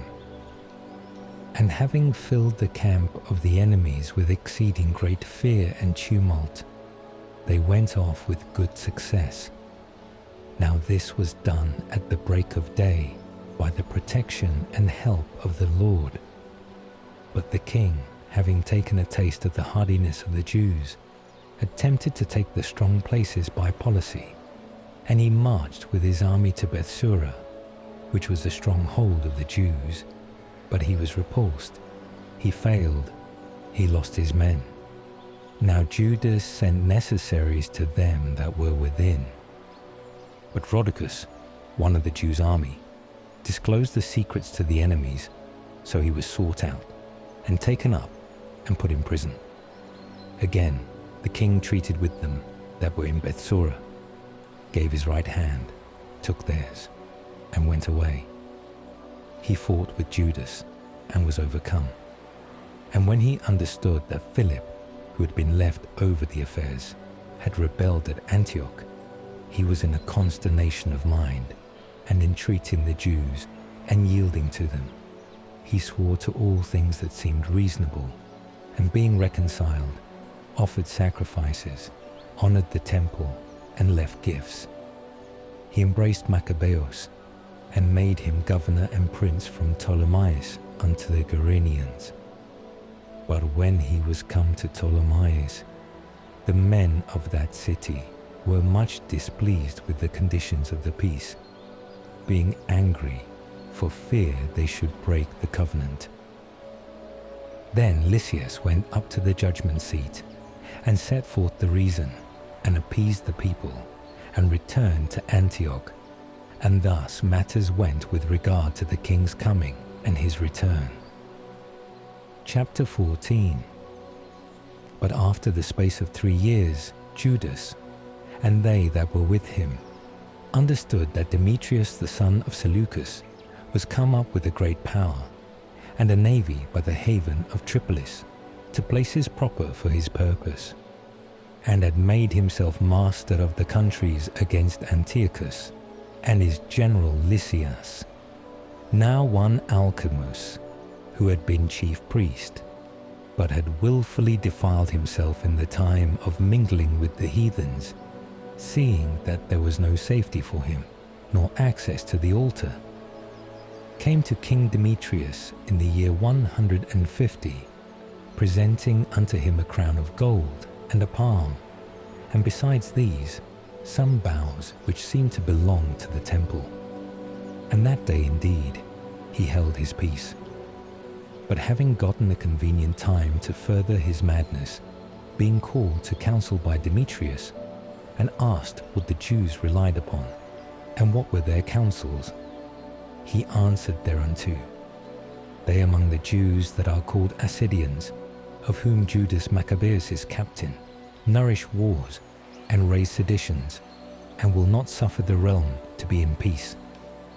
For I also, being deprived of my ancestors' glory, I mean of the high priesthood, am now come hither, principally indeed out of fidelity to the king's interests, but in the next place also to provide for the good of my countrymen. For all our nation suffereth much from the evil proceedings of those men. Wherefore, O king, seeing thou knowest all these things, take care, I beseech thee, both of the country and of our nation, according to thy humanity which is known to all men. For as long as Judas liveth, it is not possible that the state should be quiet. Now when this man had spoken to this effect, the rest also of the king's friends, who were enemies of Judas, incensed Demetrius against him, and forthwith he sent Nicanor, the commander over the elephants, governor into Judea, giving him in charge to take Judas himself, and disperse all them that were with him, and to make Alcimus the high priest of the great temple. Then the Gentiles, who had fled out of Judea from Judas, came to Nicanor by flocks, thinking the miseries and calamities of the Jews to be the welfare of their affairs. Now, when the Jews heard of Nicanor's coming, and that the nations were assembled against them, they cast earth upon their heads, and made supplication to him, who chose his people to keep them forever, and who protected his portion by evident signs. Then, at the commandment of their captain, they forthwith removed from the place where they were, and went to the town of Desul to meet them. Now Simon, the brother of Judas, had joined battle with Nicanor, but was frightened with the sudden coming of the adversaries. Nevertheless, Nicanor, hearing of the valor of Judas's companions and the greatness of courage with which they fought for their country, was afraid to try the matter by the sword. Wherefore he sent Posidonius and Theodotius and Matthias before to present and receive the right hands. And when there had been a consultation thereupon, and the captain had acquainted the multitude with it, they were all of one mind to consent to covenants. So they appointed a day upon which they might commune together by themselves, and seats were brought out, and set for each one. But Judas ordered men to be ready in convenient places, lest some mischief might be suddenly practiced by the enemies. So they made an agreeable conference, and Nicanor abode in Jerusalem, and did no wrong, but sent away the flocks of the multitudes that had been gathered together. And Judas was always dear to him from the heart, and he was well affected to the man, and he desired him to marry a wife and to have children. So he married, he lived quietly, and they lived in common. But Alcimus, seeing the love they had one to another, and the covenants, came to Demetrius, and told him that Nicanor assented to the foreign interest, for that he meant to make Judas, who was a traitor to the kingdom, his successor. Then the king, being in a rage and provoked with this man's wicked accusations, wrote to Nicanor, signifying that he was greatly displeased with the covenant of friendship, and that he commanded him nevertheless to send Maccabees prisoner in all haste to Antioch. When this was known, Nicanor was in a consternation, and took it grievously that he should make void the articles that were agreed upon, having received no injury from the man. But because he could not oppose the king, he watched an opportunity to comply with the orders. But when Maccabees perceived that Nicanor was more stern to him, and that when they met together as usual, he behaved himself in a rough manner, and was sensible that this rough behavior came not of good, he gathered together a few of his men, and hid himself from Nicanor. But he, finding himself notably prevented by the man, came to the great and holy temple, and commanded the priests that were offering the accustomed sacrifices to deliver him the man. And when they swore unto him that they knew not where the man was whom he sought, he stretched out his hand to the temple, and swore, saying, Unless you deliver Judas prisoner to me, I will lay this temple of God even with the ground, and will beat down the altar, and I will dedicate this temple to Bacchus. And when he had spoken thus, he departed. But the priests, stretching forth their hands to heaven, called upon him that was ever the defender of their nation, saying in this manner, Thou, O Lord of all things, who wantest nothing, wast pleased that the temple of thy habitation should be amongst us. Therefore now, O Lord, the Holy of all holies, keep this house forever undefiled which was lately cleansed. Now Razias, one of the ancients of Jerusalem, was accused to Nicanor, a man that was a lover of the city and of good report, who for his affection was called the father of the Jews. This man for a long time had held fast his purpose of keeping himself pure in the Jews' religion, and was ready to expose his body and life that he might persevere therein. So Nicanor, being willing to declare the hatred that he bore the Jews, sent 500 soldiers to take him, for he thought by ensnaring him to hurt the Jews very much.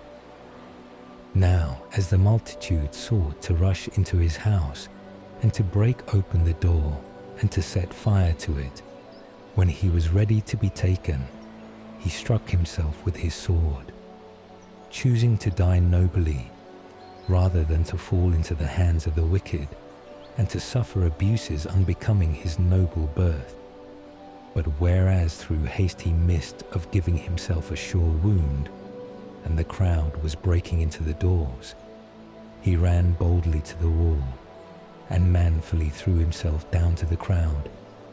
But they quickly making room for his fall, he came upon the midst of the neck, and as he had yet breath in him, being inflamed in mind, he arose, and while his blood ran down with a great stream, and he was grievously wounded, he ran through the crowd, and standing upon a steep rock, when he was now almost without blood, grasping his bowels with both hands, he cast them upon the throng, calling upon the Lord of life and spirit to restore these to him again.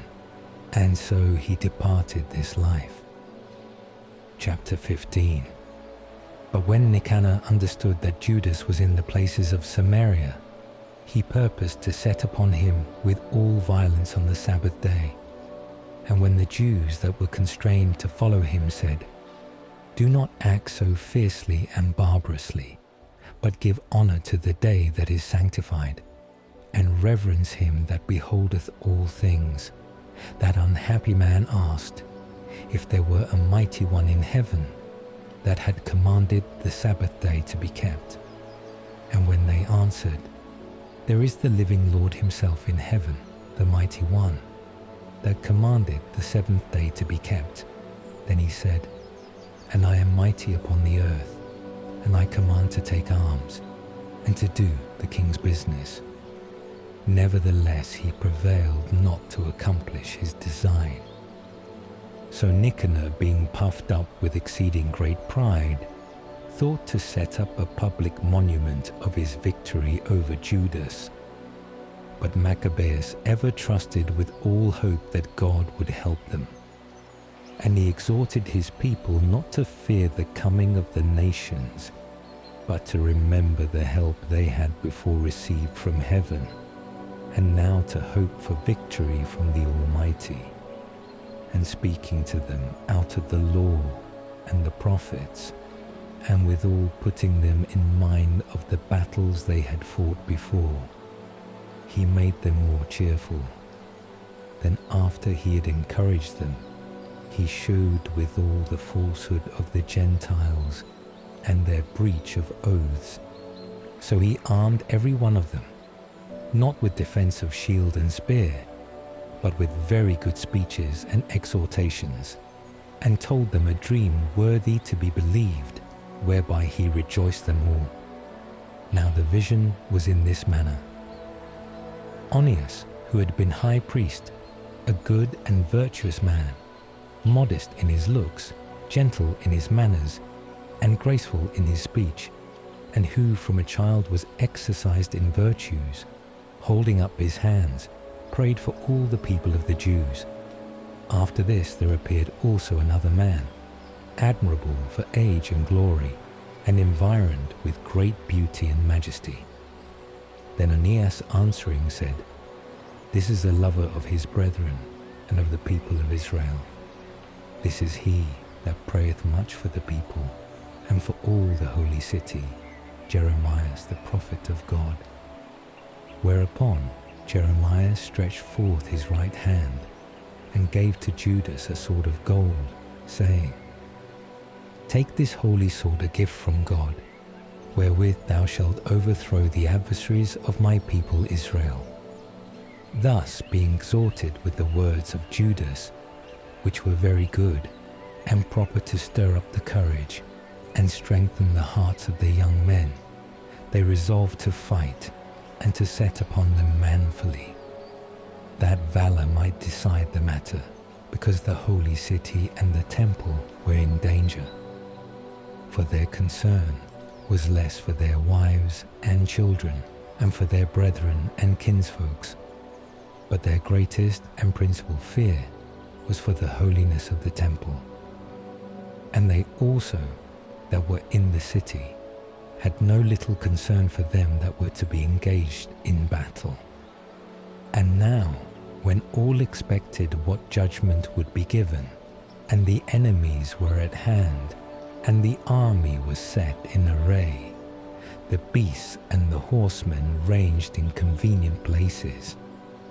Maccabees, considering the coming of the multitude, and the divers preparations of armour, and the fierceness of the beasts, stretching out his hands to heaven, called upon the Lord that worketh wonders, who giveth victory to them that are worthy, not according to the power of their arms, but according as it seemeth good to him.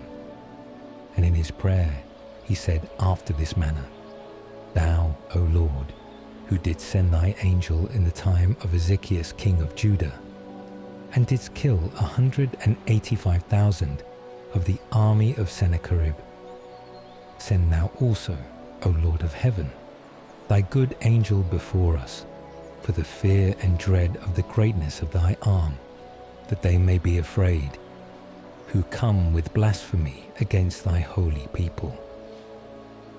And thus he concluded his prayer. But Nicanor and they that were with him came forward, with trumpets and songs. But Judas and they that were with him encountered them, calling upon God by prayers, so fighting with their hands, but praying to the Lord with their hearts, they slew no less than 35,000, being greatly cheered with the presence of God. And when the battle was over, and they were returning with joy, they understood that Nicanor was slain in his armour.